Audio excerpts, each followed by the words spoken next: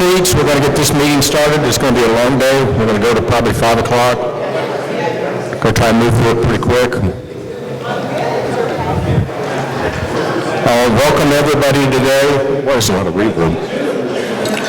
Thanks to staff for getting things put together. Thanks to all of you for being here. I think Sarah traveled the farthest to get here. So You're not getting pushed. People are talking. I hear that. Okay? You're not paying attention. Everybody's got to be quiet. The meeting is beginning. Go ahead, Bruce. With that, I'm sitting down. Hey, I want to thank staff again for doing all the prep and all the hard work here, and thanks for all of you for being here. Thanks to all the SAC members, particularly alternates, agencies, who am I missing? Public, those that care to participate. Captain Dupree? So, yes, sir. Would you do the Pledge of Allegiance, sir?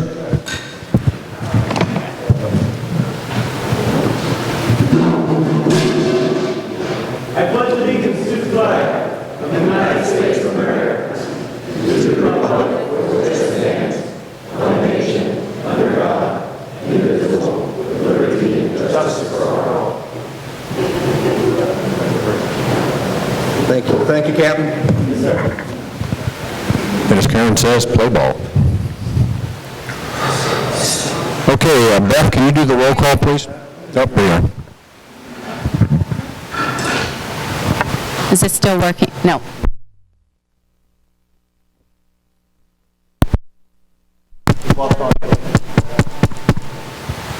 Right now. Hello? Got There it. you go. Okay. Bruce Popham. Here. Karen Thurman. Clint Barris. Here. John O'Leary. Ken Niedermeyer. Here. Tracy Allen. Chris Berg. Here. Mimi Stafford. Stephen Patton. Here. George Garrett. David Makepeace. Susie Roebling. Here. Joe Weatherby. Yes. Elena Rodriguez. Jessica Dockery. Christopher Benson. Michelle Coldiron. Here. Will Benson. Here. Dale Bishop. Here. Stephen Leopold. Here. Ben Daughtry. Here. Kara Rauch. Justin Bruland. Ken Rita. Here. David Vaughn. Here. Shelley Kruger. Here. Jerry Lorenz. Corey Malcolm. Here. Diane Sylvia. Here. Andy Newman. Here. Lisa Mongelia. Here. Ed Barham. Here. Kenny Blackburn. Here. Victor Sanchez. Okay. And Phil Goodman. Here. Captain David Dupree. Here. Joanna Walzak. Here. Heather Blau. Here. Christopher Kavanaugh. Honorable John DeNeal. Honorable John Bardis. Honorable Bruce Hale. Here. Honorable Deb Gillis. Honorable Terry Johnston. Thank you, Beth. I'll entertain a motion to approve the minutes from the December 10th meeting. Thank you, Karen. Second? Second. Second by Chris. Any opposed? None noted. Motion passes. I'll need to entertain another motion to adopt the agenda for today. Thank you, Michelle. Second. Thank you, Ken. Okay. We'll do things a little differently today. We're going to start, change the agenda around a little bit. So as you see, there's going to be mostly a focus this morning on council business. Then we're not going to have agency reports. So it's going to be a long day of dealing with SAC issues. I'm going to defer my comments to a little later in the meeting. So the focus today really is since we started this process in August, engaging the community, getting involved with all the restoration blueprint and all the feedback that we got. And we're going to have an additional meeting in March and hopefully get to a point point where we can really provide advice to the sanctuary staff on really what we want to do. There's two main goals today, and those are identifying the issues that we feel are important for our constituencies that should be discussed as an entire SAC and prioritizing those issues. And I can't stress the need for prioritization more than anything. So, Beth, would you read the mission statement for us?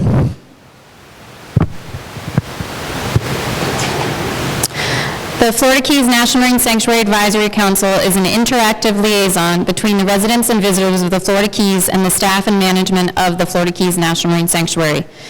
In this role, and with the understanding that a healthy ecosystem is essential to the economy and quality of life in the Florida Keys, the Advisory Council will promote restoration and maintenance of biodiversity and ecological resiliency in the South Florida environment. We will strive to achieve a vibrant, ecologically sustainable ecosystem and economy through application of the best available science and balanced, conservation-based management. Thank you, Beth. A couple of announcements here before we go too far on the agenda items. We're going to do public comment late today in the meeting. I think it's at 3:45, and so this is an important aspect for us as far as public comment is concerned, so we'll have one opportunity this afternoon. There's a sign-up sheet outside, so if you want to do public comment, please sign up. And then we'll call your name and we'll ask that you keep it to 3 minutes. And then note that the comments you provide today is targeted for the Advisory Council because the official comment period for the Restoration Blueprint has been closed. So we got done with that at the end of January. Before we begin, I want to invite Tracy Dunn and Joe Scarpa from the Law Office of Law Enforcement to come up front, and they're here to recognize 4 community members. Thank you, Council, for giving us this opportunity to recognize 4 FWC officers for their contribution to sanctuary law enforcement. Thank you, Joe.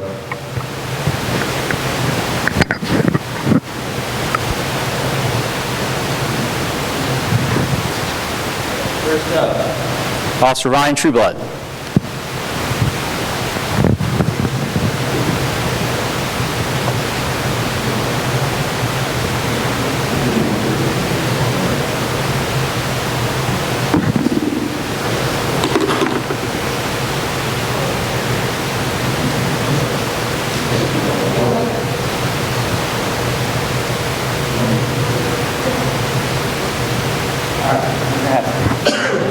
It'll be the same for everyone, so I'll only read it once. So this certificate of appreciation is for Officer Ryan Trueblood in recognition of invaluable assistance to the NOAA Office of Law Enforcement with protecting the Florida Keys National Marine Sanctuary. Okay. The letter reads, United States Department of Commerce, National Oceanic and Atmospheric Administration, Office of Law Enforcement, and the Florida Keys National Marine Sanctuary, in partnership with the Florida Fish and Wildlife Conservation Commission, implemented the Joint Enforcement Agreement to address a variety of threats to the Florida Keys ecosystem. The Offshore Patrol Vessel Program has significantly contributed to the success of the Joint Enforcement Agreement, which is critical to the overall conservation and protection of the living resources within the Florida Keys National Marine Sanctuary. I would like to recognize your exemplary efforts and commitment to the Offshore Patrol Vessel Program, which has contributed significantly to the protection of and preservation of the Florida Keys National Marine Sanctuary. Your dedication, teamwork, and professionalism are essential to ensuring the continuation of the resource for future generations and are a credit to your agency.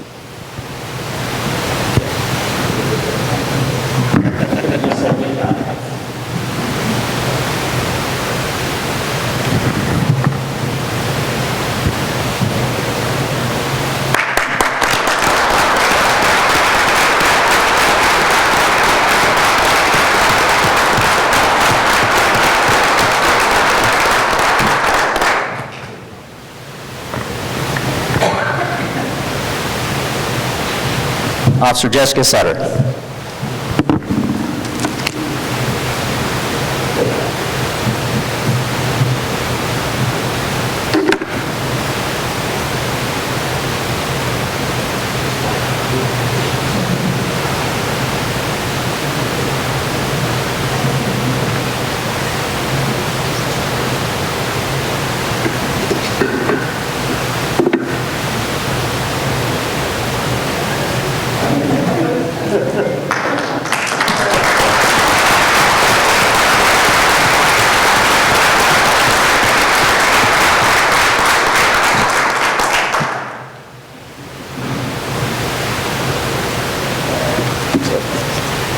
Jeremy Cole.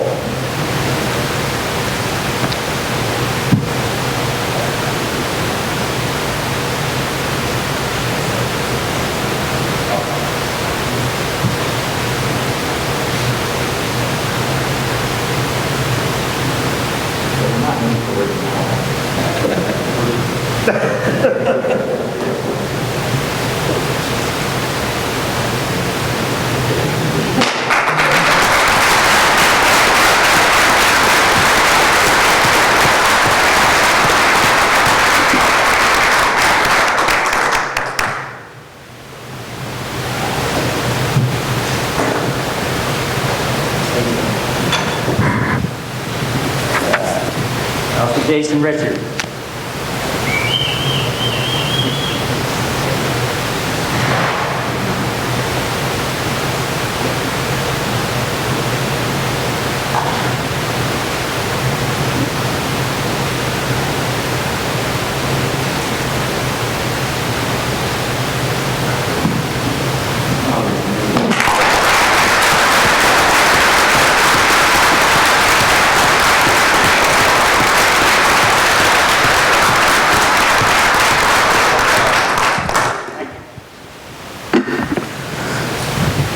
Tracy and Joe, thank you very much, and congratulations to the officers, and thank you for the great job that you do. I knew Joe when he didn't have any gray hair there, you know, so.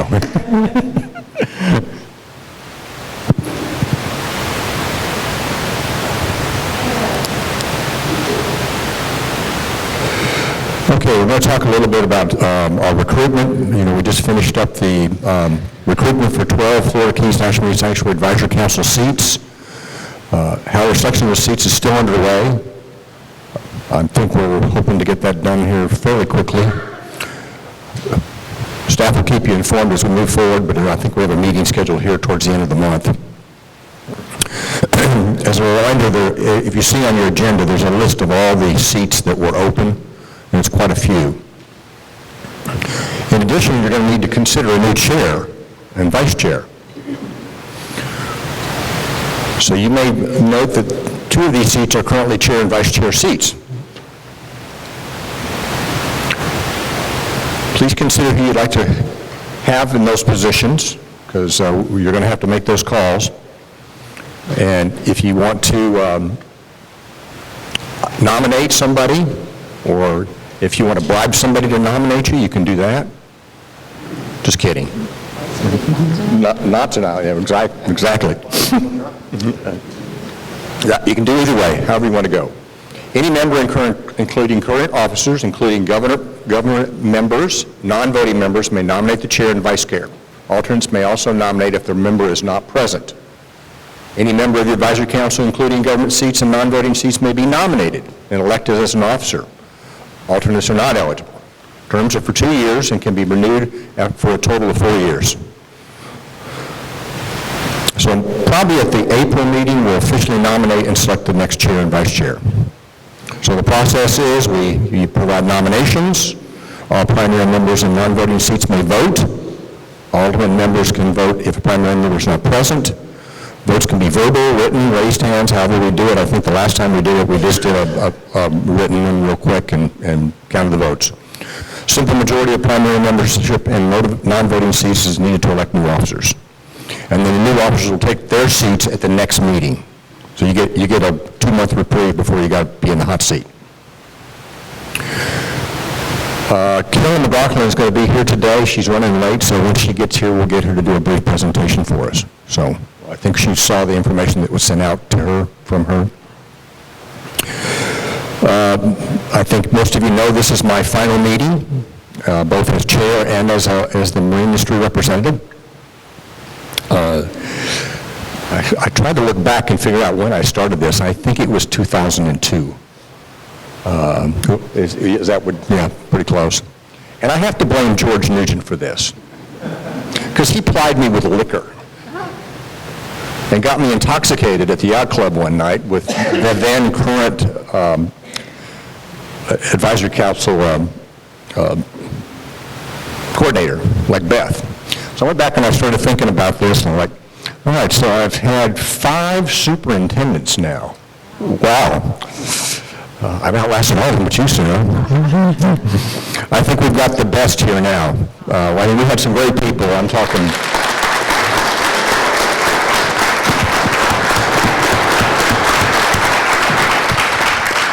Billy Causey, Dave Score, who am I missing? Sean Morton, Edlin Health in between, and now Sarah. So it's been quite a transition in management over that 20-year time frame. And I had gray hair before I started this, but it's gotten grayer and whiter. I don't intend to preach to you guys today, but I do want to tell you that, now that I'm no longer a businessman in the community, and now I've stepped away and been gone almost a year, and referencing back on the time frames that we spent and all the things we've gone through in that time frame, I've always taken the position that we balance the needs of the community along with the environment. But I think where we are today is the decisions made on the restoration blueprint is going to determine what the reef in this Florida Keys environment survives. Sherry and I left the Keys for 3 reasons. Number 1 was hurricanes. After 20 plus years of going through storms, I realized that hurricanes are good for young people, but not old people. And Ernie was the one that kind of put us over the top. The second reason was that when I got here in the mid-90s, we were getting about 2 million people a year visiting the Keys, and now it's close to 6 million people. It's really changed our environment dramatically. And the third reason, quite frankly, is that we're the canary in the coal mine in regard to climate change. And I watched the weather, what was going on here in the Keys this past year when you guys had 288 days where it never got below 80 degrees, where you had flooding in Key Largo, you had flooding in Key West. And Sherry and I saw that happening. And while we decided to do something different with our lives, I make the term, you either mitigate or, in our case, we migrated. And we got a higher elevation so we don't have to worry about sea level rise. So my challenge to all of you is make some tough decisions. Put as critical areas that you possibly can into protection. Do everything you can to try and get us on the right step for restoration and really bring this process down to the importance of continuing what brought all of us here and why we're here. So that's all I got to say. So you're in charge now. So hopefully I've helped you guys over the years and ladies to work through some of these processes and learn, and I know I have. I know Chris and I have gotten great together too, so yes, you can. Thank you, Bruce. I would like to thank you for everything that you've done for this body on behalf not only of myself, but on behalf of the Office of National Marine Sanctuaries, the Florida Keys National Marine Sanctuary, and then personally. I start at the top with the Office of National Marine Sanctuaries, where Bruce is an incredibly well-respected, admired, and well-known representative of Advisory Council and the Florida Keys. I have only been here, as you know, for a little over 2 years, but I had heard of this man all the way back when I was in California, back in the late 90s. Bad reputation. No, it was a wonderful reputation, and it was well understood across the sanctuary system just how much you were doing on behalf of the Florida Keys. So I thank you for that from the National Marine Sanctuary system. For the Florida Keys National Marine Sanctuary, as you noted, nearly 20 years of service to this body. Every one of them has been as a volunteer. And we acknowledge that you have a lot of things that you can do with your time, and that you have chosen to give speaks volumes to your commitment to this group, your dedication to this community. You have brought to this group an immense amount of knowledge, personally on the water, but also in the community, having been a business owner here and worked with a lot of people that are on the water. You carried that into this. I will tell you, as a chair 2 times, chairing working groups I understand as well, I know that you brought a lot to that. I will tell you that as a chair in the 2 years I've worked with Bruce, he has been very, very committed, constantly coming to us with ideas, willing to work between meetings to help us make sure that together, collectively, we are doing as much as we possibly can productively, again, because of that commitment and belief in this community. I also know that you walk the talk.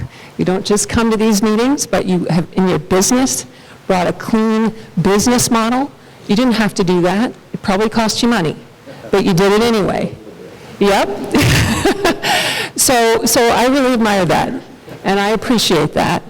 And so personally, I also thank you. It's been a true pleasure. I am sorry that we only got to work together for 2 years, but my sadness in leaving this group is mitigated by the fact that I know you're happy. I know that you've done your part and then some, and I know that you will be continuing to cheer us on from the mountains. So thank you, Bruce. Yeah. Thank you, Sarah. I forgot. Yes.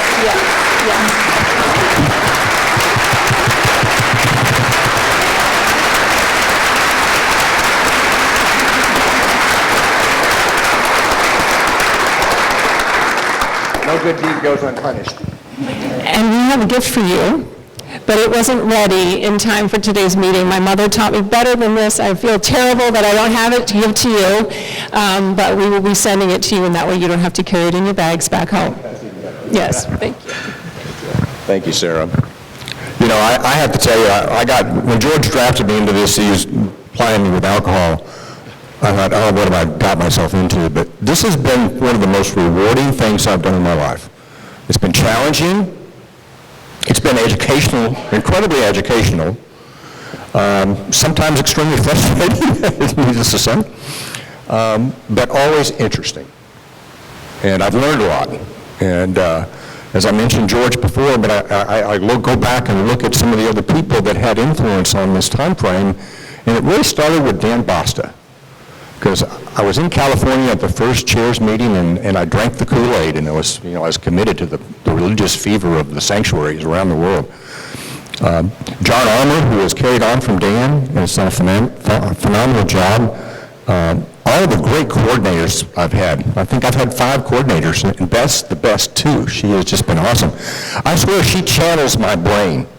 She's like a mind reader. It is, I know it's scary there, but she does an annotated agenda for me, and it's like the words are what I would say anyway, so it's like, oh, okay, I don't have to do anything. And as I said, Sarah's really raised the bar for all superintendents, and you guys need to support her and support the staff and continue to do the good things that you do here, and I can't tell you how proud I am to be part of this advisory council. So. Steve, what did I do?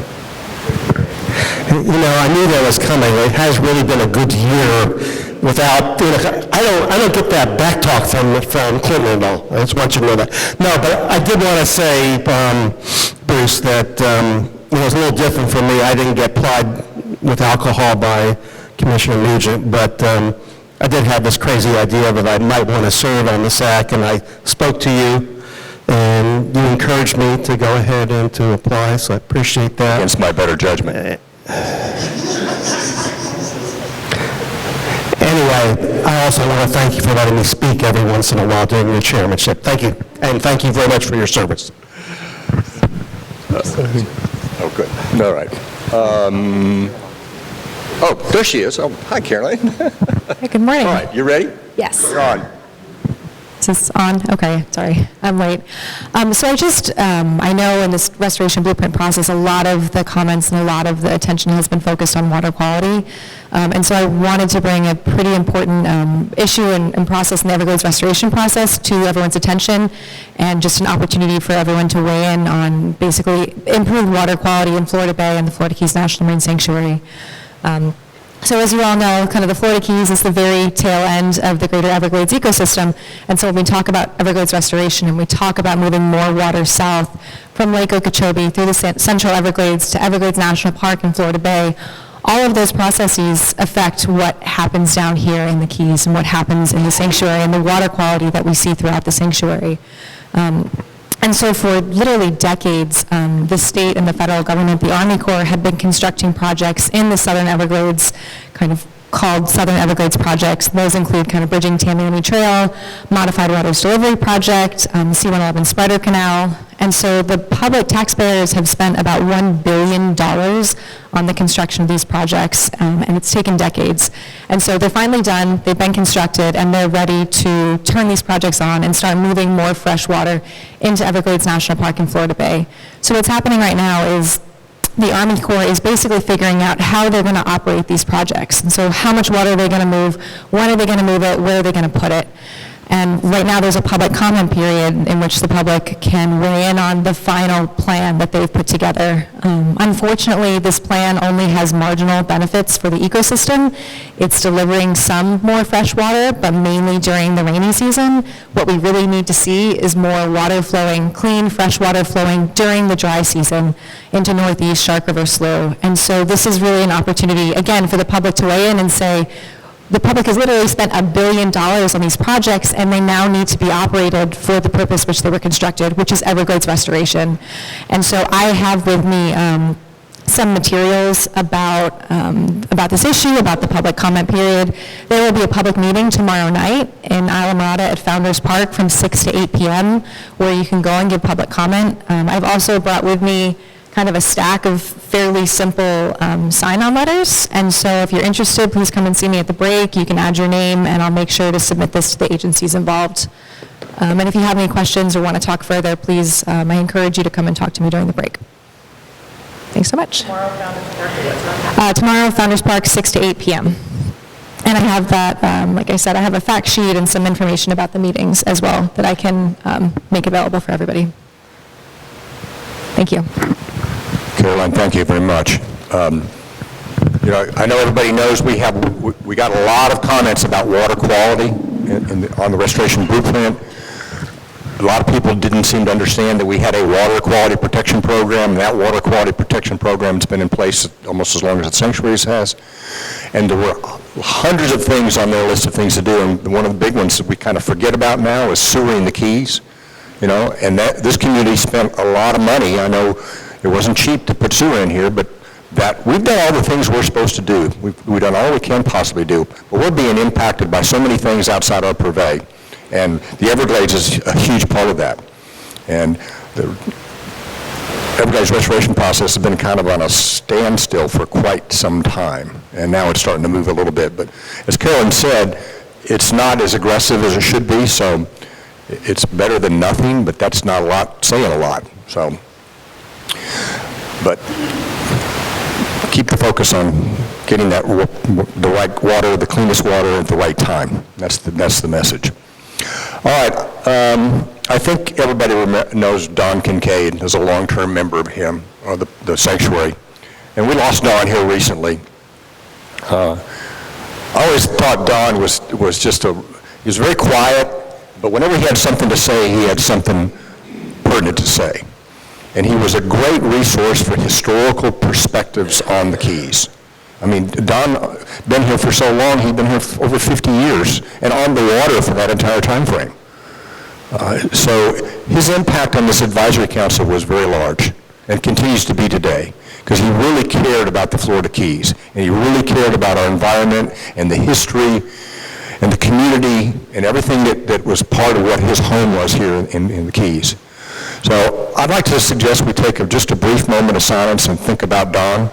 And if you have any comments you'd like to make after we do this, but let's take a few moments and in silent contemplation, meditate, if you will, on Don. We'll appreciate it.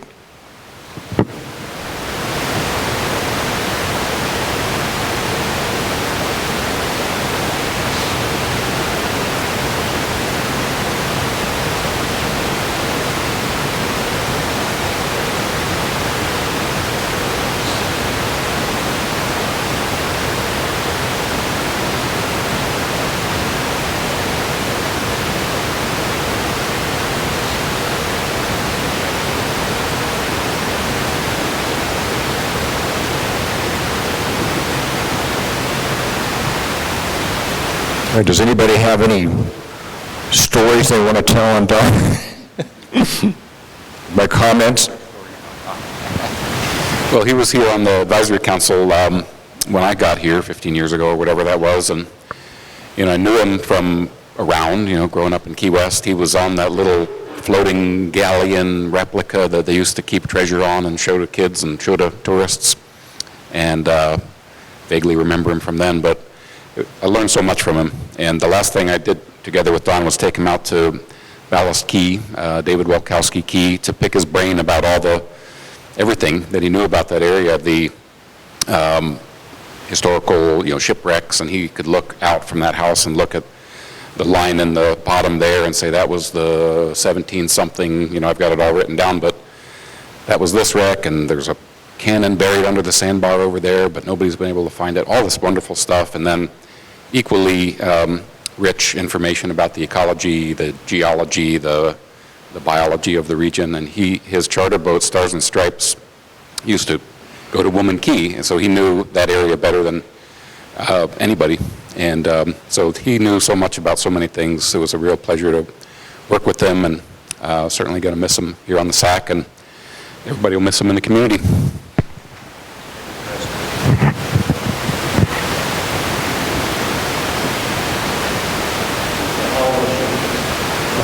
He was. Great photographer. He's a great photographer. I've known him for a long time. He's a great photographer, underwater and out of the water.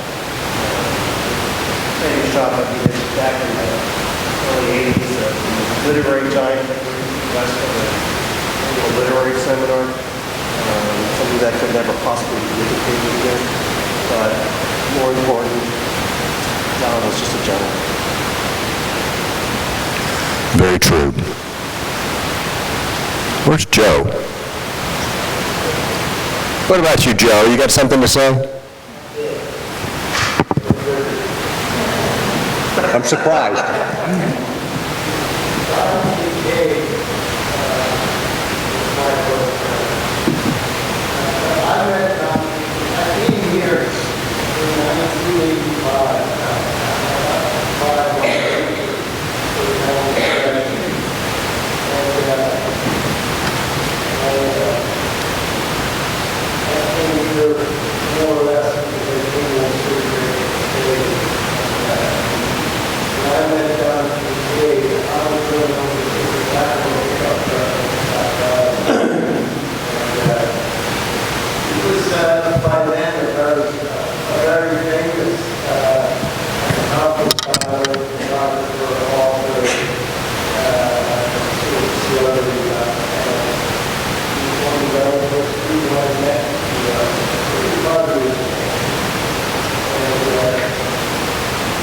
Kincaid was unstingy in his friendship, advice, in his company. He was my close friend, and we had lots and lots of adventures together in his community. But he was never any kind of never too big of a celebrity or well-known personality that got him into the element of his world. He was involved in every project I've ever been involved in. My one regret sitting here, looking at this picture of John Kincaid, is two people died the last time I saw him. It's all in public. And you'll find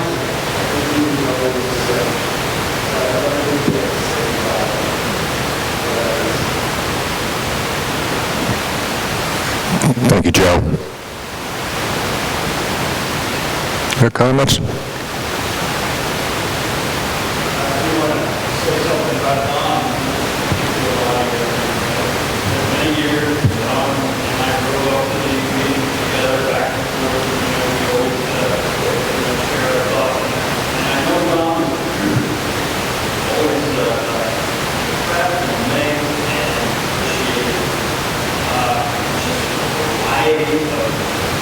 subject information that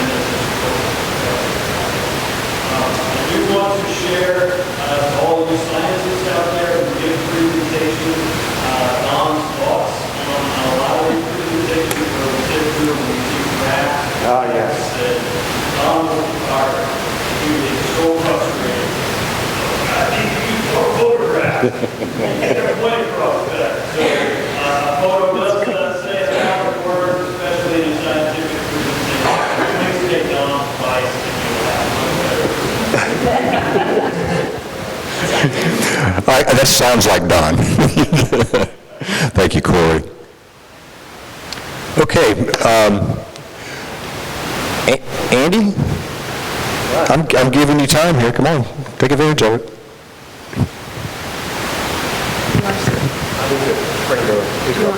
Okay. I guess we've got a mic. Bear with us, we do a little computer change here. It's like Uncle Joe at Petticoat Junction. I'm going to be kind of slow.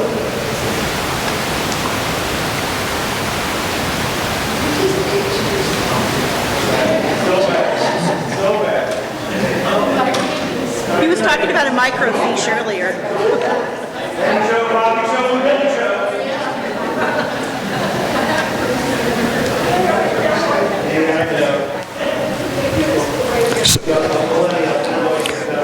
So Andy's setting up.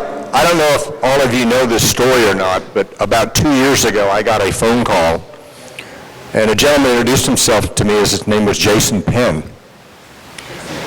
And he proceeded to kind of hum and haw around, and I said, well, what can I do for you, Jason? He said, well, I don't know how to tell you this, but I think you may be my father. This is a true story.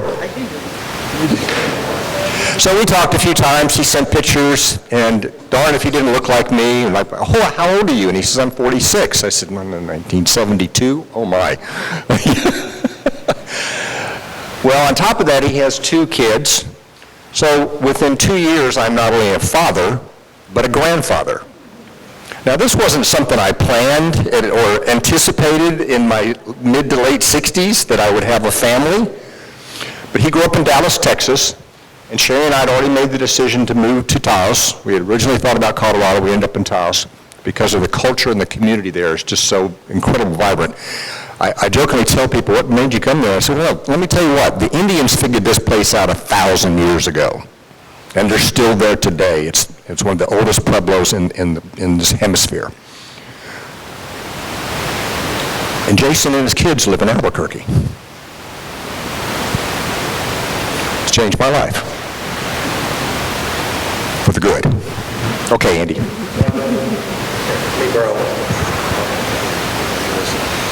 Good morning, and appreciate very much the time to showcase this. The Tourist Development Council, past year and a half, has really moved on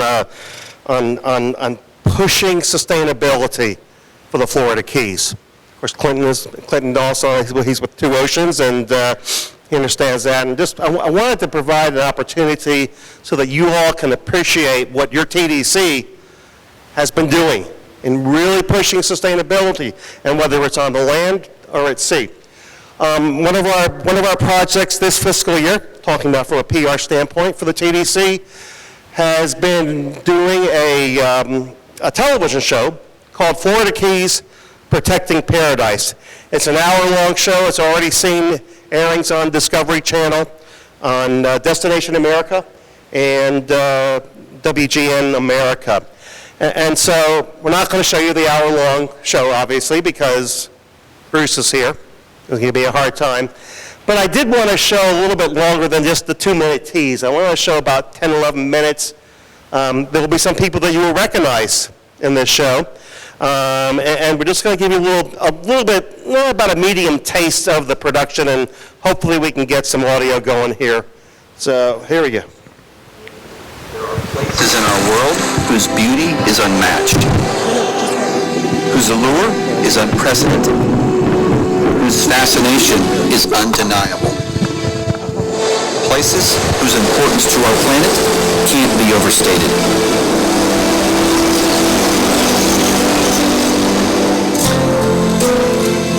One such place lies at the southeastern tip of our United States, the Florida Keys, an environmental masterpiece. Home to delicate ecosystems, both uniquely stunning and remarkably accessible.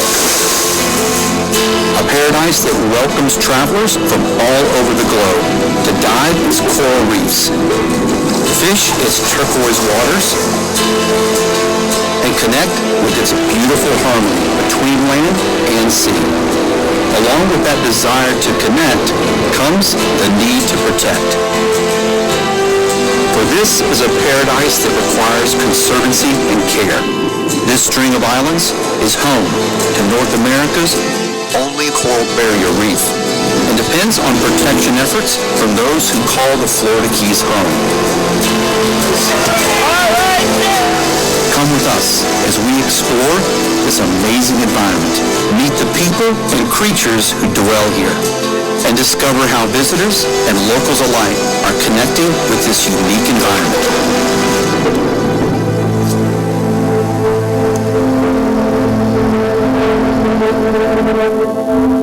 The Florida Keys truly are one of America's great natural wonders. I've spent the last 20 years of my life exploring this 125-mile-long chain of islands. So, Captain, how far does the refuge extend here? It goes all the way beyond those islands out there, so it's as far as I can see here. Wow. Like a strand of jewels, surrounded by the Florida Bay, the Atlantic Ocean, and the Gulf of Mexico. These islands sparkle with unique and alluring environments. It's where the temperate meets the tropical, where the fresh water meets the salt water, and it's just full of incredibly diverse ecosystems like nowhere else on this planet. At the top is Key Largo, home to America's first underwater park, to Isla Morada, known for its proximity to world-renowned fishing grounds. Next is Marathon, the heart of the Keys, where people are dedicating their lives to help animals in need. And then there's Big Pine Key in the Lower Keys, a true ecological treasure.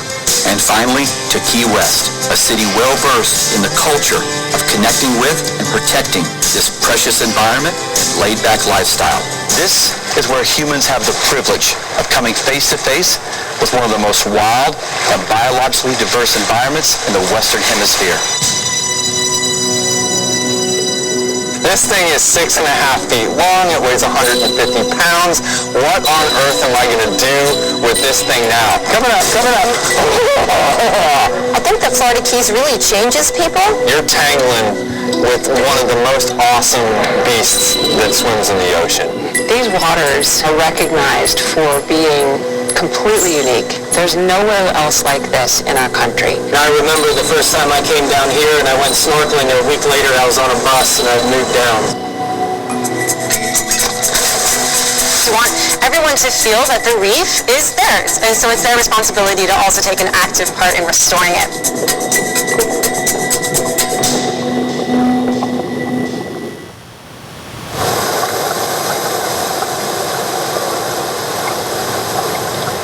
If I can't spend at least 5 days a week on the water, I get withdrawal symptoms. Perhaps no one understands conservation in the Keys quite like Bill Keogh. He's a naturalist, photographer, and environmental educator. In 1947, they set aside 1.5 million acres of open waters and fresh waters and cypress domes and established the Everglades National Park.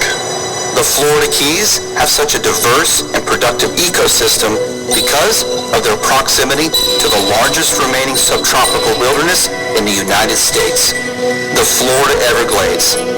The Everglades National Park is critically important to the Florida Keys because it's where everything flows down. That fresh water, when it melds with the salt water, creates an estuary that has productivity that's beyond belief. Encompassing 1.5 million acres just north of the Florida Keys. The Everglades is one of the largest wetlands on Earth, and just a short boat ride away for fishing guides based in the Upper Keys.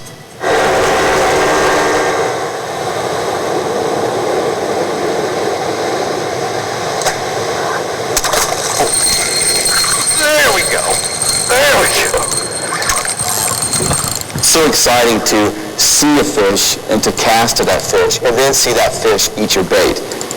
Oh, yeah. Beautiful. This is remote backcountry fishing, where you're surrounded by wild beauty.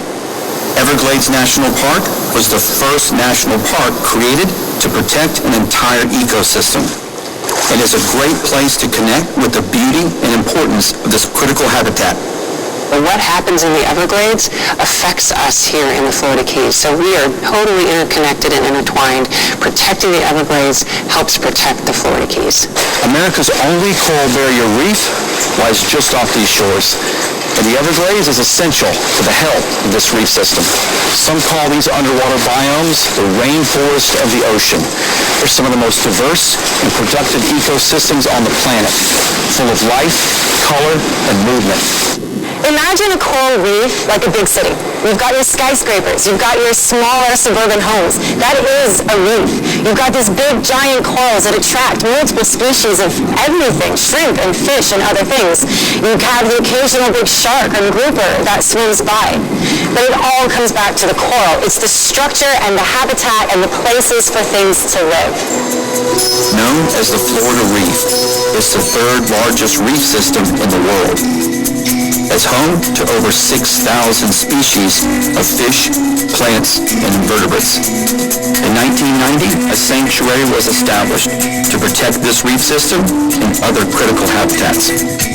The Florida Keys National Marine Sanctuary is a protected area that surrounds the waters of the Keys, which means it's incredibly diverse. They're all interconnected, they're all important, and the sanctuary protects them all. For centuries, the Florida Keys have been known worldwide as a premier fishing destination. This small string of islands has lured anglers from all over the world.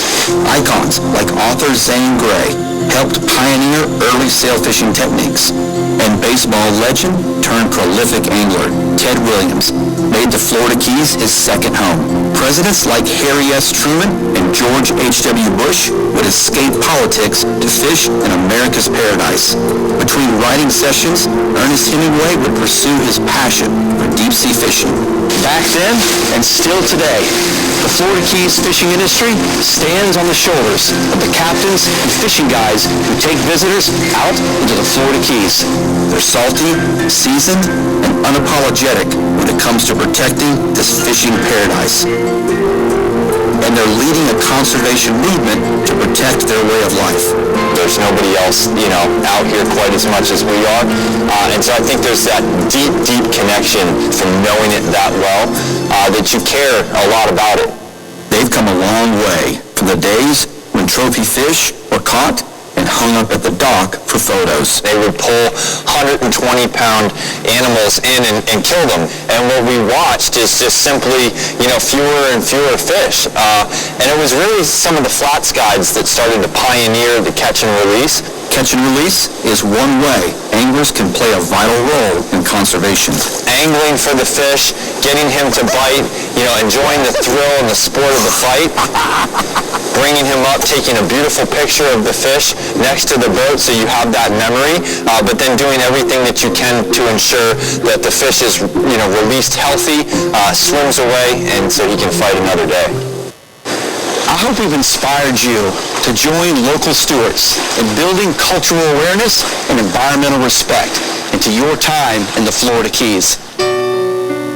My kids and the kids in the Florida Keys, they give me hope. They give me hope for our planet, for our oceans. Taking the time to share nature with them is critical to the health of our oceans and our planet. I just want to leave something a little bit better than I found it. Whether you're exploring the majesty of their underwater landscapes and perhaps doing your part to ensure the future of those landscapes. Whether you're reeling in a trophy game fish, then releasing it to fight another day. Or whether you're marveling at the incredibly diverse wildlife, all the while strengthening your resolve to help conserve their habitat and their way of life. They call these string of islands jewels, and they should be treated as precious as that. This is a paradise to me because I get to give back every single day, and I get to inspire people to be able to do the same thing. And that, to see people and help them make a difference, what more can I ask for? Once you come down here and experience and see this amazing environment, you are definitely going to want to protect it. I want to leave the world better than it is now. And so for me, this is a place that is precious. I think that if people get encounters with the wildlife, that they're going to have an appreciation and they're going to take that home with them and they're going to become conservationists. This is a sweet spot in time. The awareness is there, and now we need the action to go with that awareness. Having a positive force on the environment where you live and where you travel is critical to the survival of our oceans, the marine life in it, and our world. So when you visit, I hope you have a chance to connect with the Florida Keys. Your time spent here will be filled with memories that will last a lifetime. And your efforts to help conserve this beautiful place will help keep the Florida Keys flourishing for generations to come. Do that, and you'll join locals and others who are passionate about protecting paradise.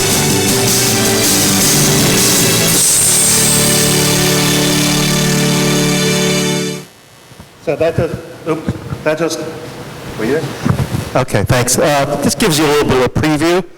I want to give the credit where a lot of credit is due, and that's our director, Stacy Mitchell, because 1.5 years, 2 years ago, she's the one that really said to the agencies of record, we really need to do this, and we've done it, okay? And we're not done yet. Oh, wasn't done yet. Plug me back in, sorry. Okay, and we have so many other programs too. And I want the SAC to make certain that you understand where the TDC's head is. Okay, it's not just about bringing millions and millions of visitors in the Keys.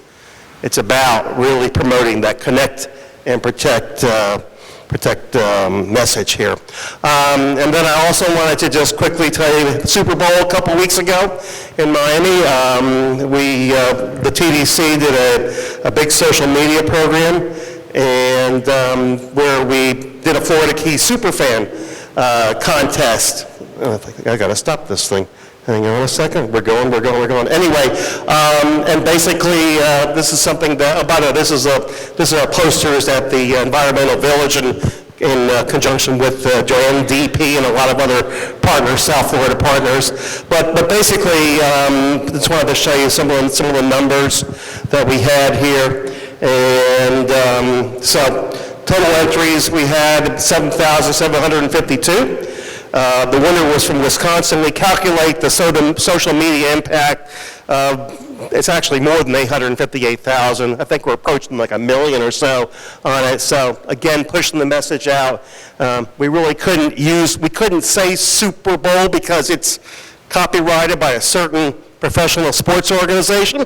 That's what it was all done in coincidence with that. Thank you very much for your time. Thank you very much for permitting the time.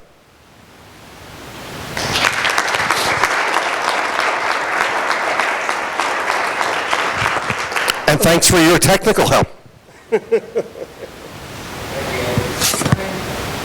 That's okay. Thank you, Andy. That's nicely done. Great quality video there. That's very well done.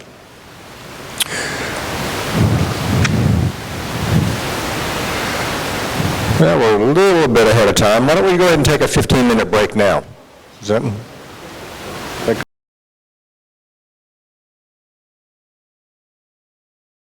Blueprint, and I just want to tee it up with a couple of comments. So as you all know, the public comment period closed at the end of January, and first and foremost I want to thank all of you for your involvement in that process. You all know we had quite a few meetings, informational sessions, a couple SAC meetings, public meetings, and I saw many of you in attendance at those, and I really appreciate that not only do you give your time to these meetings, but you went above and beyond to participate in those and listen to the community. I also know that in the 32,000 plus comments that we received, there were comments from many of you that reflected either your own interests or views if you were submitting them personally, but then also I know many of you facilitated processes with your constituents to come together and present comments collectively on behalf of the stakeholder group you represent. Those were very thoughtful, carefully constructed, and greatly appreciated. So thank you to all for that. I admire that everyone is really taking the responsibility of the seat you represent very, very seriously in this important process, because as our chair noted in your remarks, you know, this is a really very important time and a very important opportunity that we have right now to take all of this input and turn it into the next version of this restoration blueprint, an alternative that we will again put out for public comment. But right now our opportunity is to really try to synthesize and absorb what we heard from this community, what you all know as engaged members of this body, and as Don noted, Corey told us that he was impressed by how much information comes in front of this group, how complex these issues are, and I think it is our opportunity to respect that process and try to move forward with something that's really going to address the issues that we're all facing and be something that this community can get behind. And as I said in this room 5+ months ago, we will not come up with something that 100% of us agree 100% with. Ain't gonna happen. That's okay. What we're striving to do is to make progress, to do better than what we have right now, and find ways to come together behind what we all care about, which is these resources and the future of this place. So with that in mind, what we're hoping to do today, and then at the special meeting in March, is to have some conversations collectively about some of the biggest issues. We're not going to go through every single component of this. We would be here for the next 9 months. I doubt anybody wants to do that. So instead, we're going to talk about priorities, and I ask that you really keep in mind the objectives that were developed at the beginning of this process and what it is that we're trying to achieve. I ask that you, of course, represent the seats that you are elected to, not elected, you didn't have to, selected, thank you, Beth, selected to represent. But then also keep in mind that we are doing this, you know, on behalf of this community collectively. And so as much as you are able to think about these choices and these issues from the perspective of our entire community, and how can we together perhaps compromise a little bit here and there, probably going to have to, but do so for the greater good.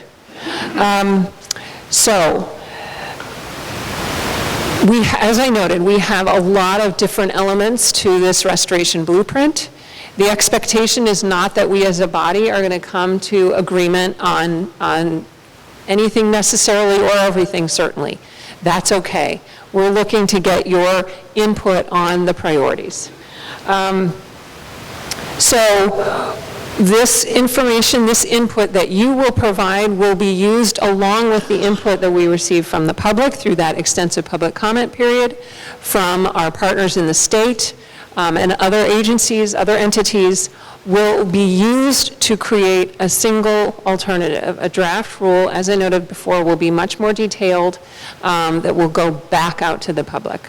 So, before we get started, Beth is going to give a presentation to go through and sort of synthesize what we heard over the last 5 months. As I noted, there were over 32,000 comments, so we're not going to talk about every single one of them. But she's going to try to give an overall view to give you a sense of what we heard through that process. And then we're going to invite a facilitator to come up. Mimi is going to come up. She is with the National Marine Sanctuary. There she is, over there. Mimi is with the National Marine Sanctuary's Marine Protected Area Center. And she is going to help facilitate this conversation today, allowing our chair and co-chair, as well as sanctuary staff, to really be focused on the conversation, so she's going to help guide us.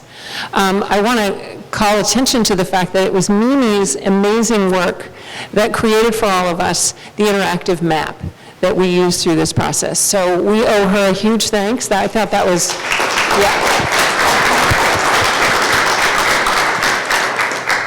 a great tool for this process, recognizing how much there was to try to understand. I, for one, found that tool, once I got used to using it, really, really helpful, and I went to it all the time, and I know others in the community did as well, so thank you for that, Mimi.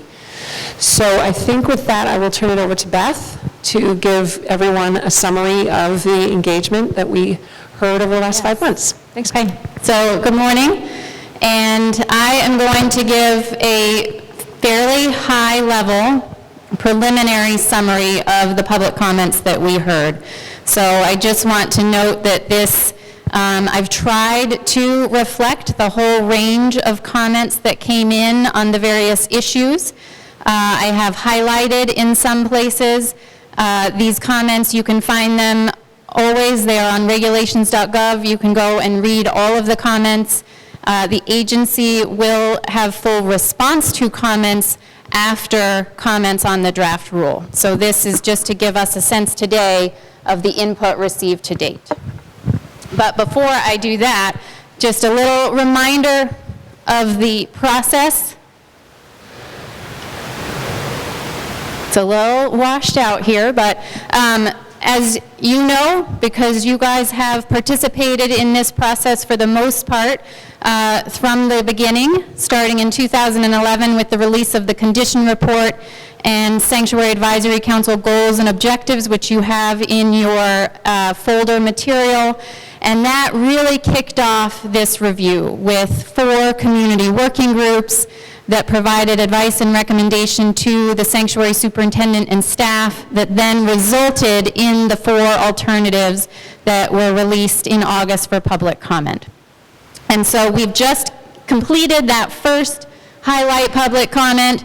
We're taking all of that and all of the input we're receiving from you and from our agency partners to develop a single proposal that will go back out and a second public comment period before any final action and implementation takes place. So we're at an initial stage in this process. And as a reminder, what built into our restoration blueprint was all of the work you guys did as an advisory council throughout that time. So this is just a high-level summary of when those actions were taken that advised us of what to develop, what to incorporate into the restoration blueprint. Now, the restoration blueprint was released in August, and we had a series of public comment meetings, public information meetings. As you know, we used 2 advisory council meetings to hear from the public, and the official public comment period went from August until January 31st, and those comments are posted and will remain posted at regulations.gov, so you can refer to those and reference those at any point. We also, sanctuary leadership primarily, and some staff supported lots of other individual meetings throughout the Florida Keys. As you know, and we saw from the video that Andy showed, community engagement, community support for this ecosystem, for the uses of the ecosystem, and the protection of this ecosystem is vital. And so part of making this process as helpful to the end goal is engaging, informing, and soliciting that input. And so this map just shows a series of meetings that we had, individual rotaries, city commission meetings, homeowners associations, a whole host of meetings to try and increase the engagement, increase the knowledge about what we're trying to do, and hear from the community. This is a summary of the public comments received. So on regulations.gov, we received 1,007 individual records. However, that represents over 32,000 individuals contributing in some way. There were many sign-on letters, there were petitions, etc. And as well, this table here shows at the various information sessions and the advisory council meetings how many people contributed written comment or oral comment. Each of those, from each of those meetings, is uploaded as one document. So, for example, the Key West information session on September 23rd, we got 77 written comments. That is one document, one of that 1,007. But 32,000 people engaged in this process. In addition to individuals Lots of individuals. Anonymous was an option, but individuals also putting in their personal information. We had many different organizations represented from state and federal agencies. We're still waiting on some of our state partners for their input, but we had local municipalities provide comments, many homeowners associations, and some of these homeowners associations had sign-on letters, so over 300 people signing on to a comment. Fishing organizations, both local, regional, and national. Same with diving organizations, non-governmental organizations. There was an NGO sign-on letter, as well as individual organizations, Sierra Club, many different aquariums provided comment. Different trade organizations, NMMA, AWA, the American Waterways Association, cruise ship organization, and the like, scientists, permit holders, and schools, both universities. Several different universities had classes on this restoration blueprint, and so some of the students provided public comment. One of our ocean guardians, the whole 5th grade class in Key Largo, I believe, provided comment. And then we did have both local and national petitions too, change.org petitions, and various sign-on letters, a scientist sign-on letter, an NGO sign-on letter, and several others.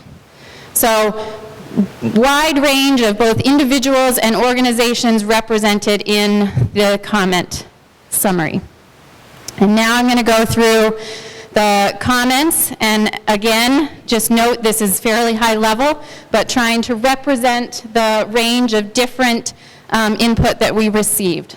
So in general, we had comments that were both in support and in opposition. Those that were in support generally supported taking action, and that alternative 3 or 4 are at a minimum what needs to protect the resources in the Florida Keys.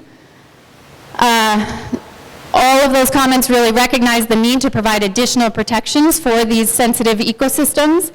And if they submitted a general statement, often that also included a statement in support of boundary expansion to include Pulley Ridge, that distinct unit to the west of the Florida Keys. We also had numbers of comments in opposition of taking any action. And in parentheses there, I note that that is implied related to any additional spatial closures or restrictions. Many of the comments were a general statement of opposition, take no action. Many of those comments also included other things that they would like to see action taken on, including water quality, education, and enforcement. And some comments identified the role that fishery management entities, FWC, and the 2 councils play for fishery management and the like. Boundary proposal comments. Few were specifically targeted to the boundary expansion. However, those that were in support noted Pulley Ridge, the importance of protecting this unique ecological feature, possible source of species for the Florida Keys, and resilient reefs. The area to be avoided, additional protections for deep reef areas that were protected through the initial legislation that established the Florida Keys, and the potential of historical resources in that expanded area. The Tortugas region, again, additional protections for the habitats that are there, an important area for a range of both marine and avian species. In opposition, specifically to Pulley Ridge, commenters noted that this area is already protected through the Gulf of Mexico Fishery Management Council habitat area of particular concern, sanctuary protections, the additional proposed sanctuary protections in that area not justified. If you recall, the proposal was to add a no anchor for all vessels, so not justified. Maybe other non-fishing vessels are not anchoring there. It's already prohibited by fishing vessels to anchor there. As well, the area to be avoided in Tortugas region, general comments, this is not needed, an agency overreach. sanctuary-wide regulations. So the live rock prohibition, just as a reminder, in our preferred alternative, this is to develop a memorandum of agreement with both our National Marine Fishery Service and Florida Department of Agriculture to coordinate better on live rock activities in the Florida Keys. Not many comments were specific to this sanctuary-wide regulation. However, we did have some that were much more focused on any of the spatial proposals where existing live rock aquaculture activity was taking place. The discharge regulations is to remove an exception for cruise ships to discharge their gray water and other discharges. Few comments specific to this, however, they were all in support of additional restrictions, anything to protect the water quality of the Florida Keys. And we did also have comments about, and this was largely from the cruise ship industry, need to better clarify what that means and what the impact would be. The emergency regulation, this is an extension from a 60-day emergency regulation with 160-day to have 180 days with 186-day extension. And the comments there were support for this, support for providing additional flexibility, additional ability to respond to impacts and threats, as well concern that emergency is not well defined, and importance of following the Administrative Procedure Act. So general support, but also some concern about how that would be executed. Historical resources permitting. This is, we have 3 existing permits for historical resources, and the proposal is to make that into one permit category that aligns with how the state of Florida does their historical resource permitting. And generally, the comment was both in support of these additional protections, the value and importance of aligning with the state process so that it's consistent in state and federal waters, that this would enhance historical resource research.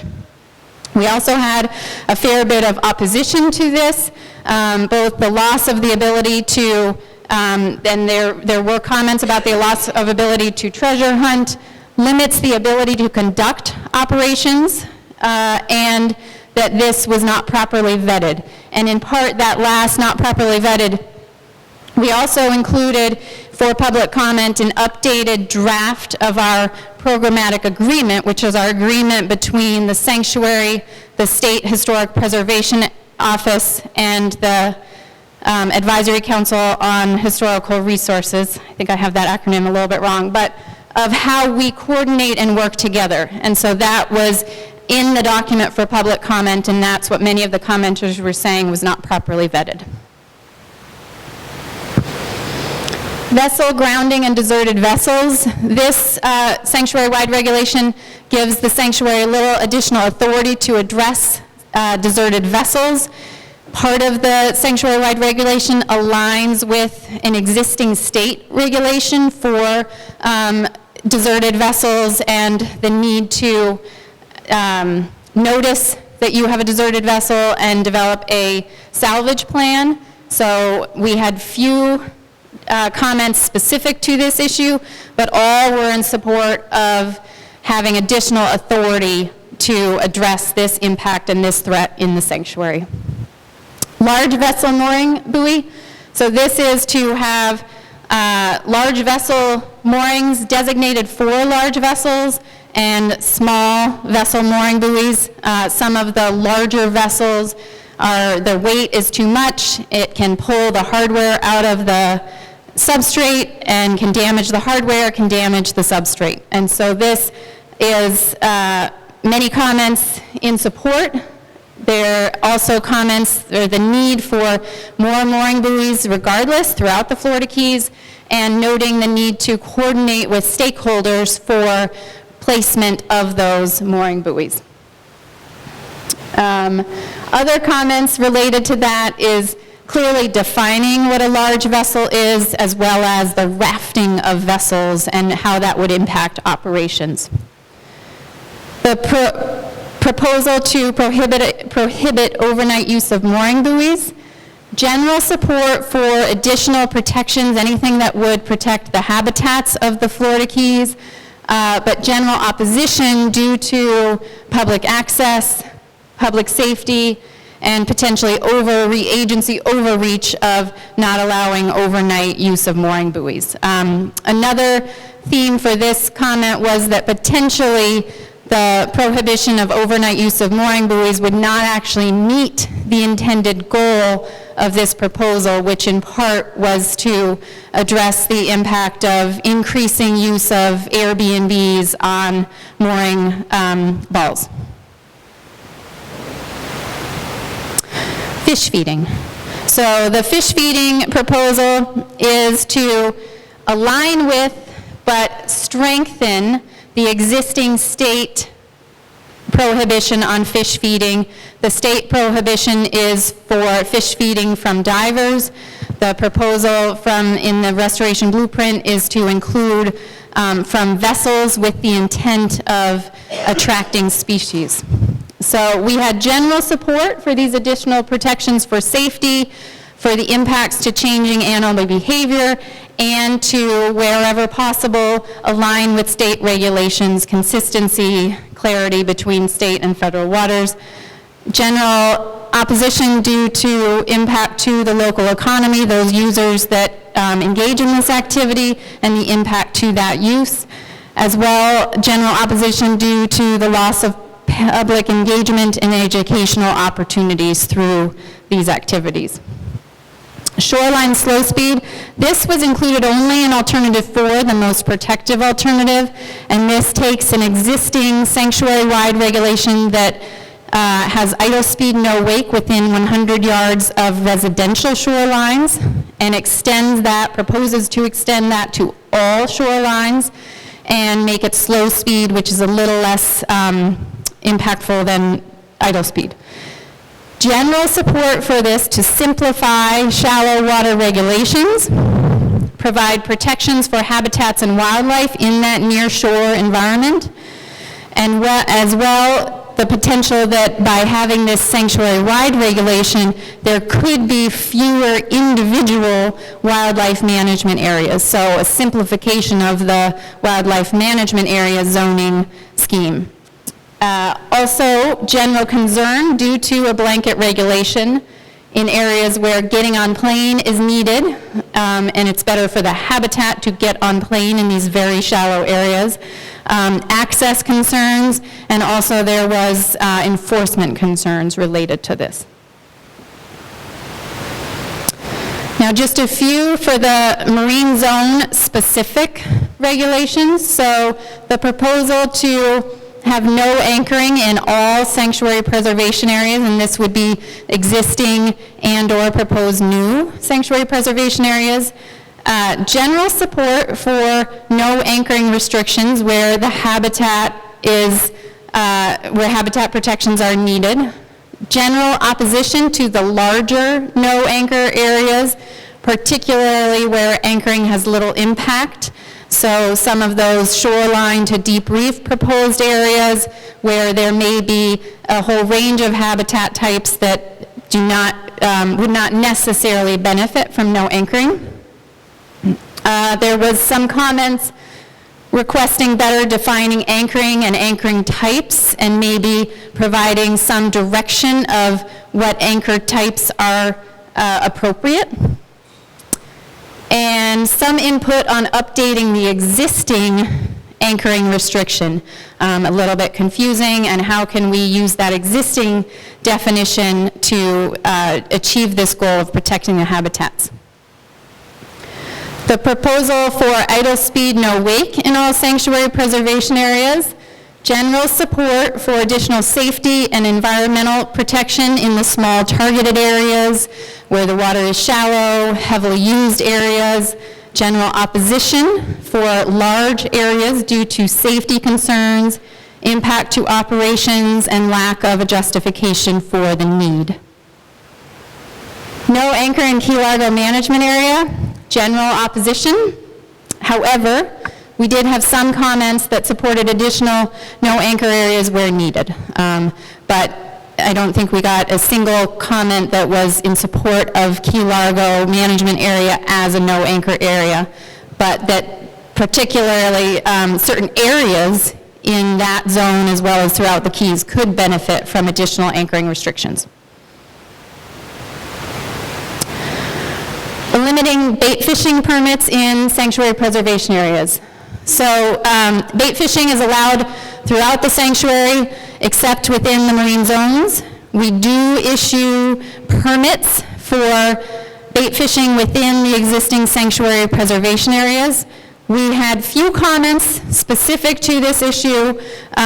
Those that were in support did support consistency of regulations, so within a sanctuary preservation area, they should be no fishing, no take, across the board to provide clarity to the public, enhance compliance, and the like.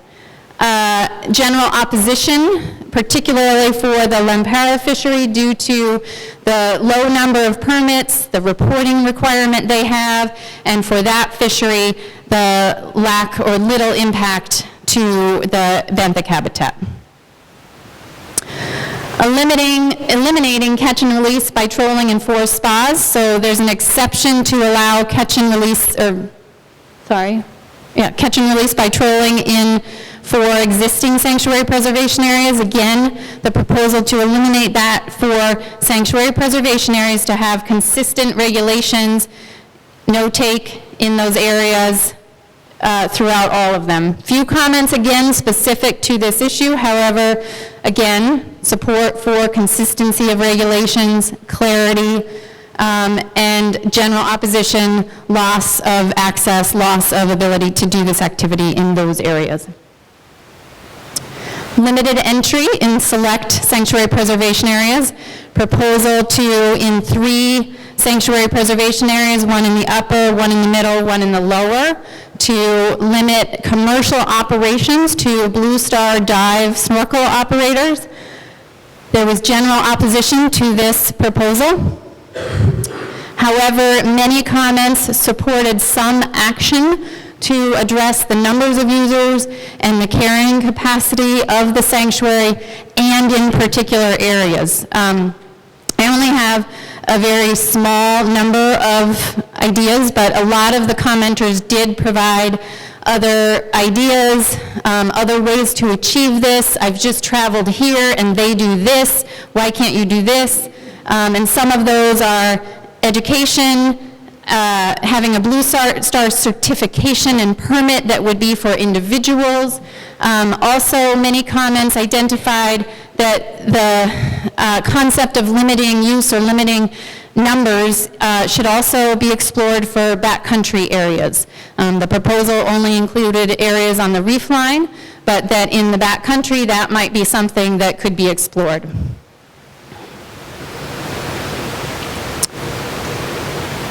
Okay, I'm moving on to the spatial aspects of marine zones. So first off, just some of the general concepts in the marine zone alternatives. General opposition to any new or modified marine zones that limit access or various uses. We also had for the marine zones to protect new habitat types. So we have several proposals to expand to include deep reef habitats, propose new areas to protect patch reef, hard bottom, seagrass, and general support for the need to protect the habitats of the Florida Keys, particularly these new underrepresented habitats.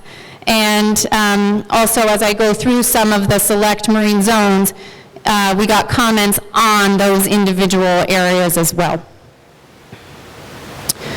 The proposal to include marine zones to facilitate coral reef restoration. There are 5 proposed in the restoration blueprint. All would be new, and all of those areas are existing coral nursery sites. Only 2 of the 5 also have outplant and demonstration sites. And in general, the comments that we received related to this topic were in support for additional protections to facilitate coral reef restoration, particularly including no anchoring regulations in areas where either coral nursery sites are or where outplanting sites are. There were additional comments for the need to potentially look at protecting those coral outplant sites where we're actually doing the outplanting activity. The proposal to include large contiguous areas, shoreline to deep reef, general support of the concept and the need. Many commented specifically on those proposed areas, and many provided modifications to either that proposal or potentially even other areas for consideration. And there was also general opposition to the specific areas proposed, which I'll get into the details. So my next slides are specific to the marine zones, the actual individual marine zones, upper, middle, each of the regions, and I do not highlight every single marine zone, but these have been selected because they were the areas that we received the highest number of comments about. So we probably received comments on almost every single marine zone, but these rose to the top of the number of people who engaged. I've already talked about the Key Largo no anchor zone. Carries Fort, so we did receive comments of the need to protect the deep reefs there. That's an area in our preferred alternative that we propose to expand to capture the deep reef habitats, historic spawning aggregation, and it also includes coral nursery and restoration sites. Mixed comments for a large shoreline to deep reef protected area, both in the Upper Keys in general and at this particular site. Turtle Rocks is an area that's in John Pennycamp Coral Reef State Park. It is a currently zoned area by the park where lobster trap gear is not allowed. There was general support for additional protections for this patch reef habitat, presence of ESA listed coral, and demonstrated resilient reefs in this area. There was also support to potentially expand this area slightly to encompass a known historical resource site in that area.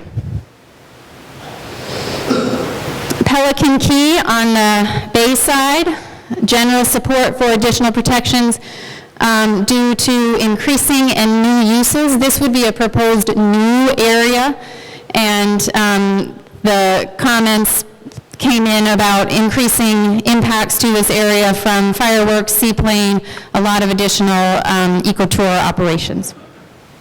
Whitmore Bight, we're back on the ocean side, and this is within John Pennycamp State Park on the shoreline, and our preferred, well, I'll just say general support for additional protections in this shallow water habitat.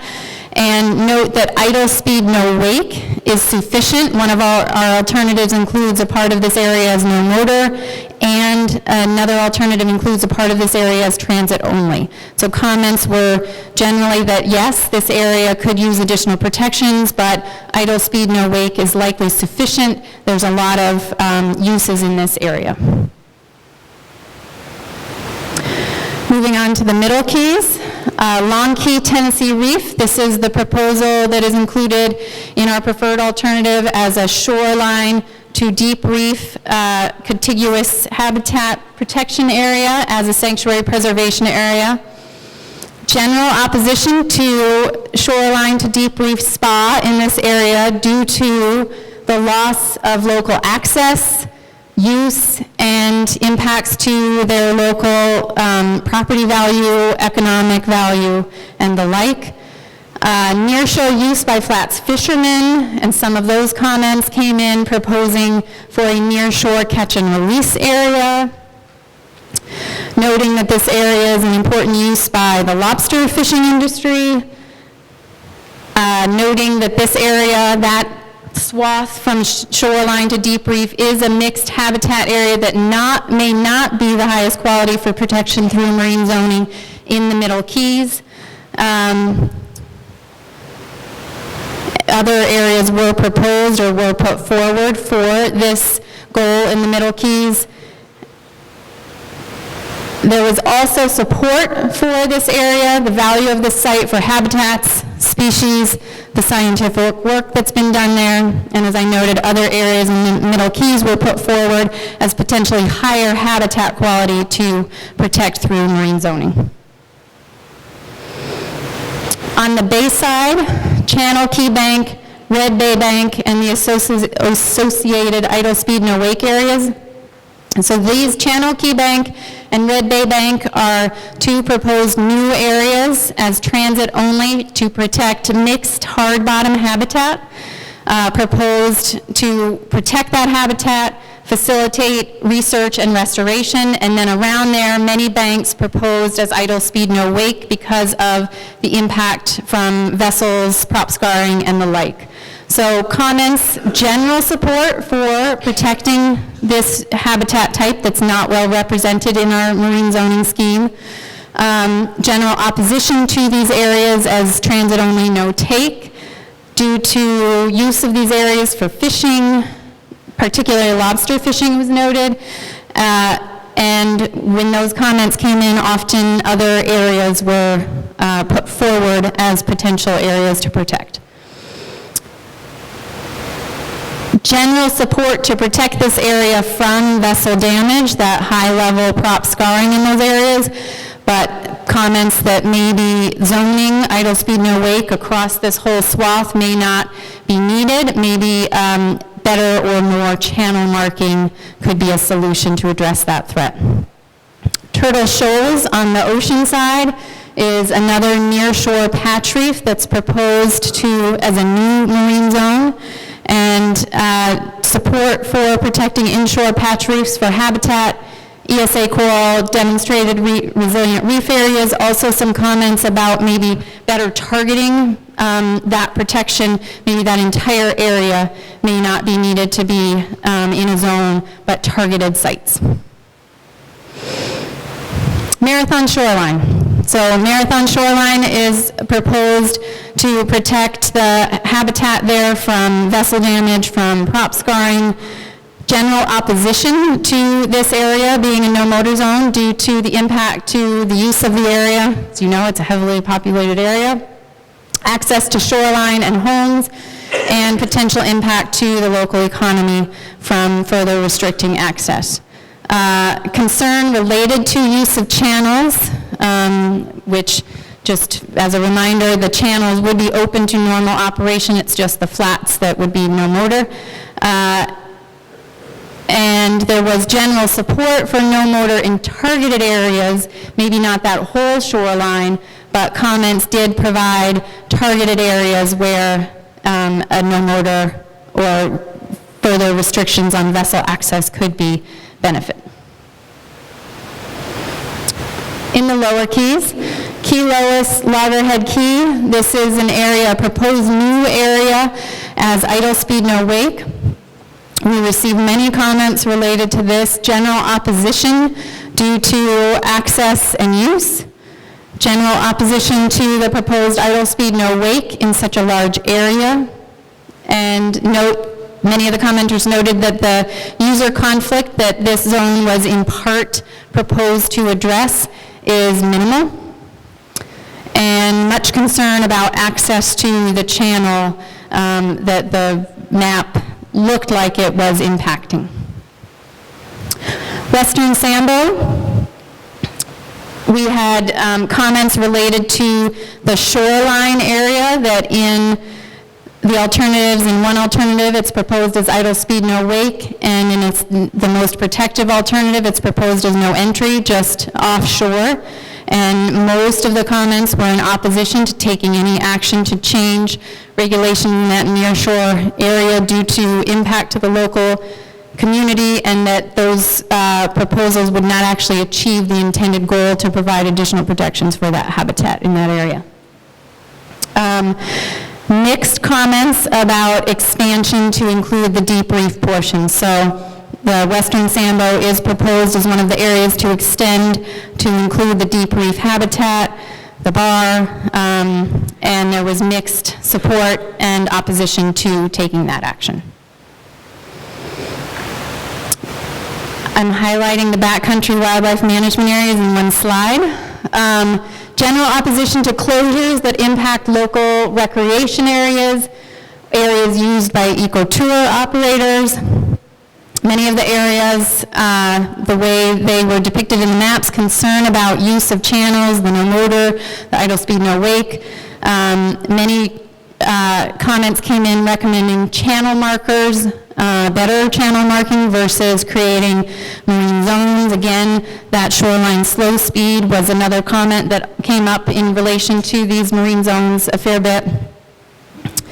Confusion and need for clarification of what no motor means in our definition, and also looking at the other agencies that are adjacent to us and their definition and how we can align. Several comments recommended additional areas to protect in the backcountry through either zoning or additional marking or channel marking. And then again, that note about limiting commercial activity and if there are areas in the backcountry to consider a limited entry type concept. While probably every marine zone was noted in the comments, those that received the most comments included Snipes Key, Marvin Key, Boca Grande, Woman Key, Archer Key, Barracuda Key, and the contents. In the Marquesas, Western Dry Rocks, which is a proposed new zone. In our preferred alternative, it's proposed as trolling only. In alternative 4, it's proposed as transit only. We had both general support of protecting this area for fish spawning aggregations, particularly when the permit fish are spawning in that area. General opposition due to the impact of various uses and impact to the local economy, and recognizing the recent action by FWC to manage mutton snapper and allowing those regulations to fully take effect before taking action in a marine zone. And general opposition to a trolling only regulation, not well defined, as well that trolling only would not actually achieve the desired goal to protect a fish spawning aggregation. The Marquesas Turtle Zone, again in our preferred alternative, it's idle speed, no wake, large zone to the west of the Marquesas Islands. And in our most environmentally protective, it's transit only. There was general support to protect important seagrass habitat areas for sea turtles, and general opposition for idle speed, no wake due to safety, navigation considerations. Comments also noted that this location may not actually be the best location to serve this protection goal habitat for the habitat and for the sea turtles. In the Tortugas corridor zone connecting Tortugas South with Dry Tortugas National Park, general opposition to protecting this area as a sanctuary preservation area due to the use of this area for both recreational and commercial fishing, including lobster fishing. General opposition due to the lack of scientific justification, and general support for providing additional protections for fish spawning aggregations and related activities. I also just have 3 slides. Some of the comments, we got a lot of attachments, a lot of scientific reports, a lot of drawn images, a lot of screenshots, so people were actually commenting of additional areas to consider or to modify our existing zones or proposals. Here's just an example in the Upper Keys from the Florida Keys Fishing Guides Association to provide additional idle speed, no wake protections in an area that they note is impacted. proposals to expand existing zones to capture either healthy coral reef or impacted coral reef to provide additional anchoring restrictions and protections in those areas. As well, lots of pictures were submitted to show, this is Pelican Reef in the Upper Keys, which I did highlight as a marine zone, to show what these increasing uses, what the impacts are. So lots of information. So if you go in, there are a lot of attachments that you could look at, letters, papers, and additional input. So we also had non-regulatory management plan type comments, and these generally related to channel marking and the need to maybe mark more or mark differently some of the channels, mooring buoys, placement, more mooring buoys, the management of mooring buoys, the need for enhanced enforcement, the need to address water quality, education, and many of the education-related comments were particularly related to boating, knowing the waters and regulations, some in support of a mandatory boater education, and some not in support of a mandatory boater education. Restoration and the need for enhanced restoration, and that this restoration blueprint may be a little light on the restoration, but a lot of support for that type of activity. Artificial reefs and the value of artificial reefs and placement of artificial reefs. Most of the comments related to artificial reefs were in support of more. However, we did have comments that noted we should be focusing on the natural habitat. Personal watercraft, not many specific. There is a proposal to allow a little bit of relief of personal watercraft operation in the National Wildlife Refuge. Support for that generally, as well as extending that relief for the entire shipping channel to provide a little more additional public safety, but use of personal watercraft in the sanctuary, and then issues related to climate change. A few other issues that were noted related to user fees, access permits, lobster mini season, and again, climate change. So next, just to provide a little bit of a highlight of our other agency consultation opportunities and requirements. I'll start with our Regional Fishery Management Council consultation. In the National Marine Sanctuaries Act, Section 304A5, it outlines the process by which, when a sanctuary is either being designated or a management plan is being updated, we are required to consult and coordinate with the relevant regional fishery management councils. In our case, it's South Atlantic and Gulf of Mexico, and to provide them an opportunity to review the management plan and determine if they would, for any fishing regulations, if they would develop those regulations or defer to the sanctuary to do that. And so we have been meeting a lot with our fishing partners. Both the Gulf Council, South Atlantic Council, and FWC is also represented on this chart, but just like in the local community, wanting to engage throughout the different advisory panels, scientific and statistical committees, and then the full council. And the Gulf Council, Gulf of Mexico Fishery Management Council, they completed their consultation at their January 30th meeting, and we expect very soon to receive a letter highlighting their consultation for us that we will take into consideration in the next steps. And I'm only highlighting a very high level, but they talked about the boundary proposal. They did talk about specific marine zone proposals that are in their jurisdiction, and they also discussed the bait fishing proposal. But we expect a letter from them very shortly that will outline the issues as well as both sides of those issues. They did not come to a consensus recommendation. The South Atlantic Fishery Management Council, we've presented to the full council, and the full council will take this action up at their March 2nd meeting in Jekyll Island. As I noted, we also, with our state partners, The Florida Fish and Wildlife Conservation Commission, we did give a presentation to the full commission, and then at their December 12th meeting, they were presented by staff the issues of relevance and interest to FWC, and that list of items that they discussed are on the slide, and we expect action to be taken tomorrow, which is why John Hunt is not with us today.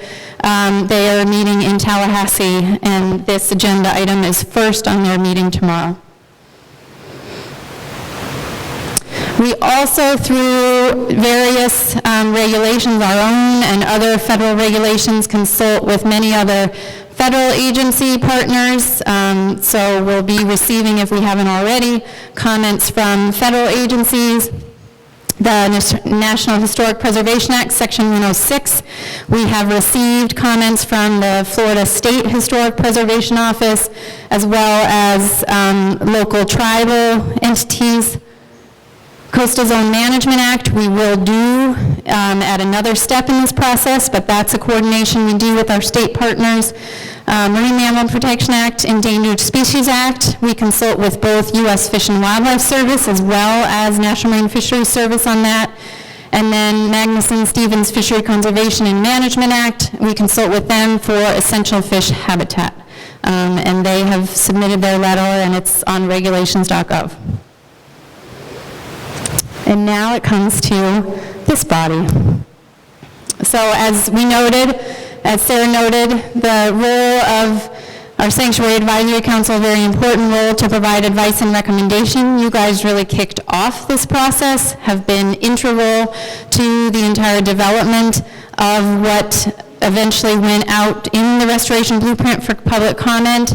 And now we turn to the opportunity coming back to you to today, provide identification of the issues and prioritization of those issues, and then, as Sarah noted, a special session in March to provide advice and recommendation on those issues. Thank you.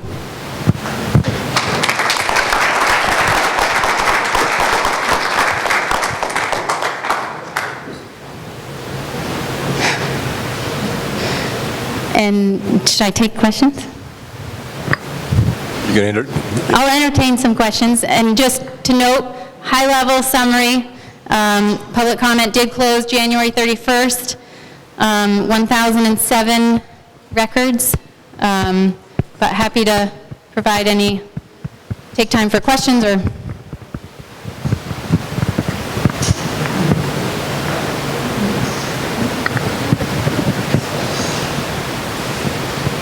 Beth, thank you. Good job summarizing all of that. It's a huge amount of work, so I thank you for that. Just a quick thing, in the Marquesas, you talked about western dry rocks and the turtle spawning, but the rest of the zoning that's near the actual Marquesas Islands, was there just not that much public comment about that? I just noted that that was an important zone that just wasn't really covered, so. So specific to the Marquesas?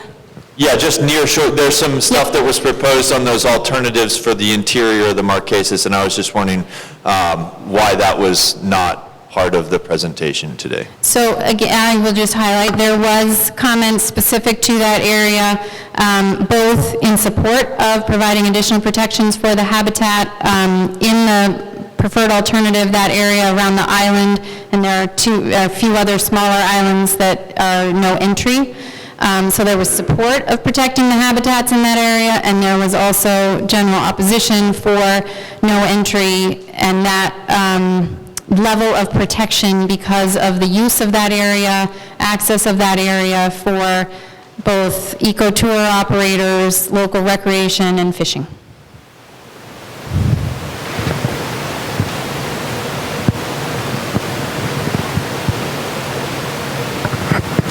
Thank you. Appreciate the summary. A couple of questions that I've been hearing bubbling through the whole process that I thought I'd just ask now. One is about cruise ship gray water discharge. And my question is there any indication that whether or not they can discharge their gray water in the sanctuary right now, do we know if they are or are not? Or has the does Sanctuary communicate with them about that issue? I think you said that the cruise ship industry had some comments, and I wonder, since I didn't happen to catch that one, if you could summarize what the comment was. I've got another similar but different question. I'll wait. So the proposal to prohibit discharge from cruise ships was inclusive of more than just gray water. And so that is where the cruise ship industry was seeking clarification of what that means. And through the Environmental Protection Agency general permit, they should not be releasing gray water in state waters.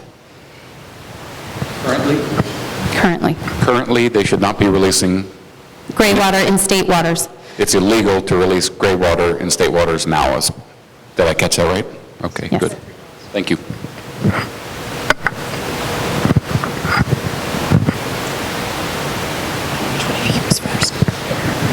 Hi, thank you, Beth, and good morning, everybody.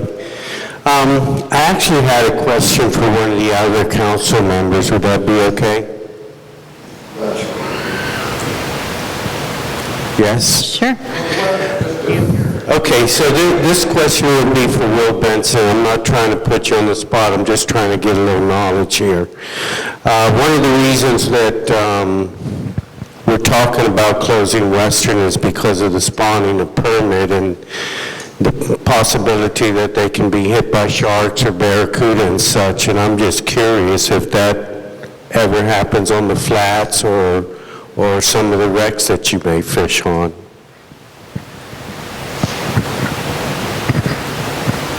I think that shark predation happens with fish all over the place.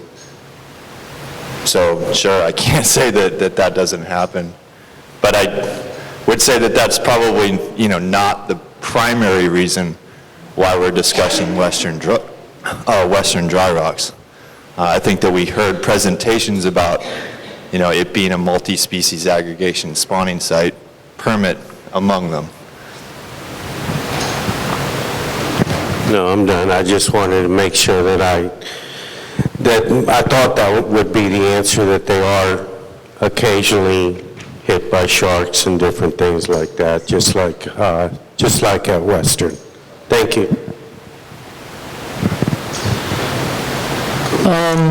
Good job, Beth. I know you had a lot to read and listen to.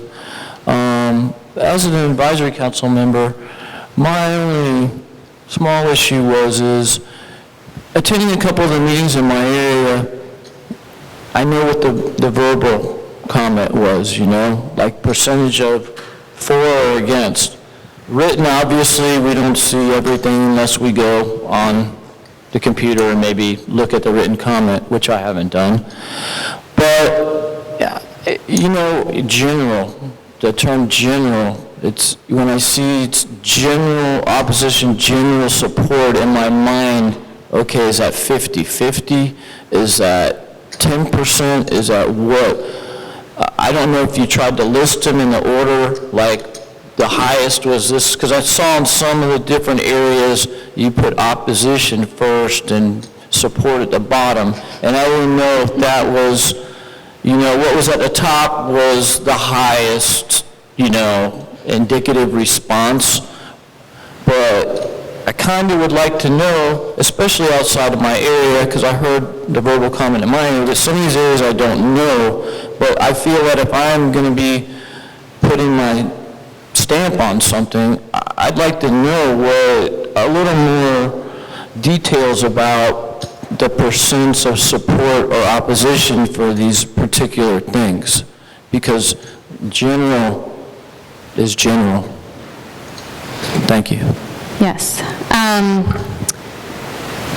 I was trying to look back because potentially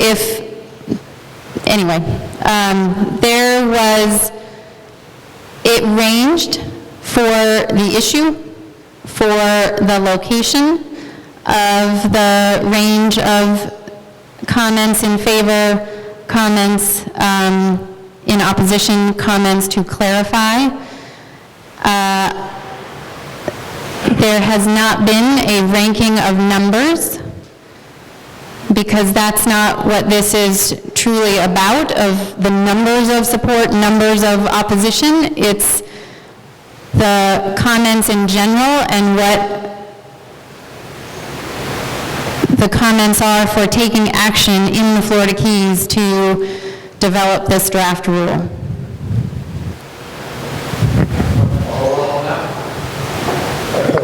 Come back to you. So I'm with Jeff on this. It's very difficult to read and absorb all of the 32,000 comments. After the public scoping that led off this process, staff provided the SAC with a summary, a written summary, and I don't remember that it tallied, vote, count by count, but it certainly gave a sense of proportionality about who thought what, and I found it very beneficial. And I don't know if that's possible for this phase of the process, but it would absolutely be beneficial for this phase of the process. Sarah, did you want to?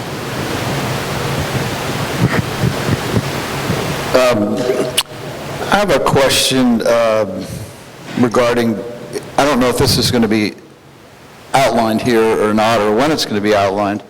But there were comments that were actually questions that were asked in the public comment period, and I didn't know if you were going beyond the zones. Just to be specific, there were questions asked about being able to afford the buoy placement and the buoy management. There was also questions asked, just outlining the things that were not included in a zone, but the processes of the sanctuary, the restoration blueprint. And are those going to be outlined as well? Things other than the marine zones and the spas and whatnot? Am I being clear? I'm not quite sure. Yes, you are. You want me to do that? You have a mic. Okay. So, yes. And our plan at present is, so two things. One, a lot of those comments came through in the public comment questions, as well as statements and comments related to the need for increased enforcement, the feasibility of enforcement, the need for increased education, water quality, etc. And so what the public commented on and what you guys are providing input on is a range of proposals. We take all of this public comment, all of the input you're providing, the consultation we're doing with other partners, and we'll craft that into that single proposal that will come back out for public comment, and that will be the draft rule, which are the regulations. Our plan is to also take those components of the management plan that really rose to the top that you've highlighted there, Steve, and have a companion document to outline how we would implement what is proposed in this draft. So there's going to be a management plan that goes with the Okay, will any of that be open for discussion, the same as you'd be doing here? Because I think there's explanation more than just a document. Is there time to discuss that? Just to get a good understanding, because basically I'm confused about a lot of things here, including the maps drawn. Still confused about it and the way they're presented. And I'd like to see and hear back from the sanctuary something to explain to me why I continue to not. And I'm just going to say, in the interactive maps, it's very difficult for me to see boundaries and comment on things that I don't have the proper GPS numbers to outline this. And if it comes in late, I still don't understand the boundaries here. And to me, it's very deceiving. And I've gone over it, as I've spoken with you before, a number of times. And will that question be answered soon, or is that in the fourth quarter? I'd like to have it now so I can accurately respond to a lot of these things. So I think today is for raising those issues, and the intent of that, our single proposal would have all of the coordinates, all of the boundary, and that goes out for public comment. If you can raise these issues today for consideration when we go into the next phase. Okay, so that's a concern of mine and to me, a very important issue, and I think people that want to understand this better before they comment on it, being specific about specific spas and increasing boundaries on spas, I'd like to really understand them before. I've withheld comment all along because I still don't understand or have accurate numbers where the boundaries are. They're done on Google Maps. They're not done on any type of format that I have on any of my equipment. I would have to I can't do it. Can't do it the way this is drawn. And that's a big concern of mine. And I know a lot of people have given up on it and just going by the drawings, and they're very vague.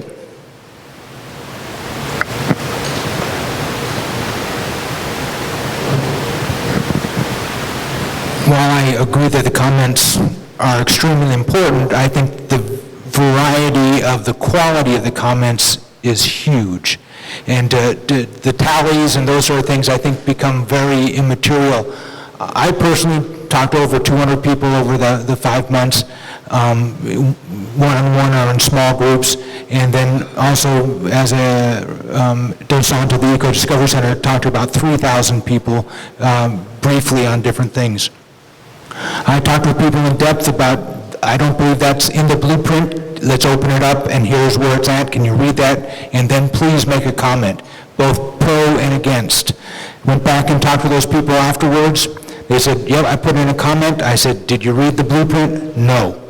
I got something on Facebook, somebody handed me this piece of paper, so there were tons of comments from people that had not read the blueprint, and that's bothersome and problematic to me. So I think a tally, it becomes almost impossible to weigh things at. Plus I led a group and we put about 300 different households that put in a comment. So is that one comment or is that 300? Or if you're a boating industry and you had 3,000 people or 30,000 people in your group, is that one or is that 30,000 comments that are coming in? So I think the tallies are difficult to interpret and difficult to do. I think the generalizations are what then makes it our responsibility, our tough decisions of how do we then take these general comments and put it into something that is based on science, that is going to give the biggest bang for the buck, because I think those general tallies really become immaterial. Thank you for saying that. I want to just build on what you just said. And that is, you're exactly right. A tally is really challenging to do in this context, because if somebody wrote a very simple, broad set of comments that just said, I'm in support of, do we put a tick mark next to every single thing in the restoration blueprint if we're trying to add it up and actually inadvertently attribute support when they might not actually like that specific aspect of the proposal? So there's a whole lot of interpretation that could be mischaracterized in our effort to make a tally of everything. That said, if this group, through the course of today's conversations, which we're going to get to soon, about identifies specific priority topics. Hey, we really need a deeper dive into the specifics of the comments we heard throughout this process on this thing. We will gladly make a very significant effort to try to do that for you if it will help for the next meeting. So in other words, if there's some specific thing, we really need more than just general support, general opposition. We really need to understand proportionally what that means. Give us that information. We will do our very, very best to interpret these comments to give you that information in preparation for the March meeting. Sorry, Beth. That's okay. I have to do it anyway. So I just wanted to say that, and I felt like there was something else I wanted to say, but I forgot it, so carry on. That was great. Another thing that you brought up was that people had actually given suggestions. And that was one thing when I was speaking to constituents. It's like, listen, we're here to represent you. And if you just stand up there and say, this is horrible, you're not helping us. But if you can say, this is my suggestion, so that you can still accomplish the mission you set out to, but you don't need to do it over here, but do it over here. So I would love to see some of those suggestions. And I think what Sarah said is very accurate, because I know when we were actually reading people's comments, I would discover that 6 things in a row were the exact same handwriting and said exactly the same thing. So I think we have a very vocal group that are really getting out there, and some of the people with intelligent comments maybe only make those once, and I don't want those to get lost in the shuffle. And I think just to that point, so, 1,007 records that do represent more than 1,007 individuals, but individuals, there were a lot of anonymous, there were a lot from Monroe County, and there were a lot from other places of people who come here, come visit on a regular basis, have a second home here, and individuals who commented on this as a national marine sanctuary with value to the nation. So a whole range of individuals who commented throughout the process. And my question was, I did a lot of work, obviously whipping support for artificial reefs along with this document going out and the request for commentary. And then I see your challenge when you're reviewing a letter from the Marine Industries Association of Florida or the American Sport Fishing Association, which says we wholeheartedly support artificial reefs. Are you now talking about 30,000 businesses, or how do you go about weighting some of that kind of support, as opposed to me as an individual writing in? How does that rack up in consideration for priority or expression of support? Is that deemed more supported than an individual or by an organization? Or I'm not sure how it works. I mean, when I'm explaining it to other people, how do I say that? I would say that all comments are valid, and all comments are a part of this process and are taken into consideration when developing the draft proposal. That's what you would say, huh? All right. I'm just wondering if group voices speak louder than individual voices. Maybe that's my question.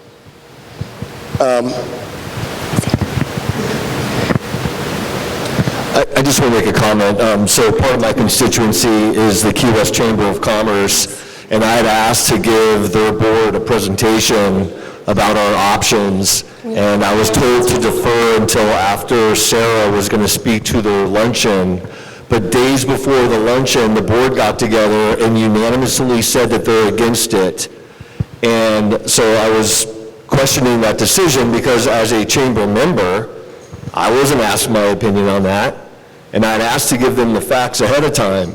So as a body, the Key West Chamber of Commerce is supposedly representing my interests or the interests of our company, and that is not the case. So I think we need to take that with a grain of salt as well. And I apologize, because you have a microphone, we'll do one more, but I totally blew through our time, which I'm sorry.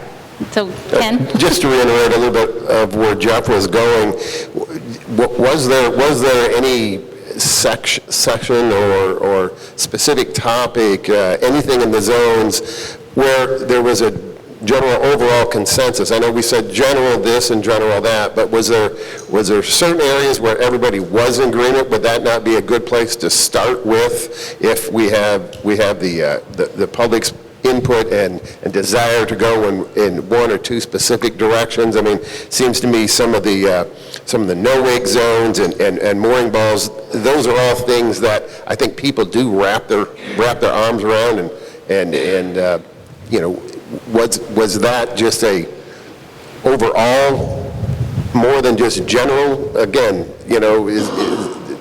who didn't like that? In other words, would that be a good starting point? Most people supported the need for mooring buoys, the need for more smart placement, the use of channel marking in place of marine zones. There was an increasing level of support for the shoreline slow speed as the comment period went on. Many of the sanctuary-wide regulations had, of the few people who commented specific to those, most were generally supportive with some caveats, as I noted. The high level of opposition to some of the marine zones were the Key Largo large no anchor area, the large shoreline to deep reef areas as idle speed and no anchor, mixed support for those areas, mixed support for protecting large contiguous habitats in each area, a high level of opposition to the limited entry areas, but a lot of comment in support of that concept and exploring that concept and taking action in some way.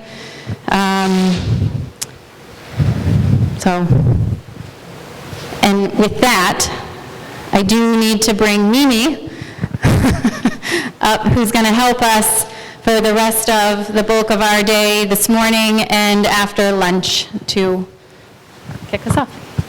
Hi, everybody. Thanks for the opportunity to be here today. I've seen the keys from space and from mapping applications, but I've actually never been on boots on the ground in the keys till last night, and I'll just say the first sense I got was how rich of a maritime culture there is here.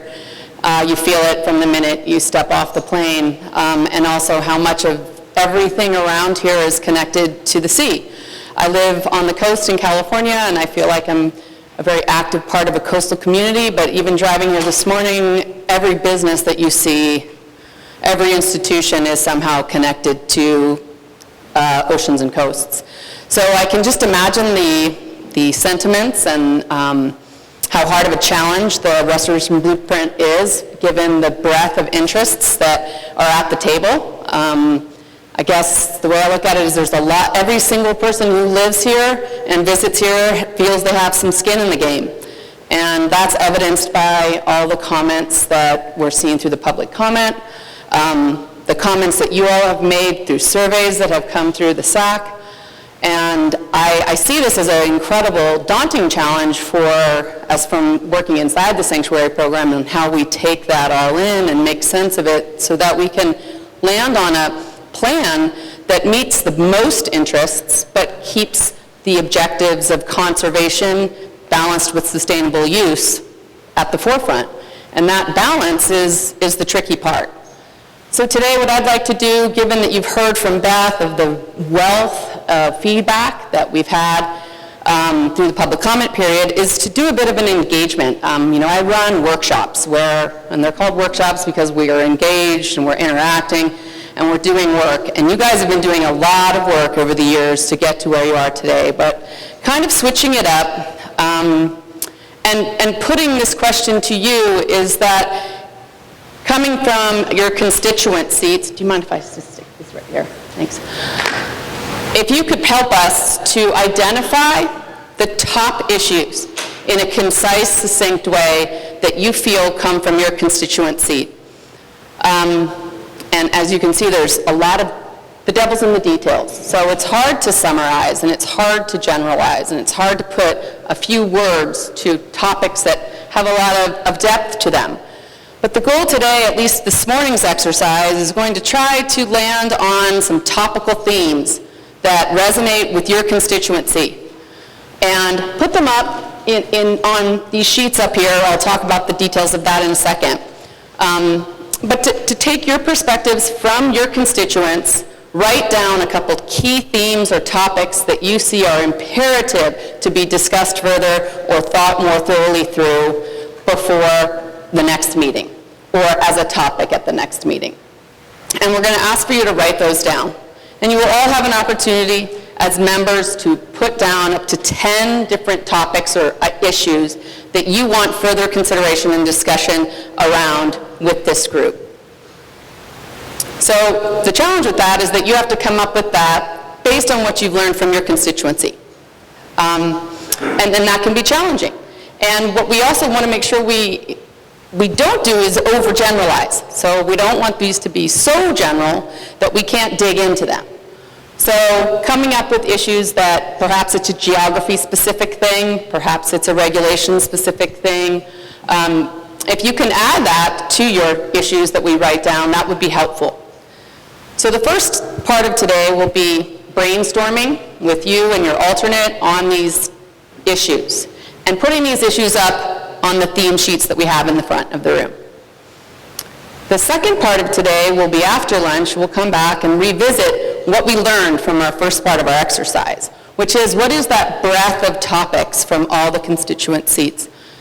What are the issues that have floated, the cream on the top for you all, that have floated to the top that you really want to see further addressed before and during the next meeting in March? We'll report back on that. We'll give you a summary of each of the topics as they fall out under these themes that we've posted on the board. We'll give you an opportunity, probably pretty short, to add to that if we've missed anything. And then the second part of today will be the prioritization exercise. And we're going to use little sticky dots, and you will have the chance to go up and place dots on themes across all of these different, these are your themes. Your issues will be on these theme sheets. You will be able to vote, not using the word vote in the sense that you're thinking, but you will be able to take your 10 dots and you will be able to place them on your issues and other issues that you may not have placed on the board. You'll also have the opportunity to put all 10 of them on one issue or one on 10 issues. This part of the exercise this afternoon will focus on not just your constituency perspective, but what you as a collective SAC know about the public comment, know about your other seat members, and what you know as being part of this collective ocean community in the Keys. So the afternoon section will be about focusing on you as a SAC collective, what of all the issues that you've seen put up resonate with you and your community here in the Keys.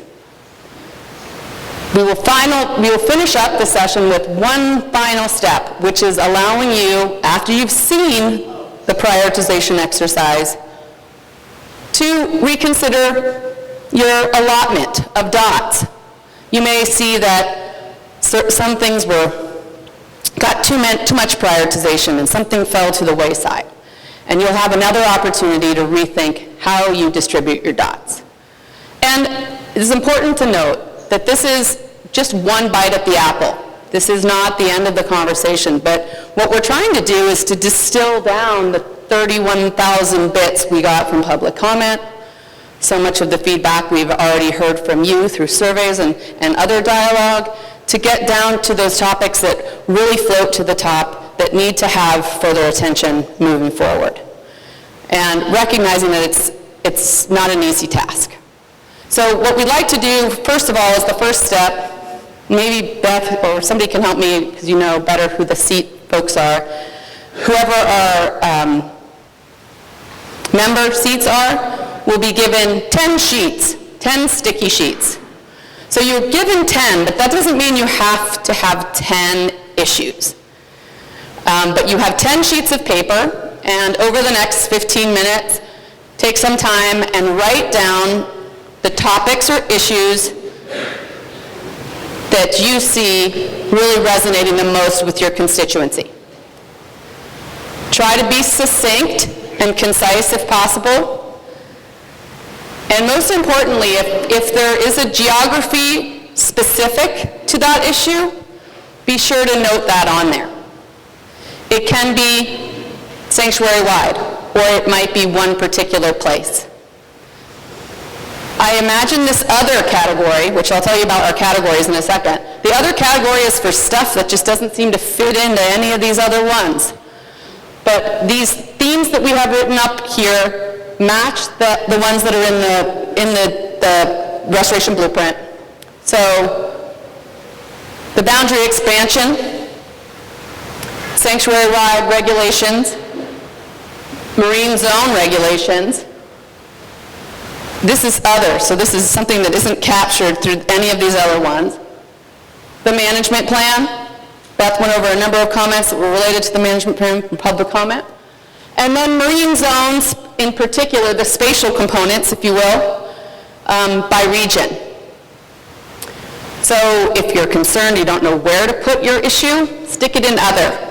Because during lunch, we're going to distill down all of those little bits and summarize them so that we can actually see how these things shake out. I'm a visual learner, I'm a mapper. I take science and I turn it into art and into maps that I hope help people interpret place. What we're trying to do is to take all this knowledge and all this feedback and visualize it and see how it shakes out and how it weights across these different topics so we can use the time we have moving forward to be more strategic in addressing some of these issues. So I'm going to pause and see if anybody has questions. I think what we'll do after questions is just let you all free to start drafting up your topics and coming up at your will and sticking them on the boards.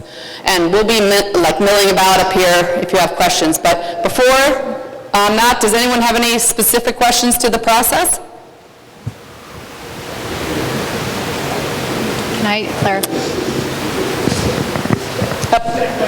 And I just wanted to clarify that each seat gets 10, not each individual member alternate. So each seat gets 10 sheets of paper. So working with your member and alternate to come up with your issues to place on the... Should we, when we're helping you fill out these papers, should we be saying who we're representing on the sheet at all? I think at this point, it shouldn't really matter who it's coming from, because you can probably guess. I imagine you guys know each other pretty well. You can probably guess who it's coming from, perhaps. But I think more importantly, it's that we're seeing the breadth across the SAC, but represented through the various constituent seats. Remember to put each topic on one sheet, so don't make a list on one sheet. And again, if you want, you can add who it's coming from. And again, if it doesn't meet any of these themes per se, and it speaks to some maybe of the issues we talked about already today, you can put those under the other category.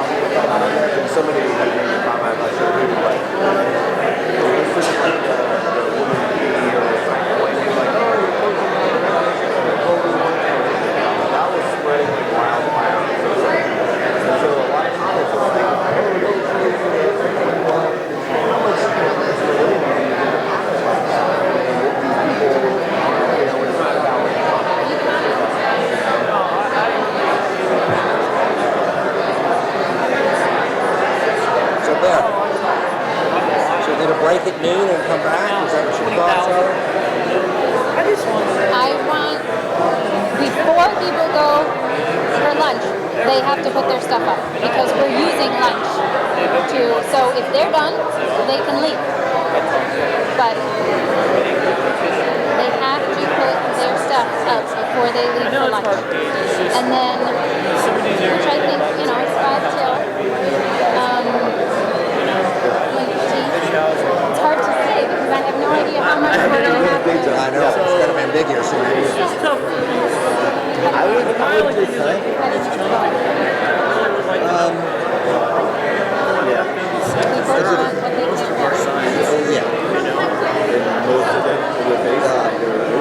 I think that the process will start working through it and slimming it down. I mean, Karen's certainly got a good handle on it. She's got some good feedback. Okay, on the board.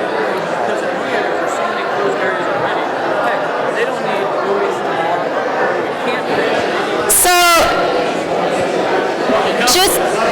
Hello, pay attention there.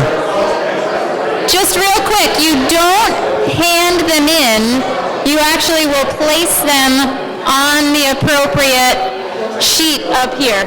So you get to place them where you think they go. And we're trying to get all these things up on the board so the staff can do some analysis over lunch. So as you get these things done, let's go ahead and get them on the board.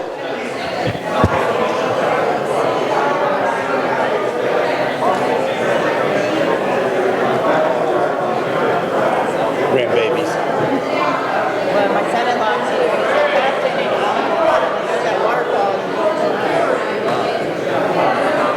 Unfortunately, my grandkids are teenagers. The boy is 18 and he's a gamer. So they came up and we were taking them over Fresh Danger Fire. They have a team course.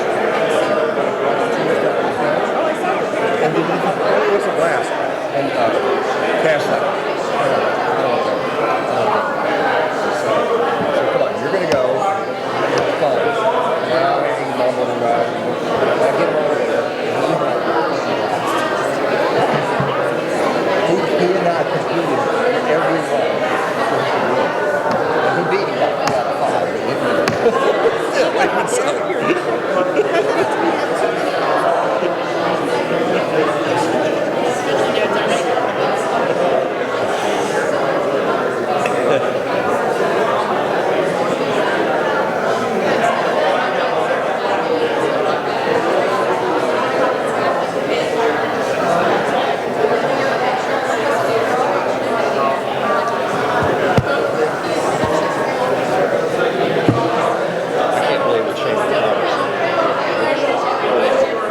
But it doesn't surprise.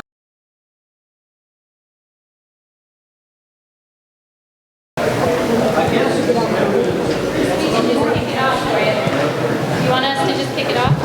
Yes. Okay. My girlfriend. That is my girlfriend. Okay. Good afternoon. Thanks for coming back. And I'm going to turn it back over to Mimi to lead the afternoon session. But before I did, I just wanted to clarify some questions that came up while we were doing this exercise and during the break about timing and other agency comment and timing of this. And so we recognize, acknowledge that. Today with this body, it's about identifying priorities, identifying issues, prioritizing those issues when we come, and that will inform how we design and what we discuss in March. And when we discuss in detail in March, you will have the benefit of comments from FWC. Their meeting is tomorrow. South Atlantic Fishery Management Council, their meeting is March 2nd, and the Gulf Council, we will likely have their letter as well by that time. So all of that input you will have in advance, you should have in advance of March when we come back together with this body to really discuss. So I just wanted to clarify that for folks who were concerned about timing of this discussion. Thanks, Beth. Okay, everybody. I think that was a very productive exercise this morning. As you can see, there's a lot of topics that you have compiled on our theme sheets over here. What I wanted to start off by doing is just a reminder of the next steps for the rest of the day. Is we're going to go through a summary of what we compiled this morning during the sessions of putting topics on the sheets on the board over there on the wall. And while we do that, I want just take note that we have summarized some of the lengthy text that you provided on the stickies. So if we perhaps didn't capture it accurately, let us know. We are recording all of that and typing that up, so we'll have a full list of what everybody provided. And the other point I wanted to make is that if you look, there's still a lot of text up there. There's still a lot of topics. And I just want to kind of hit home that the rest of the day is to really start to think about binning those and grouping those where we can, and also to think about prioritizing those. And I also say that, you know, a couple of you may notice that you put up the same topic, but it's only listed once now.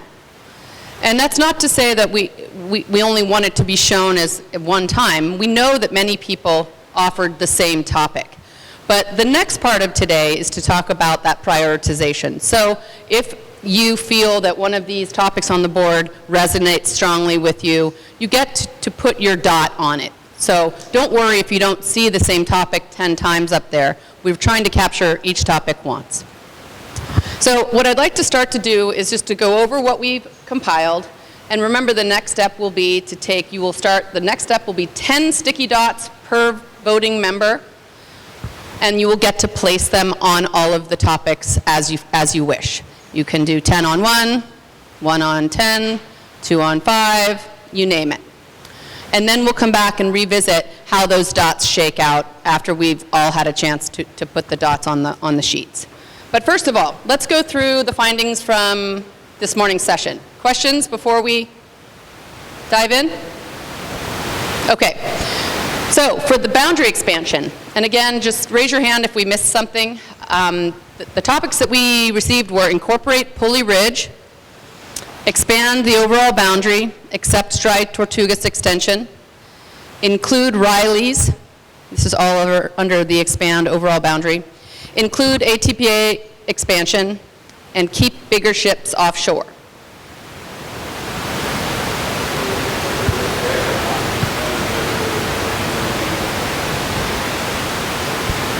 Whether this was the right thing to do or not, I referenced the Tortugas boundary expansion in the Tortugas marine zoning thing. So you will notice that things got shifted around. We moved things where we had repeats, and we put them where we thought was the best. Just keep in mind through this exercise, it doesn't matter what sheet it's on. We put those up there to just kind of help us group things, but everything is equal standing on the wall right now. And so it doesn't really matter what sheet it's on or where it is on the sheet. These are a blanket list of topics that you guys have composed that we are going to, the next stage is to go through a prioritization exercise.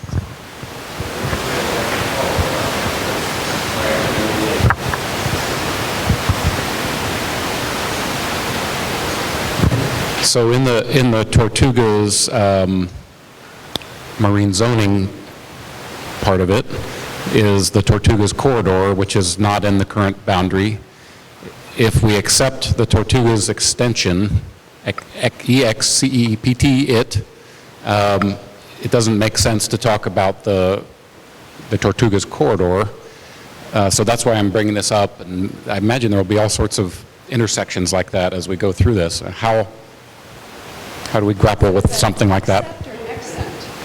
If we, what that says is don't do the Tortugas extension. You're saying do the Tortugas. That's what my other comment in another area said. I believe somebody actually wrote accept the Dry Tortugas extension. I believe that. And then someone else wrote over there accept ACC EPT the Tortugas corridor. Correct. And there will be conflicting topics. Okay. And I think at least for this part of the exercise, it's important to know that the constituents have conflicting opinions on some of these big issues and some of the small ones.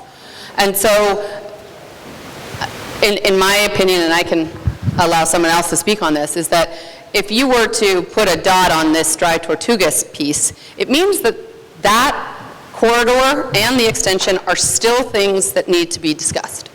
So it's not saying that what needs to be discussed is the exception or the acceptance,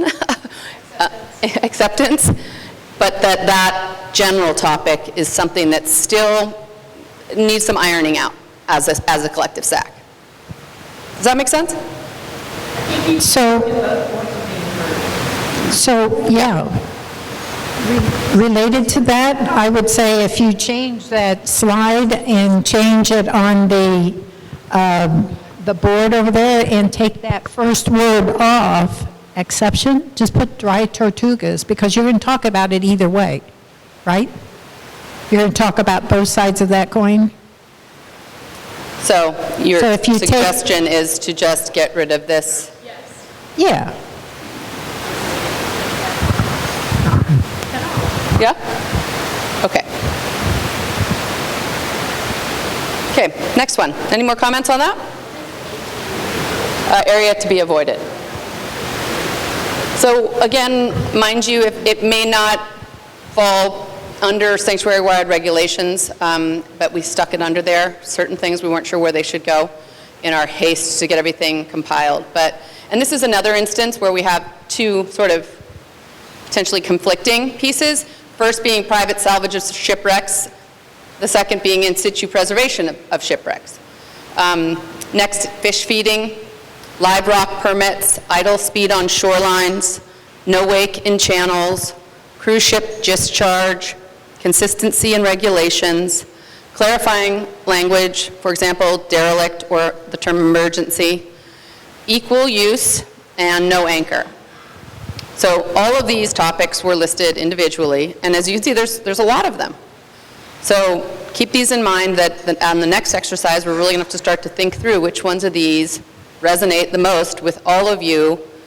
Again, in this exercise this afternoon is taking off your hat as the representing of constituency and putting on your hat as a collective group of the SAC. So, yeah, I'm sorry.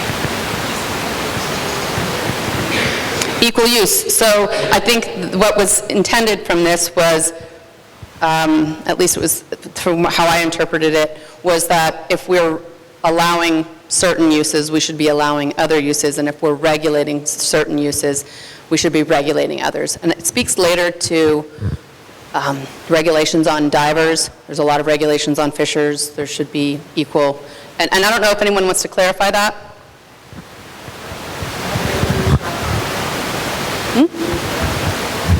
Blue Star and public, right, and that comes out in another category. Oh, okay, yeah. So I don't want to interrupt your thought on that. On the no anchor, is that discussing whether it should or shouldn't be no anchor at both sides of that coin, right?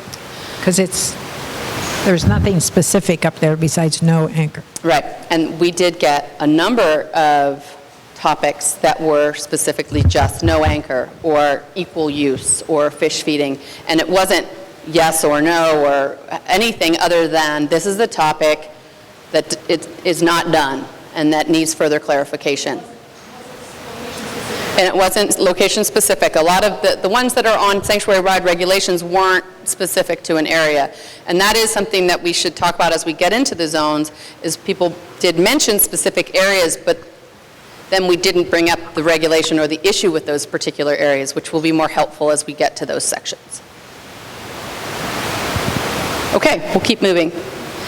The marine zone regulations, this was, I think, our lengthiest one. And we did take some, liberties in translating some of the text that you provided. So please let us know if we didn't capture it. Again, no particular order. So ecosystem-based management, or reconvening the ecosystems, ERWG, something working. ER working group, ecosystem restoration, thank you, working group. Blue Star operators in restricted areas, expanding the spas to the deep reef, no bait fishing in the spas, or consistency, I think, across the bait fishing regs, protecting coral nurseries, protecting coral restoration sites, no closures of spawning aggregations, as they're already regulated. And this speaks to this other point of need no diving zones if there are no fishing zones, or more regulations on divers. Protecting more than fish. Spas don't protect resources. Idle no wakes in zones, and that goes with the one previously, so that may be somewhat redundant. More research or no access areas.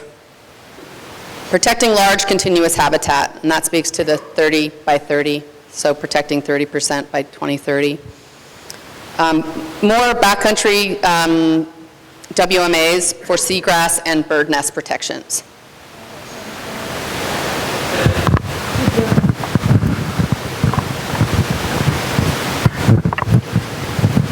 This may sound like a stupid question at this late juncture, but can you tell me the difference between a coral nursery and a coral restoration site?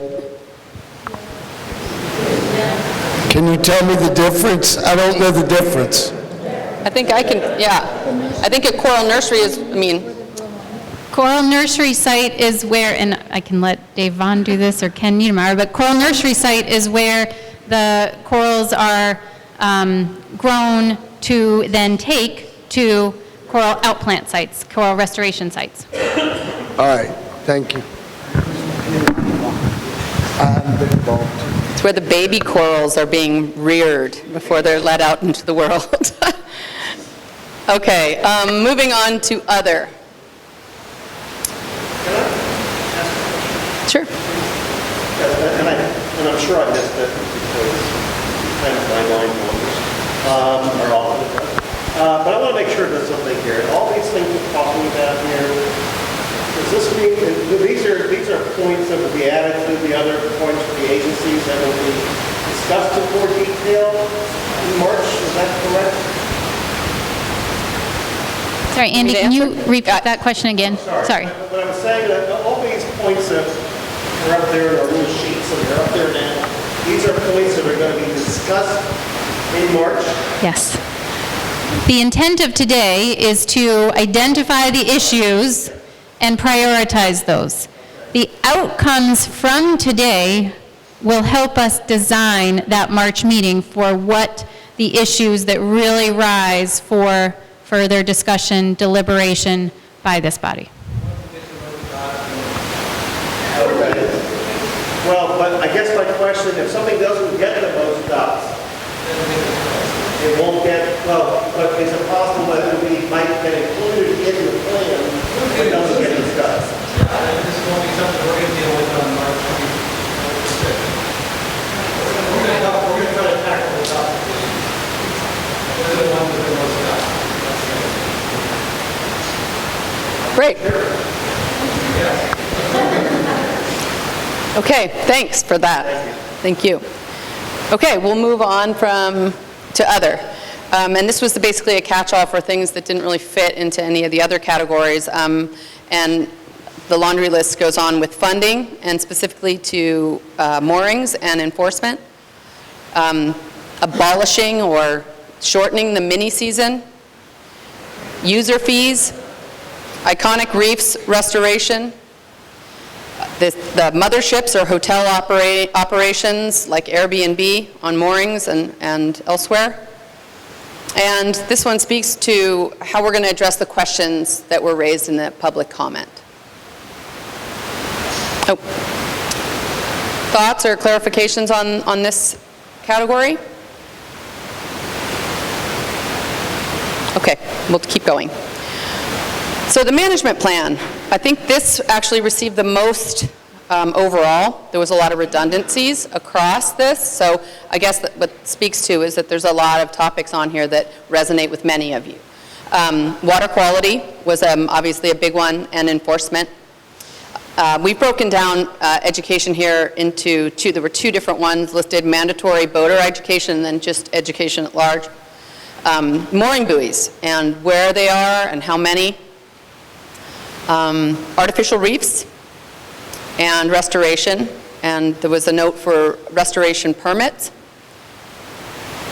Outreach. There was a note about carrying capacity of the sanctuary and the number of users. Spawning aggregations. Channel markings, and that was sanctuary-wide. And programmatic agreement. And can somebody clarify what that meant? I think you had said it, Joanne? Yep.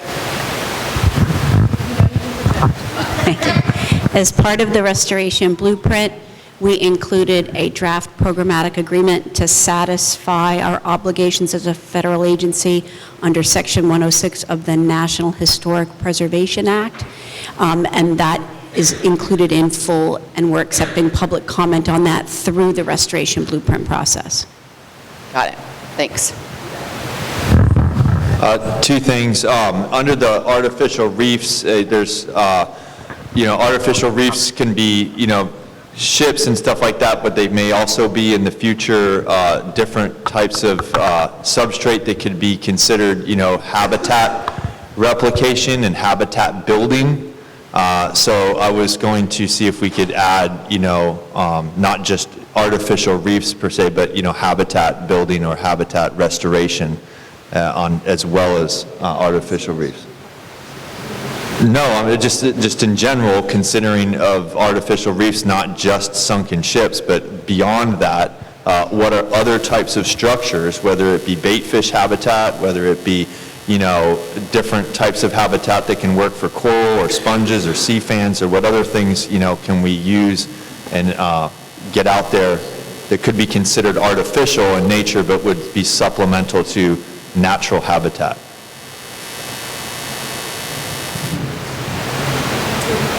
Would it be sufficient to add as an and or other habitat building structure? Yeah, just habitat building, perhaps. Yeah. Exactly.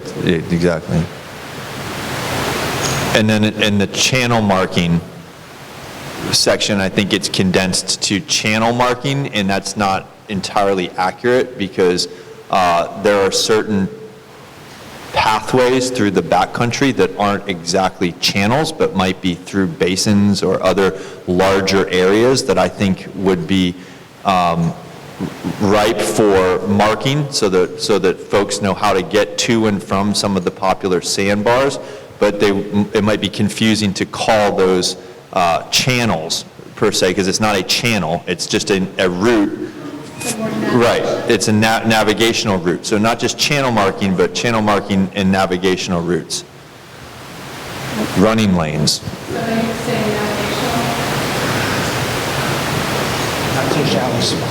Yeah, mark passages, as I think what I put down on there. That would also, in my mind, that might also include the common aids. Sorry. Give him the mic.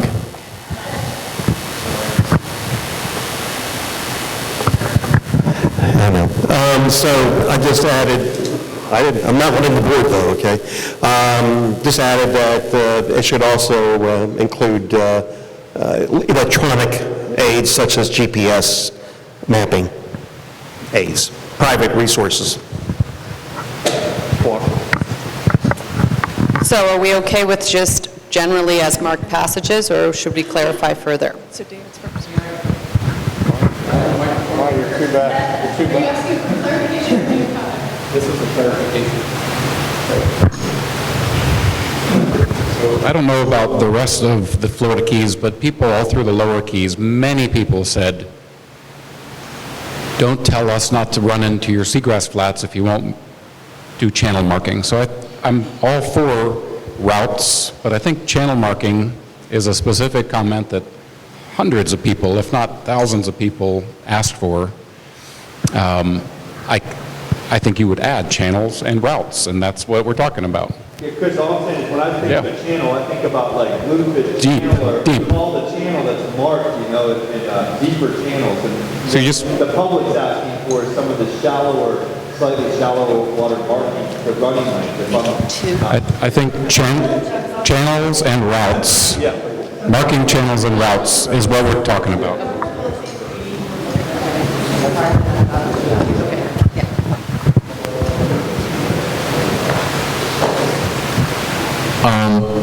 I understand separating voter's ed, but I think education and outreach for this purpose probably could be combined and save some dots. Can we get a vote? Please state it. Can we do mandatory voter education as just education? No, that's not the suggestion. It's it's Okay. education and then taking outreach off the bottom. Got it. Oh, we have dissent. Outreach also means with other not-for-profits and other agencies, Chamber of Commerce's, and I don't know if you want to, partnership, not education. So what's the consensus on this? Do we keep them, do we merge them together, or?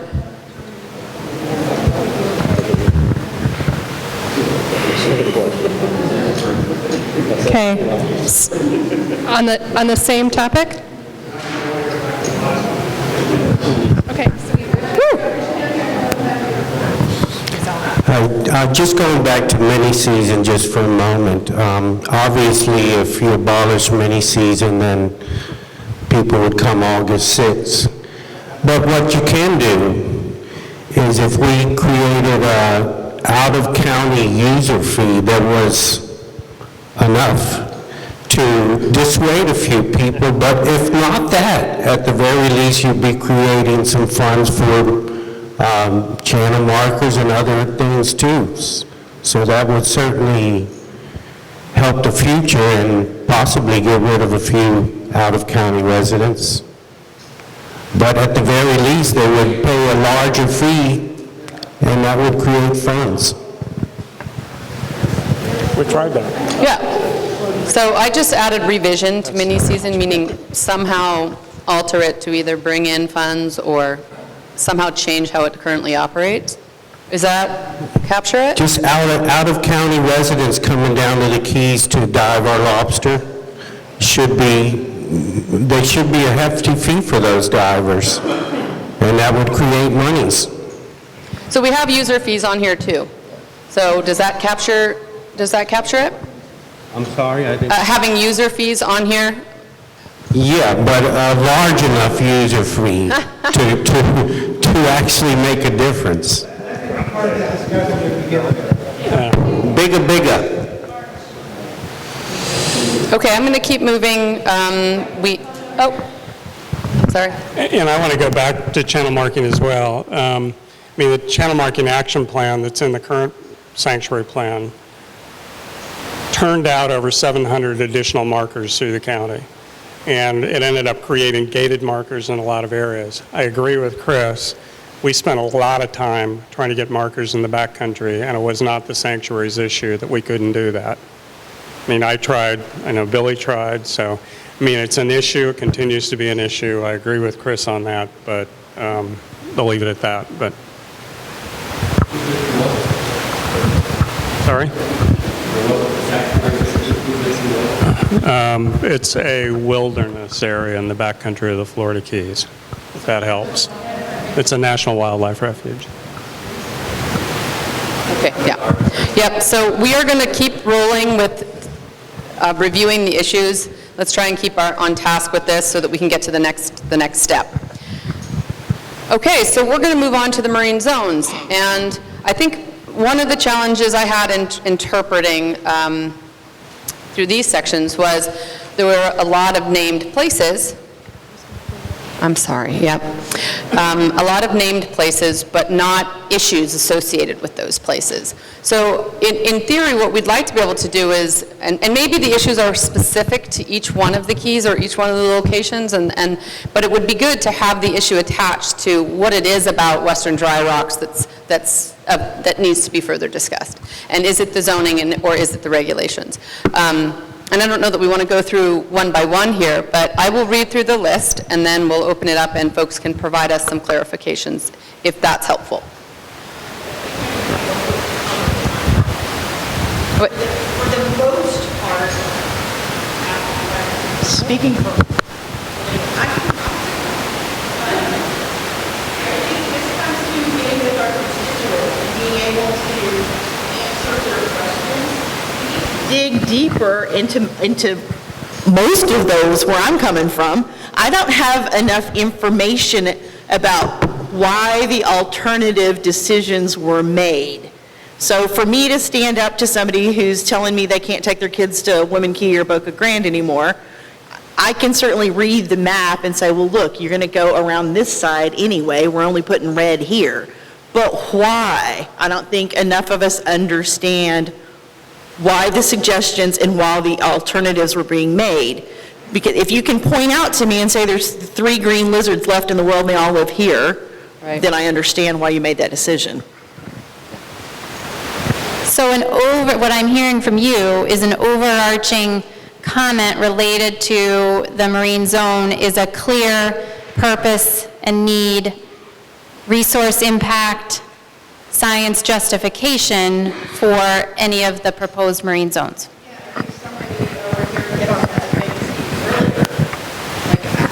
I'm just not clear why some of the decisions or some of the suggestions were made. And why are you pushing number 3 and what's wrong with number 2? So I think you hit it earlier when you said, I'm just not entirely sure I can make the decision because I don't understand the science.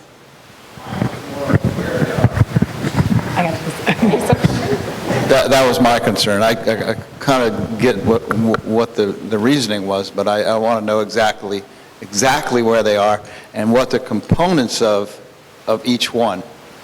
Like I had mentioned to Ken, he'd mentioned it a long time ago in the beginnings of this process, he'd like to go over each one of the spas individually and pick through them. And part of that is understanding where exactly these boundaries are, or else you can't be detailed and specific about it.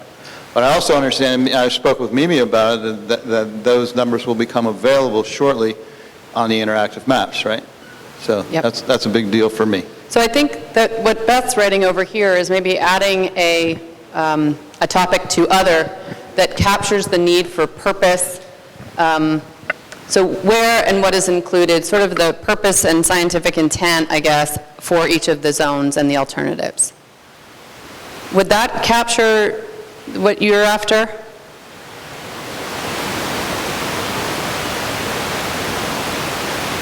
Okay, so one more. Well, it's related to all of them, because I think that's why you've got so many individual names up there, is if there's a purpose and a good, sound scientific background to it, then maybe it's okay the way it is.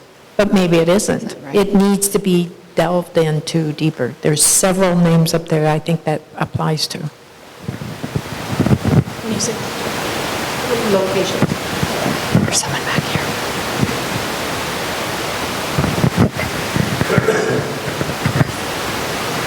My assumption is that one of the things that's going to happen between now and March, once we get to play the dot game, is that we're going to get those rationales at least for all the items that bubble to the surface as things that need to be looked at more closely.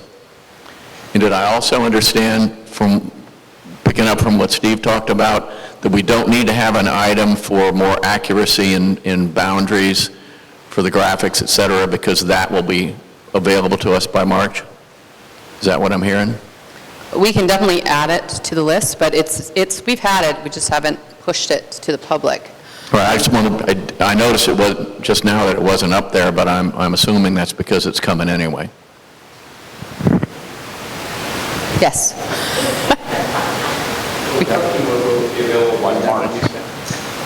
Yes.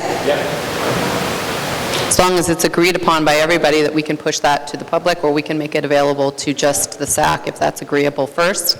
And then I'm not sure the channels for how information is shared. So we can do that, or we can provide that in the interim as well as coordinates.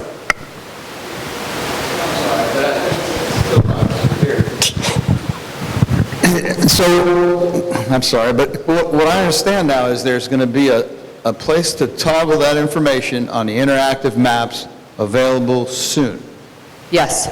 Then where you would get different GPS formats, not just the Google format, which most of my constituents can't use on their marine devices. So you'll be able to get different formats on the interactive maps on the website soon. Yes.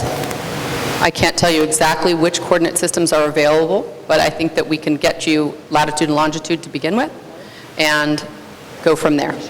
I don't want to overcommit. What's that? I don't want to overcommit until I know what the application limitations are. Okay. I just want to clarify, and everybody should know, because I think more than I are interested in it.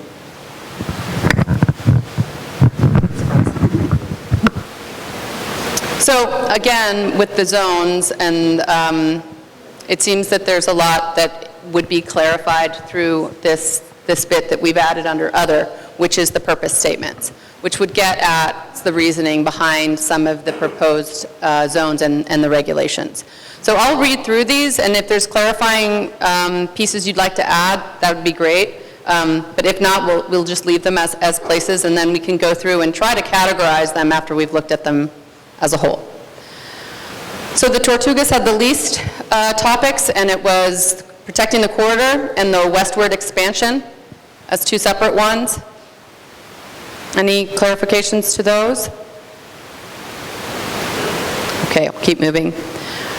Western Sambo, and specifically there was fish spawning with reference to that area and the deep reef protections. Snipes Key, Marvin Key, Loggerhead, and Key Lewis? Sorry. And then coordination with Fish and Wildlife. Comments? Okay. In the Middle Keys, again, a number of these came up more than one time. Long Key and Tennessee Reef was probably the most hit. Turtle Shoal, Red Bay Bank. There was one reference to Jack Tar Flats, or I think that's what it used to be called. So that might warrant a little bit of clarification. And then lobster fishing. Can you get a mic?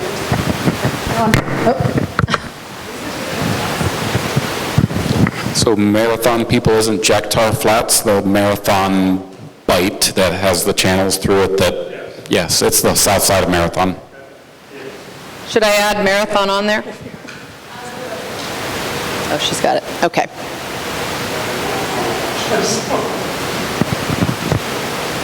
Okay, and lastly we have Upper Keys. There were a lot listed here.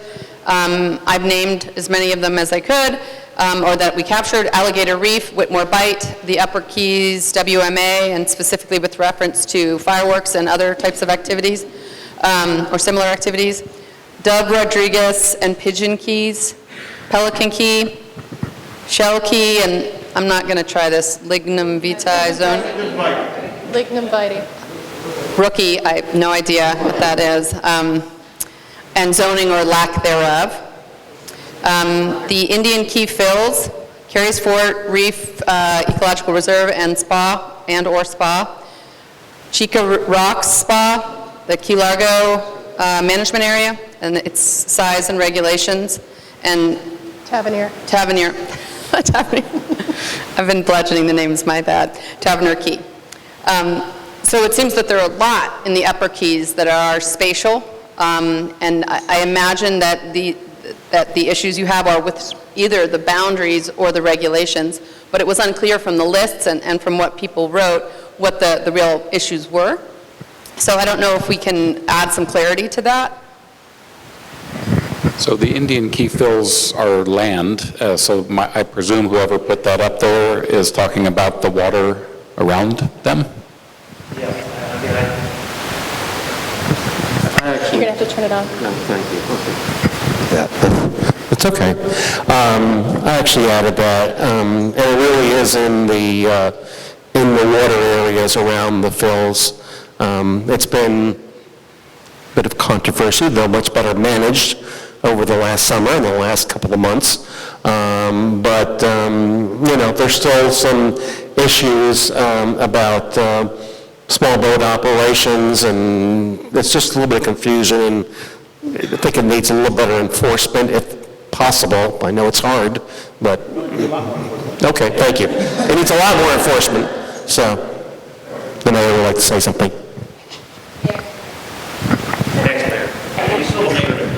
Once a mayor, always a mayor, right? All right, so in that area, we have our Nurture Water, just as an add-on, sorry. Looking at that to make it either a no-wake or an idle zone of some sort to try to help with that protection of the shoreline there.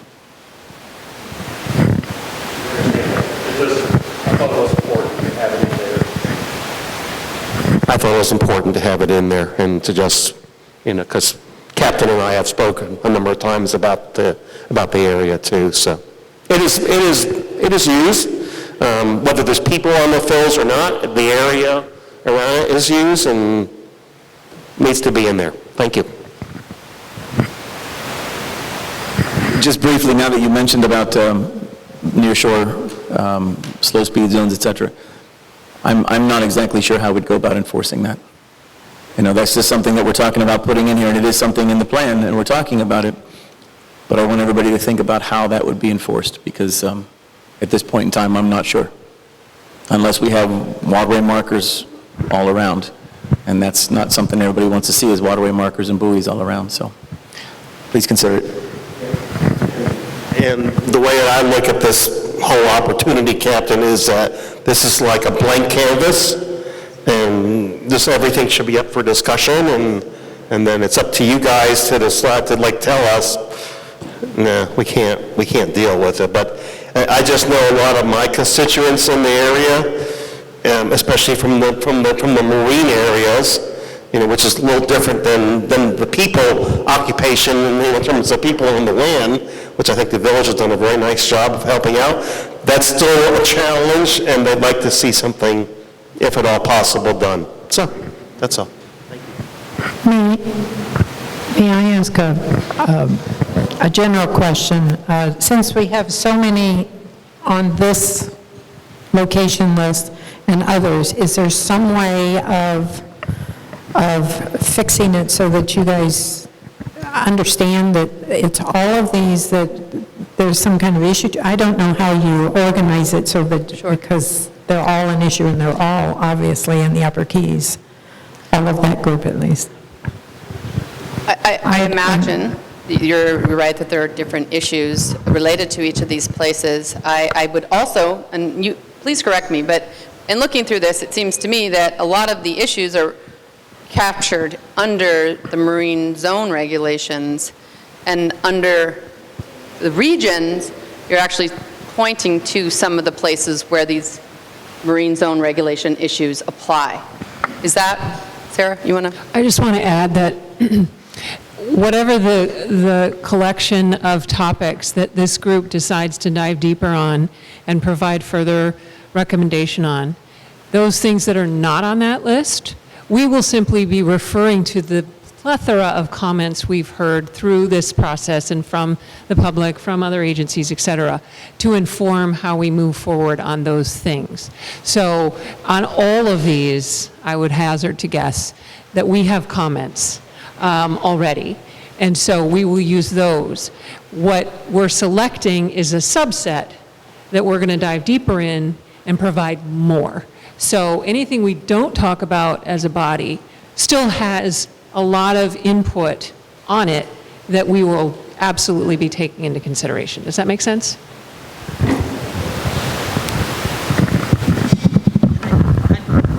I'm not sure if this is a Sarah or a Beth, but I know I asked a couple of those questions, and then Andy, we just referenced some others, but do you feel like there's some stuff on this list that are really not in our wheelhouse?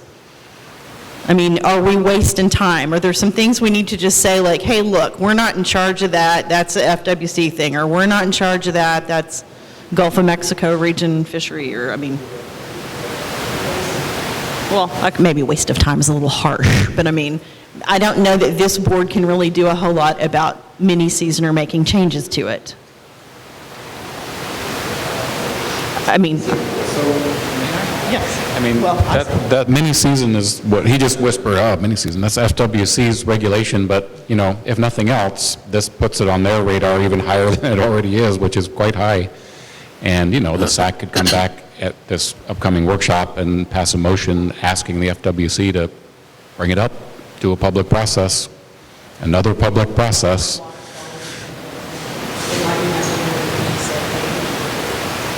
Yep, I think that's worth doing. I will say that that is a good point, though, in that there's only so much energy and so much time, and today's exercise is to help us get to a place where the list of topics that we dig deeper into, we feel like we can have a solutions-based discussion around. And in the time that we have, we can realistically make progress. And I think that's really an eye to keep on the prize of the next exercise today is, given what the time and the energy that we have as a collective, what floats to the top and do we feel we can make some successes with in the near term and have achievement? You know, a laundry list is useful, but also we want to take from the laundry list the things that we feel like we can take steps towards. So I think that's something to keep in mind as we move to the DOTS exercise is, you know, you want to feel that we did something and had impact and achievement through this process. So let's try and put that hat on as we get to the next stage. So there was another question, though?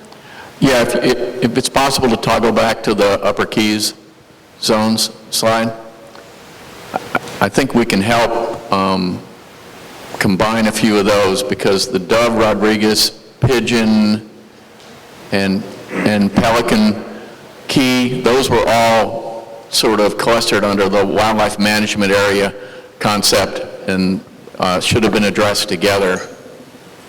That's just somebody not writing the paper properly. That would be me. Tavernier Key probably could be included in that cluster as well. So, you know, I think you could probably take all of those, the management of all the areas around all those islands, and combine them all together. You know, again, in the interest of dot conservation, we can then use one dot to cover all the bases. So just real quick for that second part of combining. Beth, did you capture that?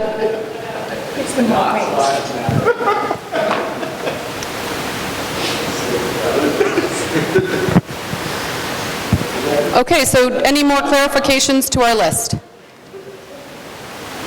Okay, so we get to engage a little bit more, and Nicole has some dots. And everybody gets 10 little yellow dots.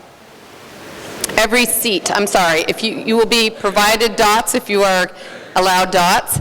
I think, yeah, so you will get 10 dots. They're small.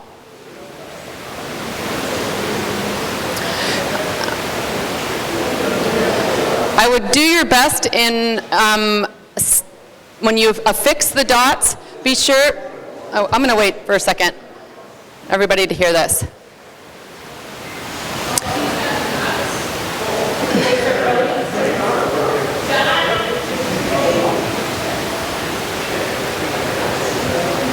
So on some of the lists where there's a lot of items listed, just be sure to get your dot really close to the text that you're giving a dot to. And if for any reason it's unclear, you could take a pencil and draw a line to make sure we capture it under the right item. So we'll take, 10 minutes or whatever, and I would just ask that you come back just pretty quickly after you put your dot so we can keep going, and we'll take a break. I'm sure there's a break somewhere in this afternoon. But let's revisit as quickly after you've put your dots on there. And remember that you're going to have another chance. Full disclosure, you're only going to get 5 dots on the second chance. Okay? And that you can distribute your dots however you like. And I will encourage you, I have a kid in kindergarten and he drew a picture of a kid fishing, and then every other kid in the classroom drew a picture of a kid fishing. So don't look at what other people where they're putting their dots. You'll have a second chance to revisit your dot placement. So Go with your gut on what you think is important as a member of the Keys community and as a member of the SAC. And again, try to remove your constituent perspective from this. Okay, I'm going to let you guys go.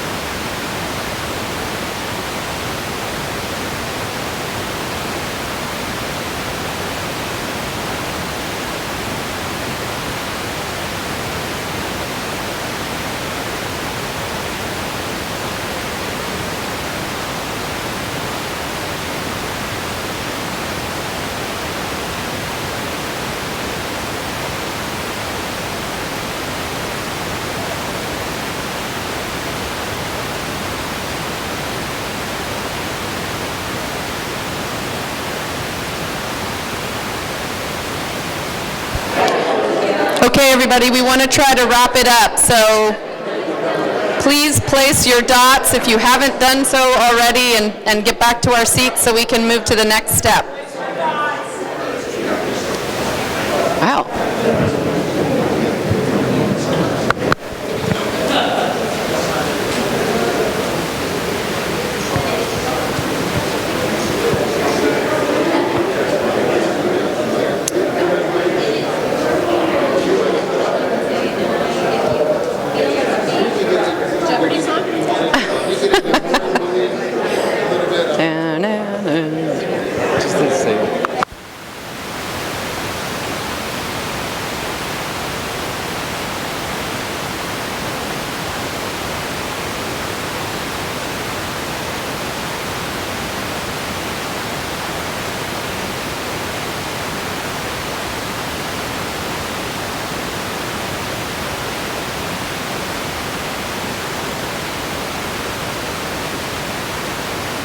Okay, everybody, we're going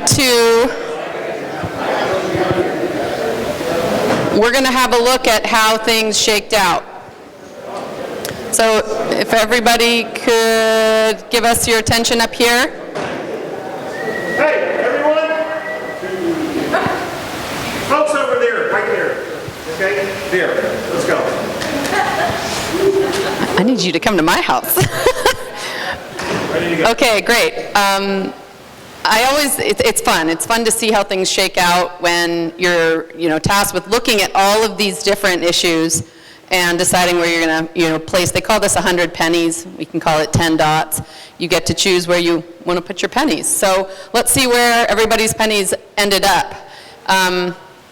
Probably won't go through all of it, but I would like to sort of call out the topics that rose to the top first. And I'll also ask for some clarifications if it's unclear. We're going to add them up. The prize goes to whoever put the dot here. That is thinking outside the box. I really love it. So the keys gets a point at large. Maybe we give a dot to all of those things because you thought outside the box. I like it. So Beth's adding things up. But what I'll do as she goes through and does this is I'll just go by sheet. And again, the sheets don't really matter too much. But under boundary expansion, the incorporate Pulley Ridge rose to the top, clearly, amongst everything. But we had twos for the expand the overall boundary, including the Dry Tortugas, or considering the Dry Tortugas extension, and the ATPA expansion. And we only got one for keep the bigger ships further offshore. And I imagine that's comes in somewhere else through the ATPAs. Yeah, right, exactly, in the ATPAs. So I'll just go through it and then we can discuss. With respect to the sanctuary-wide regulations, the shoreline idle speed was the highest hitter. Coming in second was private salvage for shipwrecks. And then earning 1 point each was the in situ preservation for shipwrecks, fish feeding, and cruise ship discharge.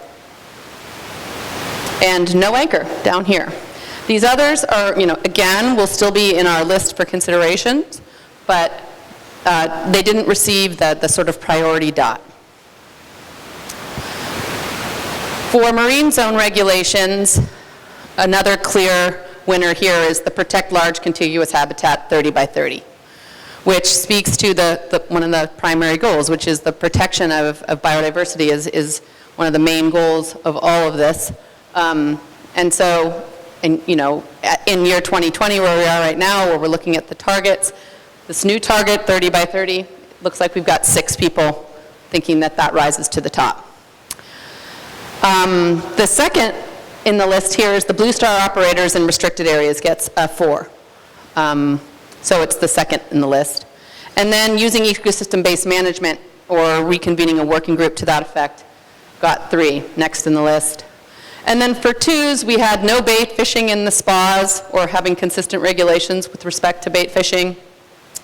Protect coral restoration sites, protect more than fish, and more research and no access zones. And then lastly, we got backcountry WMAs, and that was for seagrass and bird nest habitats. Hold on one sec. Oh, thanks. Hello, may I ask whoever wrote protect large contiguous areas 30 by 30, what 30 by 30 means? It means 30% by 30. 30% by 2030. I didn't know. The U.S. right now is at 26%, and there was the target of 10 by 2020, and now it's 30 by 2030. And these are just international targets. Okay, so other. And again, there was a number that didn't, there was actually just protect coral nurseries, which, and the need no diving zones didn't get any dots on this one. So with respect to other, the highest was user fees with 8. So far that's the highest number of dots we've seen. So funding obviously over here. And then funding and iconic reefs restoration got 6.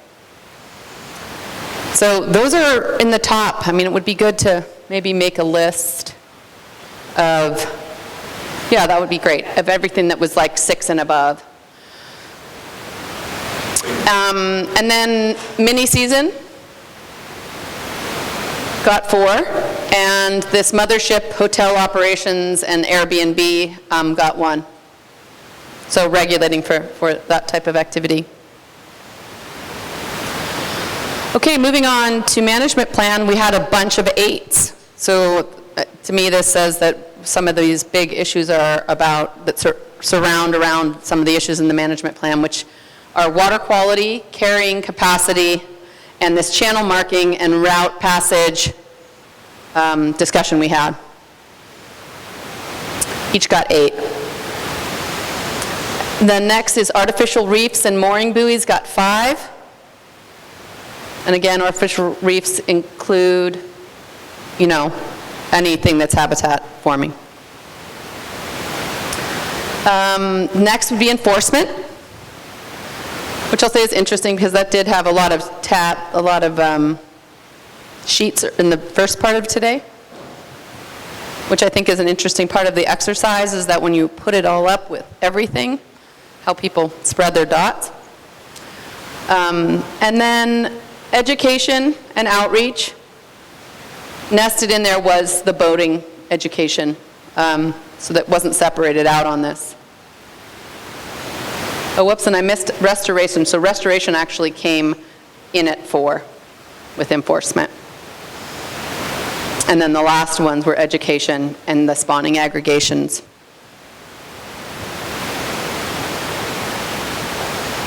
Okay, so now we're going to get into the zones by region and the Marquesas. The top one was Western Dry Rocks with 5. And everything else on here has 2, and that was Woman Key and Boca Grande boater access, and Marquesas Island closure, and the expansions across the Marquesas. And there was, I'm not sure how to incorporate it, but discussion about where the turtle regulations come into this. So that might be something we want to discuss before we move to the second voting round. Now or? Sure. We can bring it up now.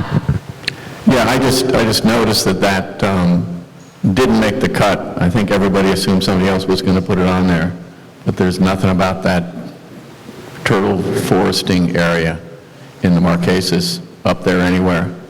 And while I'm at it, I just want to make sure I understand what we're doing with these orange dots. These orange dots drive you to determine what we're actually going to talk about in March, right? So where we clustered the dots is where our conversation is going to be carried in March. Is that correct? Yes, that's correct. Okay.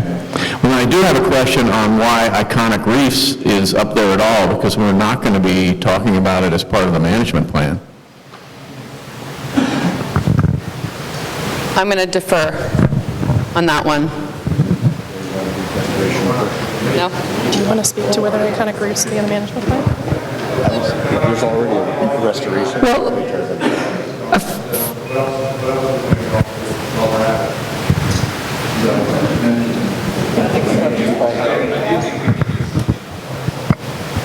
been stacking my chips and biting my tongue all damn day. So Dave brings a good point, which is if we're not going to do that, we know we're not doing anything with mini-season, right? So that goes away. We've done basically what we can do with water quality. Will feels like we can do more. These are important issues, and this is what you and I talked about, Mimi, before, is there's lots of important issues that we've talked about for 10 and 12 years and 20-plus years here. And whatever we're going to bite off here, if Dave's point holds accurate with Iconic Reefs, which I kind of think it does, there's a lot of other things that just need to go out with the bathwater, you know. So whoever determines what that is, if that's Beth's job and staff's job, that's fine, but there's more than just one or two items up there that's got to go away. I think that's exactly where I was headed earlier, Ben. I think there's a lot of work to be done, and there's a few things that we can't do anything about. And when I brought up outreach earlier, I didn't mean education.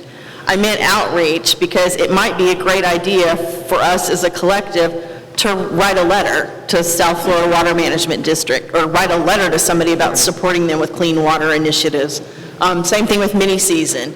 We can't really deal with that here, but we could certainly write a letter and say, hey, you guys, have you thought about this? So I think we maybe need a whole other clean sheet that could go to the side with outreach or things that we can't actually address and take action on. So, sorry. I can make one quick, about mini-season. You can get a presentation from Captain Dupree about mini-season. He gave me a good one about a year and a half ago, why it's a necessary evil, just so you know. Okay.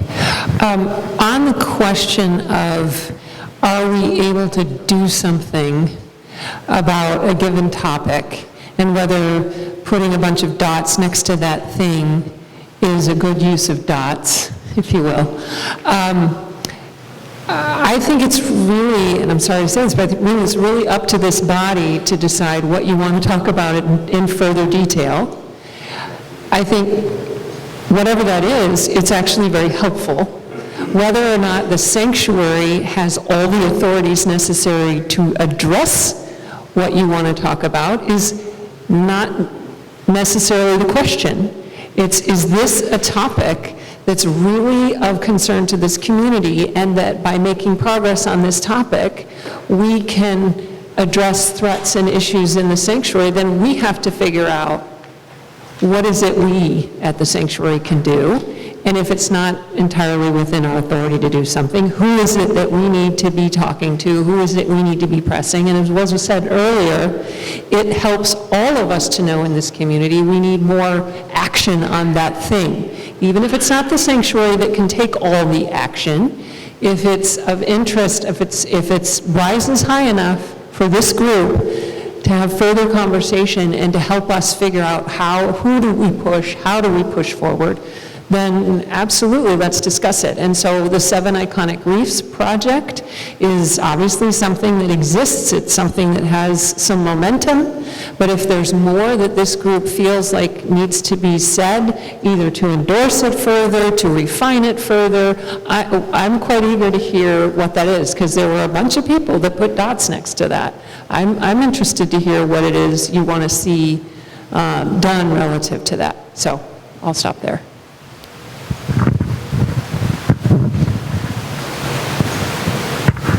Yeah, I wasn't beginning to suggest that any of those things are not important. What I'm looking at is we're on the clock here. This management plan process has deadlines. We as a body are running out of time to make substantive contributions and input into the next phase of the plan. And what I'm suggesting is to be practical, that this process should be driving what we get to talk about, what is probably our last chance to provide input before the next iteration comes out, which is in March. So while, and I'll use Iconic Reefs as a perfect example, I love it. I love the idea, I love the concept, I'm all for it. And it needs money, and I understand that. But I don't want to take time in March talking about it and then leave some other substantive issue that we can contribute to that's part of the management plan process unaddressed because we're talking about that topic. So when I made my suggestion that perhaps we need to pair some of these things off for our March discussion, it was because I understood the process to be pretty much focused on us trying to provide our last window of opportunity for input for the development of the management plan. So I was just trying to be practical here and sort of prescriptive on what we do. And all those other orange dot items that maybe don't make the cut to do that task, we'll have plenty of time to talk about them farther down the road. And I think that's a great way to look at the next phase of this exercise, is that you've heard from the group across all of these issues now.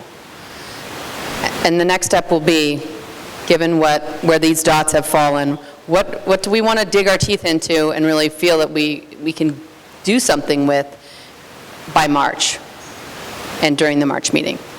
So that will be the final step in this. Let's just finish the review of where these dots have fallen, and we'll get to jump right into that. Unless anyone else has a comment? Okay. So to the Tortugas. The southwestward expansion got 3, and the corridor protection got 2. And interestingly, down here, this marine zones general, interest in the clear purpose and intent for each of the zones got 2, and better on the locational GPS boundary information got 1. Moving to the lower keys, the Western Sambo, 2, and it's split between fish spawning 1 and deep reef 1. And Snipes and Marvin Key each got 1, and Loggerhead Key and Key Lois got 1, and Coordination with Fish and Wildlife got 2. You know, and this also shook out, I noticed in the survey that you all took, how Long Key and Tennessee Reef was hit by 9. So it's like up there as the top, right? Yeah, so it's the all-time winner by dots, followed by Turtle Shoal with 4, Red Bay Bank, and the Middle Keys, and particularly lobster fishing with 3, and Marathon Shoreline and Jacktar Flats with 1. And then in the upper Keys, Carey's Fort Reef, the Ecological Reserve and Spa got 6 as the winner there, and the Dove Rodriguez Pelican Tavernier WMA's got 4, and Alligator Reef got 4. Key Largo, I think that's the management area, and the size and regulations piece got 3, followed by Whitmore Bight and the Indian Key Fills with 2, and Chica Rocks, Upper Keys WMA with 1, as well as the Shell Lignum Vitae Keys. I'm sorry. Out of towner, I'm sorry, got 1. So I do think that there are a lot with the 1s. There's just, I think those are the things that obviously are important for particular constituencies or particular interests or are specific to a regulation. And it may be that some of those are addressed through the zone regulation discussions or topics that are addressed on the third sheet. I just want to make one quick observation. You said the all-time winner was the Long Key Shoreline Tennessee Reef. And I think the one thing that we should observe is that it proves that this board is listening. Because I remember at the meeting that we had at the island there was a lot of people that spoke about, from the area, from Layton, from the area that were not happy. So, okay, we're listening. Thanks. So let's just quickly review what hit the top. Long Key and Tennessee Reef, the sanctuary at large carrying capacity and water quality, channel markings and navigational routes, user fees, shoreline and idle speed, the protection of large contiguous areas, or the 30 by 30, funding for moorings and enforcement, Carey's Fort Reef ER and Spa, the incorporating the Pulley Ridge into the boundary expansion, and mooring buoys. And then the last, but on the next page, is artificial reefs and habitat. So, again, as a rookie outsider, we went from a really long list to a pretty good cold list of topics. But that was round one. And to the point that there's only so much time and only so much energy and only so much investment we can give before we have to come up with the plan, let's do one more round of, digesting what we've seen here. And we're going to give you brighter orange dots, and there are 5 of them each. And you can just put them on top of the other ones, because we've counted what's there for the other dots. And again, same process. You can decide if you want to put them all in one. But remember that ideally what this will do is help us craft a process for the March meeting that helps us really look further at these topics that rise to the top. And with that said, I think it's been a very useful exercise to see all of the topics before we decided on which ones rise to the top. Are we, I'm a little confused, sorry. Are we selecting from right where, what Beth is holding? Is that correct? No. No, we're not. We're going back to the two. We're going back to the same drawing boards where the dots Right. already are. Okay. And again, maybe because something got missed. Maybe there's something didn't get a dot and you want to give it a dot. Or you want to revise the weighting on something that got too many. You want to not put your dots on something that you put it on before. And these will be just looked at separately to see if something got left out or that something got overestimated. Are we assuming, though, that these are the priorities now? Not necessarily. It may be that this second round that something else rises or one of these falls. And I think it's more of an opportunity. And just so you guys know, you don't have to put your dots up. If you're comfortable with how it fleshed out now, that's a fine place to be. This is an opportunity, after you've had a look, to see if there's anything that needs to be revised. Like when we did the list. On the first step, we stood up here and we talked about how we interpreted it all, and we gave you an opportunity to add to it. We don't want this to be the end-all, be-all. Can I just essentially restate that, just to be clear? I think the purpose for going back to the full laundry list, as opposed to the first cut prioritization, is to Mr. Makepeace's point, that there may be something on there that upon reflection, people think, you know what, this isn't where we need to spend our limited resources of time. So that is why I think we're not going to that list right there to start with only. Does that make sense, Andy? And then secondly to you, oh, sorry, yes? Okay. From the way that I would look at it, I'd like to have those out of there right now, but it's okay. I think I understand what you're trying to achieve. Okay. And then with respect, you had noted that people could choose not to use their 5, but I would just encourage you to use your 5, only because we're not assuming that that is where we're going. Right. So if you don't use your 5 in this round, I think it's a lost opportunity. So I would encourage people to use their 5 in this round as well, even if it only reaffirms essentially what we've already done.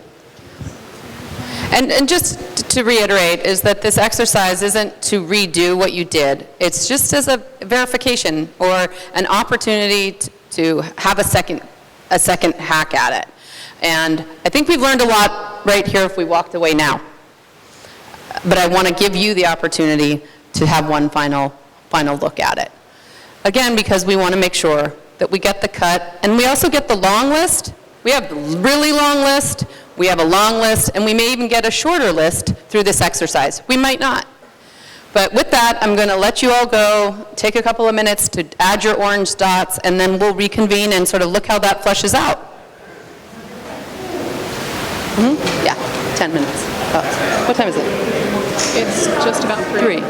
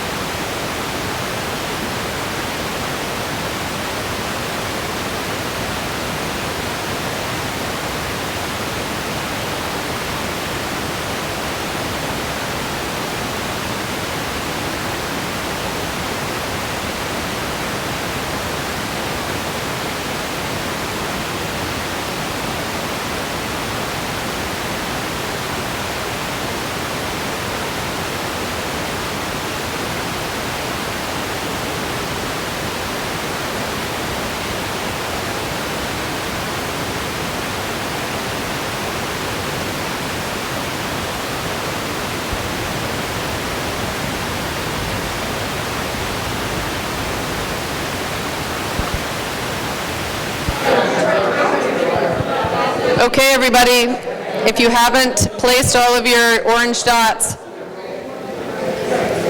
get to it. And if you have, it would be great if you could take your seat so we can encourage others.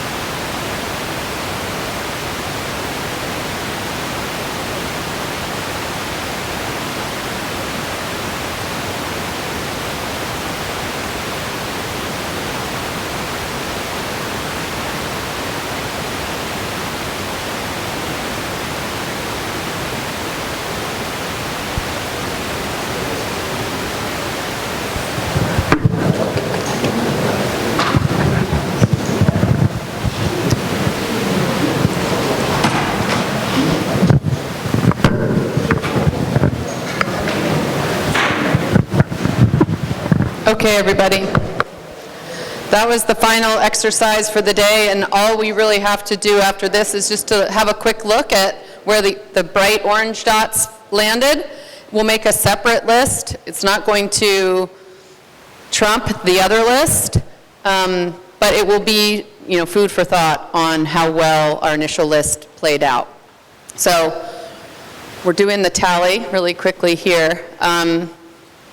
And just as the first look, what I can see is that the incorporation of Pulley Ridge into the boundary expansion is still very high. It received 7. And remember that overall we have half as many dots, right? So it received 7. Another one that got 7 was the protect large contiguous habitat, so that protect biodiversity piece, 30 by 30. Let's see, the carrying capacity got 6 dots under management plan. So that rose up, and 6 dots as well to the artificial reefs. I don't think we have 6 or more anywhere else. So we've got 5s under shoreline and idle speed, and user fees.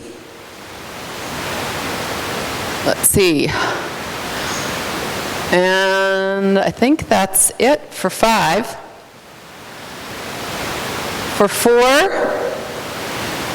we have the Blue Star operators in restricted areas, and the channel marking and navigational route markings. And that's it for 4. So there seems to be a lot of agreement of those topics from the original list. And 3s, we have the private salvage shipwrecks and water quality, western dry rocks, and the turtle foraging area. Came in out of nowhere. I like it.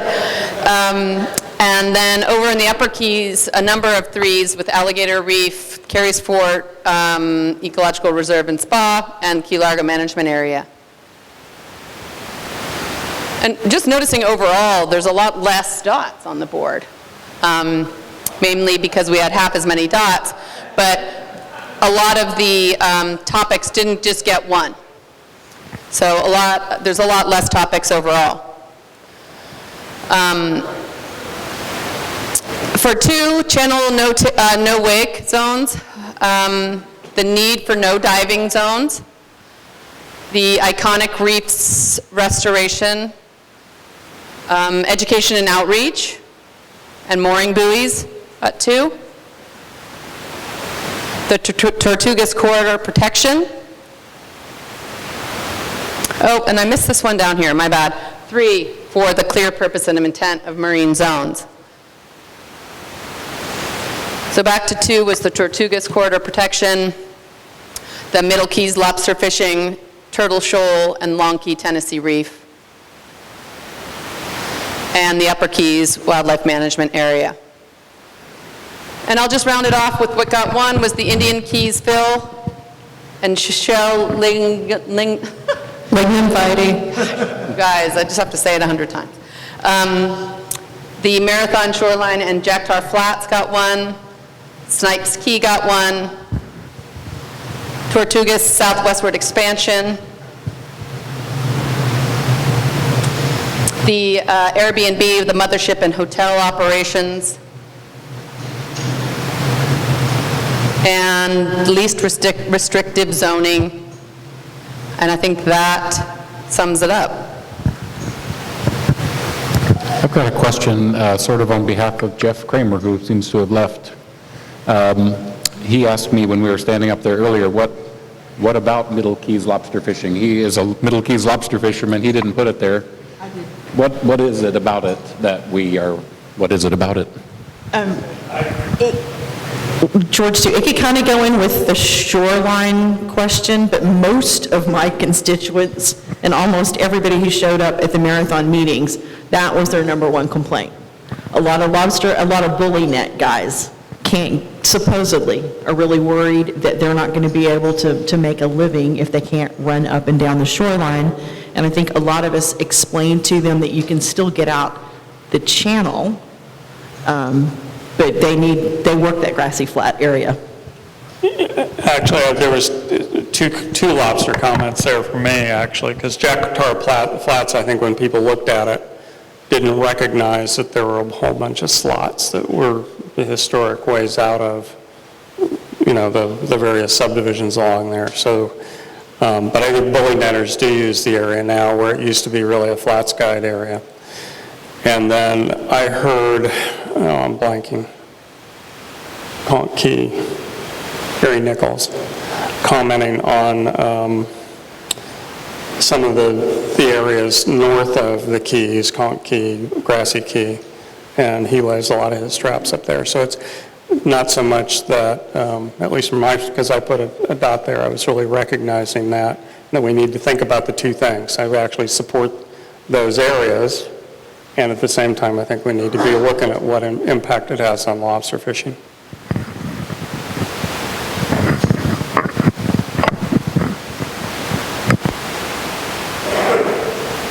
Okay, any other comments?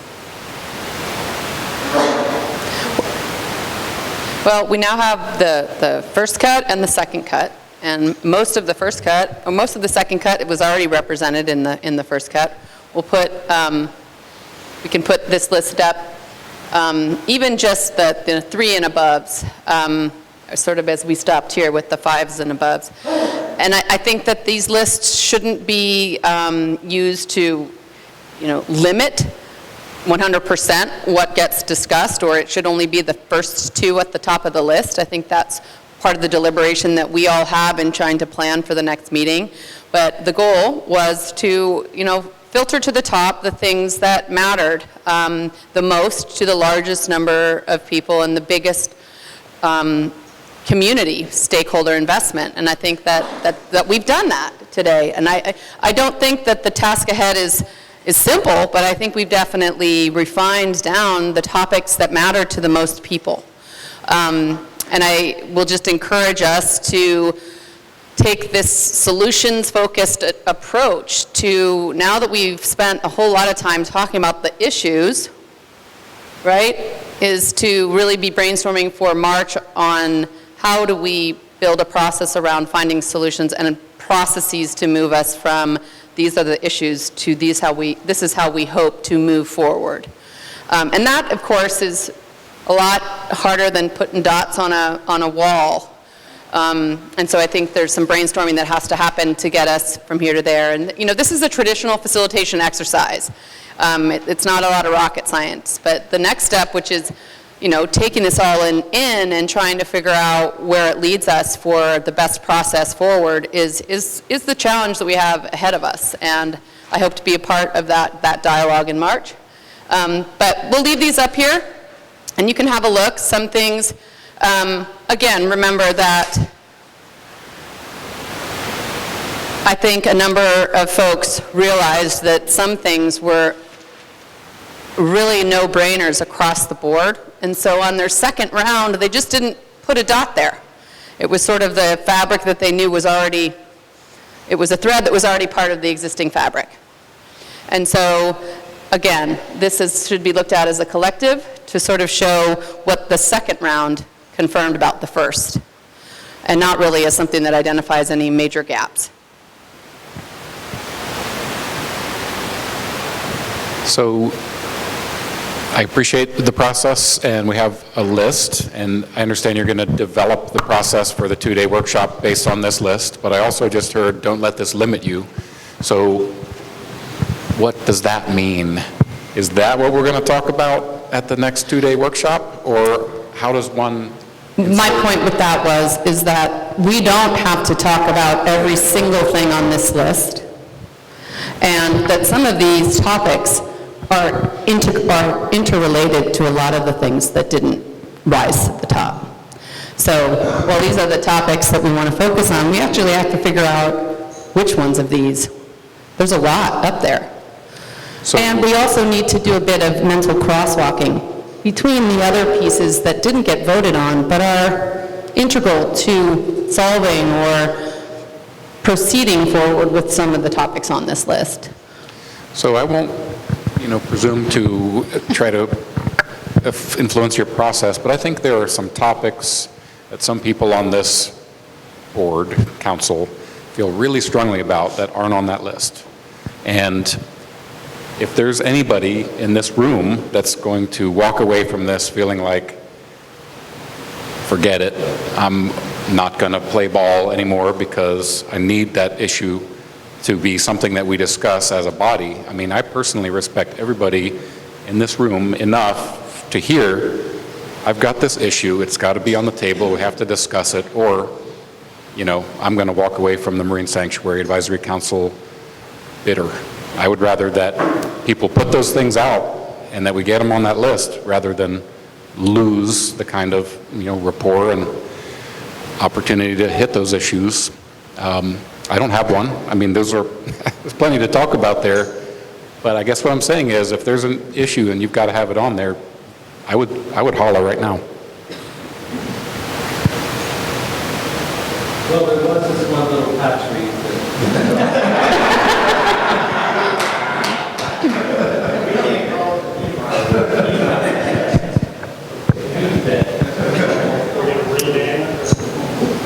Chris, I can't see and read the list exactly, but I know that, some of the public outcry that we heard down in Key West with regards to the sandbars, the backcountry stuff, for instance, just out of good faith, I went and put a dot on each one of those spots myself personally, even though I understand that there's, boxes that are drawn that, and a lot of confusion around those particular issues. I still think that it's a relevant conversation for us to have, if for nothing else other than to clear up the air on some of that stuff. I also think that having read through a lot of the public comments, that there's maybe some good ideas that can be fielded from those comments about those zones. So, those are ones that are key and, high on my list. And I also, just to point one out, I don't know, I put my own dot on it at the end, was the Airbnb, mothership hotel situation, which I've brought this up to this body. I've talked to the county commission about it. I've discussed it. It's a big issue here that is facing this sanctuary. There's going to be emerging issues along those lines, and I think it's a big issue from my standpoint that ought to be recognized. But I do think that there are some particular zones on there that probably didn't make the final cut there that might help us collectively as a body show that we're listening to the public and that we're, on their side on some of these things, or we can provide clarity on those things.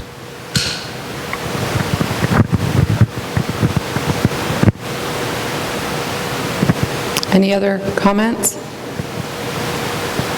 Just say I second that. I didn't have anything in mind, but that's an explosive issue. Explosive in my part of the Florida Keys that I live in and where I shop and go to bars and stuff. So let's let's put a spotlight on it and try to get people. There's hardly anybody from the public in this room. Very frustrating, I have to say, because obviously they want to come out and have themselves heard, but why not today when we're setting the agenda? Help me with that issue. I mean Airbnbs. Oh, okay, never mind. Photos if you'd like to see some. No, I know what your problem is with Airbnbs. I'm kidding. Are you still on your? Yeah. Hello. I agree, Will, and I heard that loud and clear in Key West. You know, I live in the Upper Keys, and we don't have that issue at all, and so I don't put dots on stuff that I don't know anything about. And, I mean, I'm willing to sit through a meeting and listen to the discussion, but I still don't really have an input on all of those issues in the backcountry. But I totally agree with you and Chris both. That's a red-hot button that just caught me off guard in Key West, and we probably owe it to them to discuss it.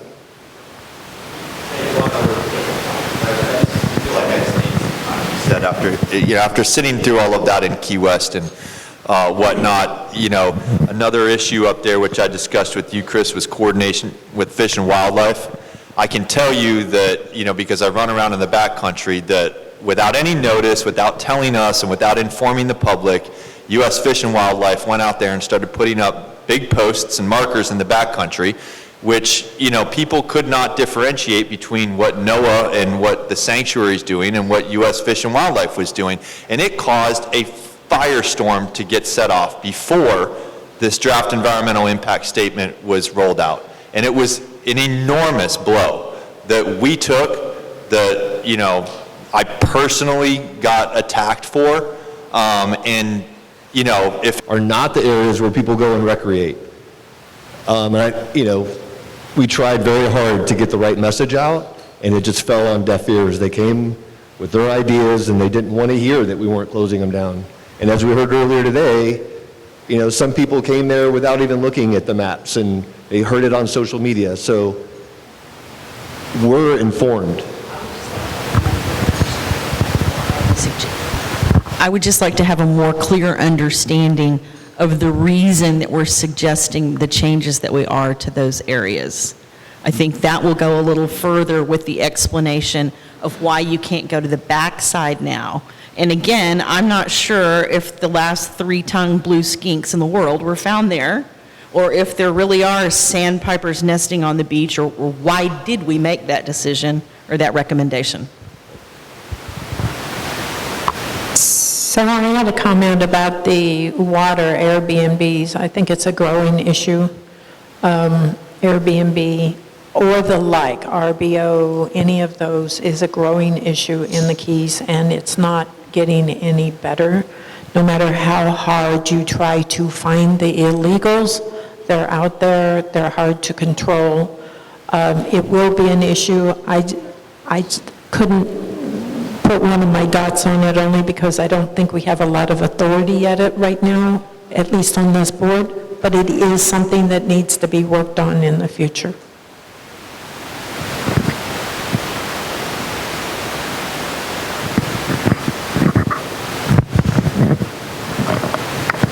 So I will wrap up and say that I think it's been a productive exercise. I've learned a lot, but again, I came here not knowing nearly as much as I do now about the challenges that are faced with the breadth of issues in this restoration blueprint. And I applaud you all for the efforts that you put forth to work together to try and solve some of these big issues, or at least to work together to come up with some ideas towards improving how we manage these resources. I hope to be part of the process in March, and hopefully we can take what we learned today to try to build it and design something that's engaging and gets us someplace where we feel confident we're moving forward. And I will say that while this process is designed to get us to a more honed-in list of topics, it doesn't mean that everything else that we've talked about isn't something that's considered and important. So I want to make sure that that's what we leave with today, is that, and tomorrow there's, as you all know, the list is going to be different. and it's going to change. And it's sort of how we work together to figure out what to do with all of the consistently arising issues and conflicts with use. And with sea level rise and with more people and more interest in the coast, how we solve these challenges is what we've got.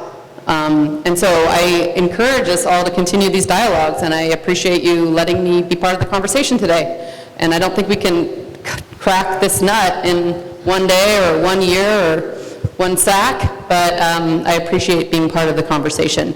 And hopefully we will see each other again in a month, and I'll turn it over to Beth to wrap things up.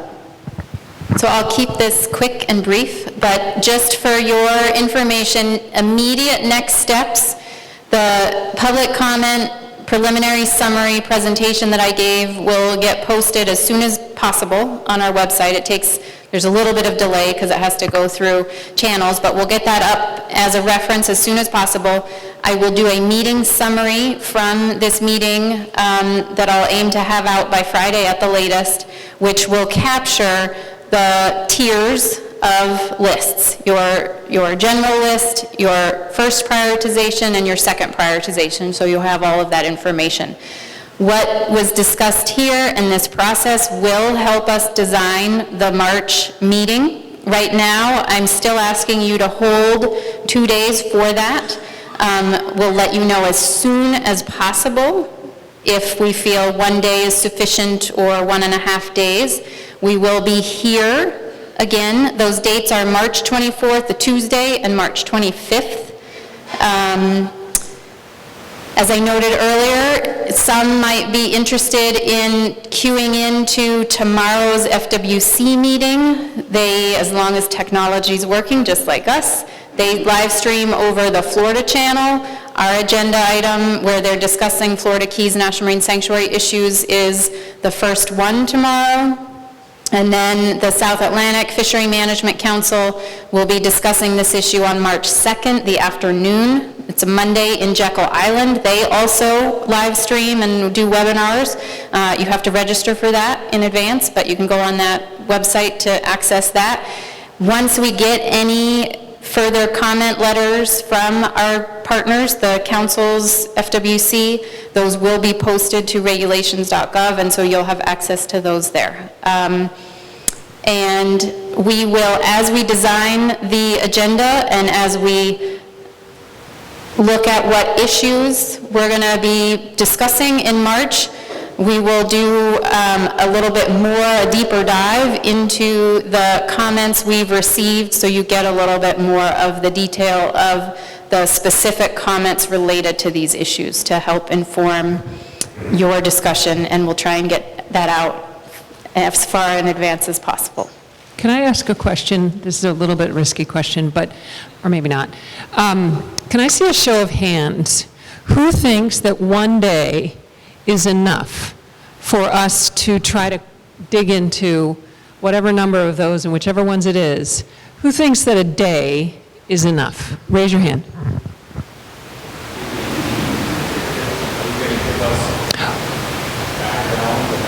Before the meeting, you're asking for sort of homework and such to help inform and make that more efficient?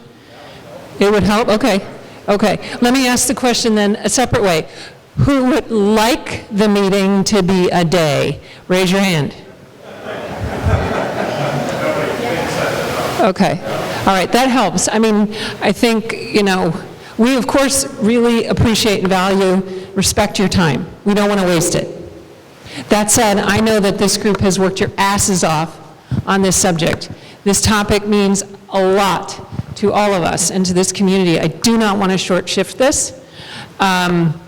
But I also want to be respectful of your wishes. We will do everything we can to make it efficient and effective. I like the idea, possibility of providing some pre-thinking. I won't call it homework, but something that can be done in advance to help us increase that efficiency. But I'll be honest, it seems to me like 2 days might be necessary. Sorry for those of you that raised your hands and whatever. I apologize, but I just feel like we got some work. What you might not have heard her say is if, we can plan it for 2 days, but we might be able to move through things efficiently. So anyway, I just wanted to kind of get the feel of the room on that. Thank you. Okay, I think what we ought to do is take a break, and then we'll have some public comment, and then we'll wrap everything up. We're a little bit ahead of schedule, so why don't we take about 15 minutes, get back in here at 10 to 4, and then we'll go with public comment. Now, for those people that want a public comment, you have a sign-up sheet that you need to get out front and turn that into one of the staff here so we can have you on the list. And you'll have 3 minutes to do your public comment. Okay, let's take a break. Can the staff please meet up at the flag? The Florida Keys National Sanctuary staff meet at the flag? Thank you.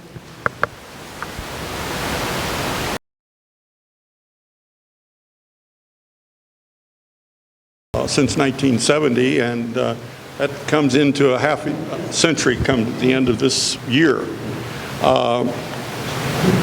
This is a 1990 congressional act, which was then approved by the executive branch, and produced a study of 6 years, which produced our first plan and a resolution by the trustees of the Internal Improvement Trust Fund, state of Florida, in early January 1997. That document is 4 pages. Then later in the year, we produced a revised cooperative co-trustee agreement, which is both a NOAA document and a trustees of the Internal Improvement Trust Fund document. Again, 4 pages. I would seriously suggest each of you go to the websites of either NOAA or the Department of Environmental Protection operations agreements. Both documents are there, and print them and read them before you come to the next meeting. They have some excellent guidance of many of the issues you discussed today. I really believe that there was a person who mentioned that there is other governments, other entities that could take care of some of the problems that you have. I know that the Mayor Carruthers of Monroe County just gave her first State of the County speech a week and a half ago, and she addressed one of the problems, like the Airbnb, which is actively under work by the county. If you follow the guidance of the resolution, which is the first of the 2 documents executed in January of '97, you see that your higher level government on position, things like fees are well addressed. Then the co-trustee agreement will get you NOAA and the states good guidance on much of what's to be in the plan. Now, unfortunately, you failed in that in 2001 you were to do another plan as you're trying to do today. Instead, you have an elephant that is boggling you. So it's not all hope lost. Go look at the guidance, and I think you will come to some better actions come March meetings. One more thing is tomorrow, you were noticed of the Fish and Wildlife Conservation Commission meeting. If you go to the 2 items after this item tomorrow, 5C, you find that another state agency, the Fish and Wildlife Conservation Commission, has a 50-page backup report to regulations for another department of the feds, the Department of Interior, for Biscayne National Park. Reading that 50 pages, if you could coalesce this document into 50 pages like that, you would find there are stated reasons, good actions, and then if they didn't know, they plainly told you that. So it's a great example for looking at something for next week or next month. Lastly, you are going to hear from the Vice Chair afterwards on his closing remarks, I understand, by the agenda. But he may not have told you that earlier this month he filed to become your state representative for District 120 in the Florida House of Representatives. In part of these issues today is funding. How do you do certain of these elements, like channel marking or maybe other education elements? Getting somebody who is knowledgeable in Tallahassee is probably the real solution to this process. Thank you.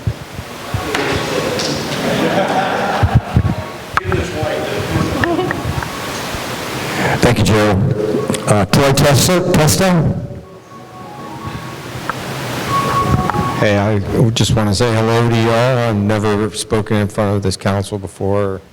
Noah, you guys have done an amazing job with where you've come. You have an elephant, as he stated. This is huge, and this is important to all of the Florida Keys.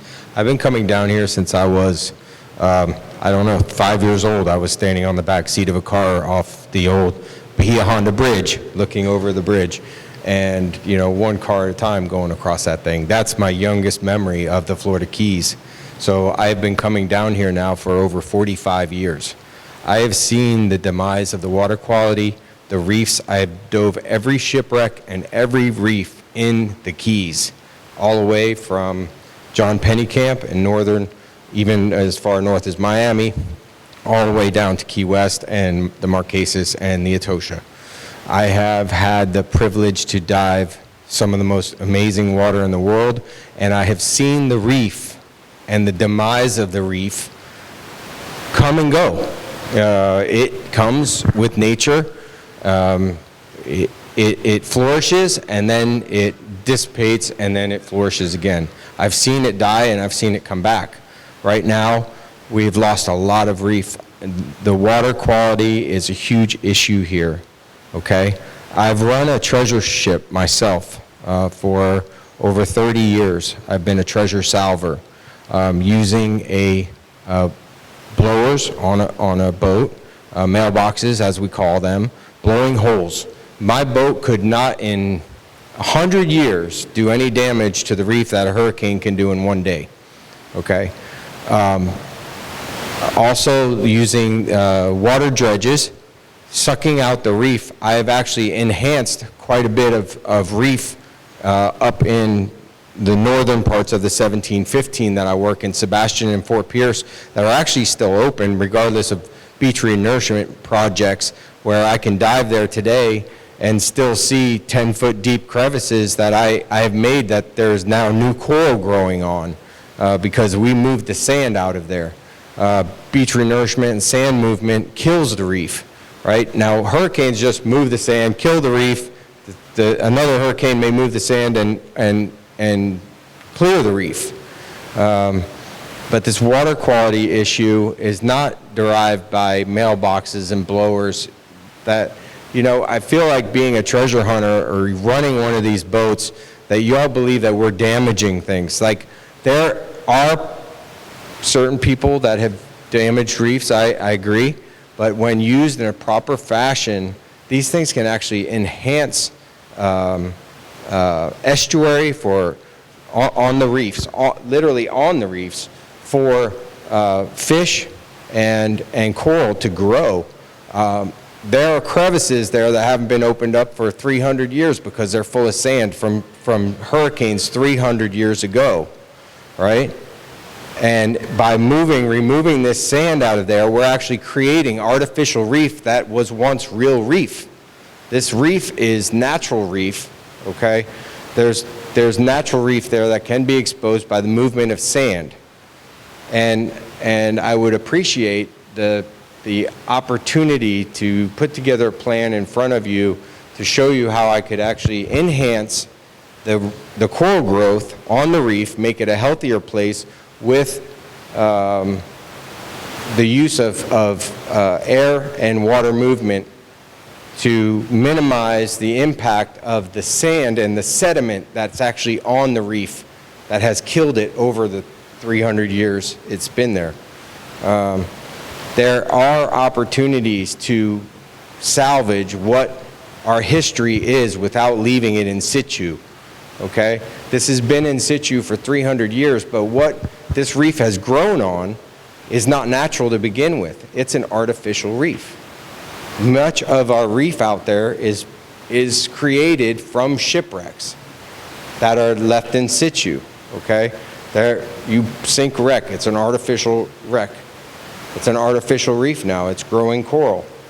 We have shipwrecks that lay on their side and stand back up in hurricanes, okay? We've seen this happen. It's amazing, the force of nature is amazing. Man cannot fight the force of nature. Nature is going to win, no matter what. But we can do our jobs in an ecological manner to bring to light things that have been left on the bottom for 300 to 400 years for the public to see, for you all to see. It's all there. And to work in an archaeological and professional manner to bring to light these things that created the Keys.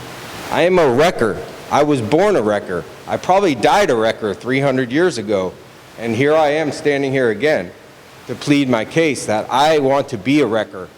I want to continue what my life is of being a wrecker. Like a fisherman would stand here and plead to you as well. Don't take my fishing license away. Don't take my fishing ability away. You have taken away my ability to get a permit to say, give me a permit. I want to go and salvage this shipwreck site. I want to do it in an ecological and proper professional manner. There's people right now, today, as we speak, out on that reef, digging holes in the reef, finding treasure that you will never see. Never. Because it will go into a private collection, it will be melted down, it will be gone forever. This is what's happening right now. While there are professional people like me that want to do things by the law and with permission and to keep and to be your eyes and ears. You can't do this all alone. You have an elephant to deal with here. But having people like me and empowering the public to be your eyes and ears, to actually do something for you, to help you through this process, empower some public people that are willing to do things by the book. I have an archaeological degree. Let's wrap this up. I'm sorry. You're well over time. Since 15 years old working underwater, for 35 years. I have gained the knowledge of an archaeologist underwater. I'm also an ecologist. I love the ecology of where we live. Preserve it. Empower the people. Let us help you. There is a way to do it. Thank you. Thank you. Okay, Rick Gage. Rick, you got 3 minutes. Let's keep it in that. Lucky if I can get that far. We can only hope.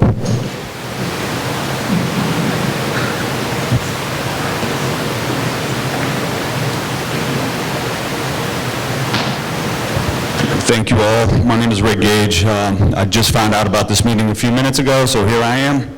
Drove up from Key West, actually took a bath and got here as quickly as I could. My name is Rick Gage, and I am of All Keys Boaters Alliance. We were formed after the meeting in October, where well over 1,000 Keys residents attended the meeting at the high school, and we were basically told by Ms. Sarah Fangman that public input would not matter, that there were predetermined plans were already set, and while they would listen to what we had to say, there was no bearing on the outcome. Our comments were not bearing on the outcome. This was said by Sarah Fangman herself.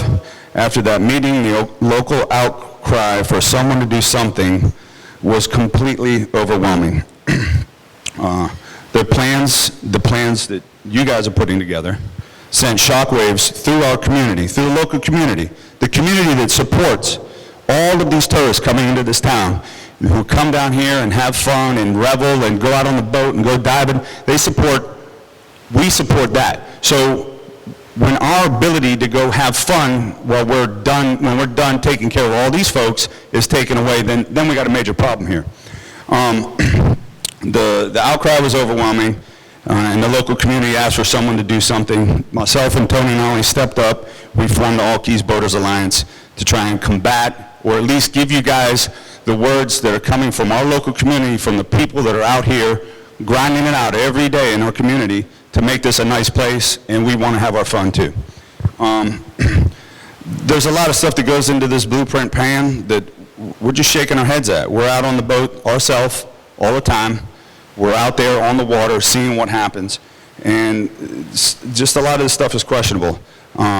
We have questions about the validity and the motives behind some of these pushes, these Blue Star groups, you know, that, okay.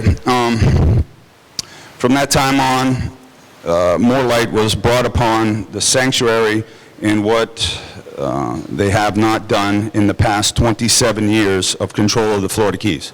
27 years this group has been in control of these Florida Keys. Now you guys want to take more. You got 3, 4, 5 officers patrolling the Keys. Come on. Like I said before, if you see a FWC officer on the water, it's like seeing a leprechaun. Okay, it doesn't happen a lot. We still cannot determine the amount of money or funding given to the sanctuary on a yearly basis, and yet the complaints are still coming in that boaters run aground in the backcountries all the time. You would think after 27 years, there could be a couple channel markers out in the backcountry off of Key West, the Middle Keys, you know, and the backcountry along here. I run aground. Okay, you can't see all the time where you're going. I know the way by the back of my hand, but I'm not always perfect. I can imagine what other people are doing out there. It would be wise to put some small backwater channel markers in the back. We're told a group of weekend boaters, which is myself and a lot of my friends and constituents who are out there looking for someone to do something, we're told that we are causing all types of environmental issues. I haven't seen a fish kill after we left Snipes. I haven't seen dead turtles or dolphins or rays or anything. Most of the time, the first time a person ever sees a shark in their life is when they're standing on that sandbar and their friends say, oh, look at that little shark swim by. Or the little kid sees a shark. Or he catches a barracuda on a rod right there for his first time. The fish are swimming amongst us. When we leave, they come right behind us. Nothing's dying. This is ridiculous, some of these closings you guys want to do. You're talking about closing access to Marvin. You don't want to close Marvin Key, but you're going to close the channel that comes in on the north and the channel that comes in on the south. There's 2 ways in, the north channel and the south channel. You're not going to close Marvin Key, but you're going to close the channels to get in there, so that doesn't make any sense. I don't know. You guys, you're complaining about gray water and no discharge of gray water, yet cruise ships come into this port every day in Key West. All those people on that ship cover themselves with sunscreen when they go on the island of Key West. They don't have to go on the boat and get in the water. They're lathering all up. Drive down Whitehead Street. Look at them. They're white. Okay? When they get back on that ship and they go to take a shower, what I hope most of them do, that water goes into the gray water tank. What is that ship allowed to do? Immediately at the dock, can pump out every drop of gray water they got. Where does that water go? From them 2,700, 3,000 passengers on those ships. It goes right into the harbor. It goes right on the reef line when they go out. You guys need to think about this a little better and help protect. Let's wrap it up, Rick. Your time's up. And help protect the local people of this community that are out here working hard every day to make this happen for you guys. We want to make you all look good. We want to work with you people to make this work right, but please don't take this away from us, because it's just going to be a big problem. Thank you. Okay, I understand, Jerry, you want just a few more minutes? Really don't want a few more minutes. When you get old, and I'm 78 now, I forgot one paragraph. 2 of the most important people in the room is Johanna Wallace, who is the co-manager with the federal manager, and Nick Parr are in the center of the table, and I don't think you've heard from them. I haven't during my time in the room, but the agreements of the co-trustees of NOAA and the state and the resolution clearly put them in charge, but also delegate to the trustees and to the governor many actions that are in the 8 pages that I wish you all would read before the next meeting. So, thank you. Thank you. Okay, that's going to wrap up public comment. As Beth announced, our next meeting is going to be the 23rd, 24th? 24th, 25th. Thank you, Beth.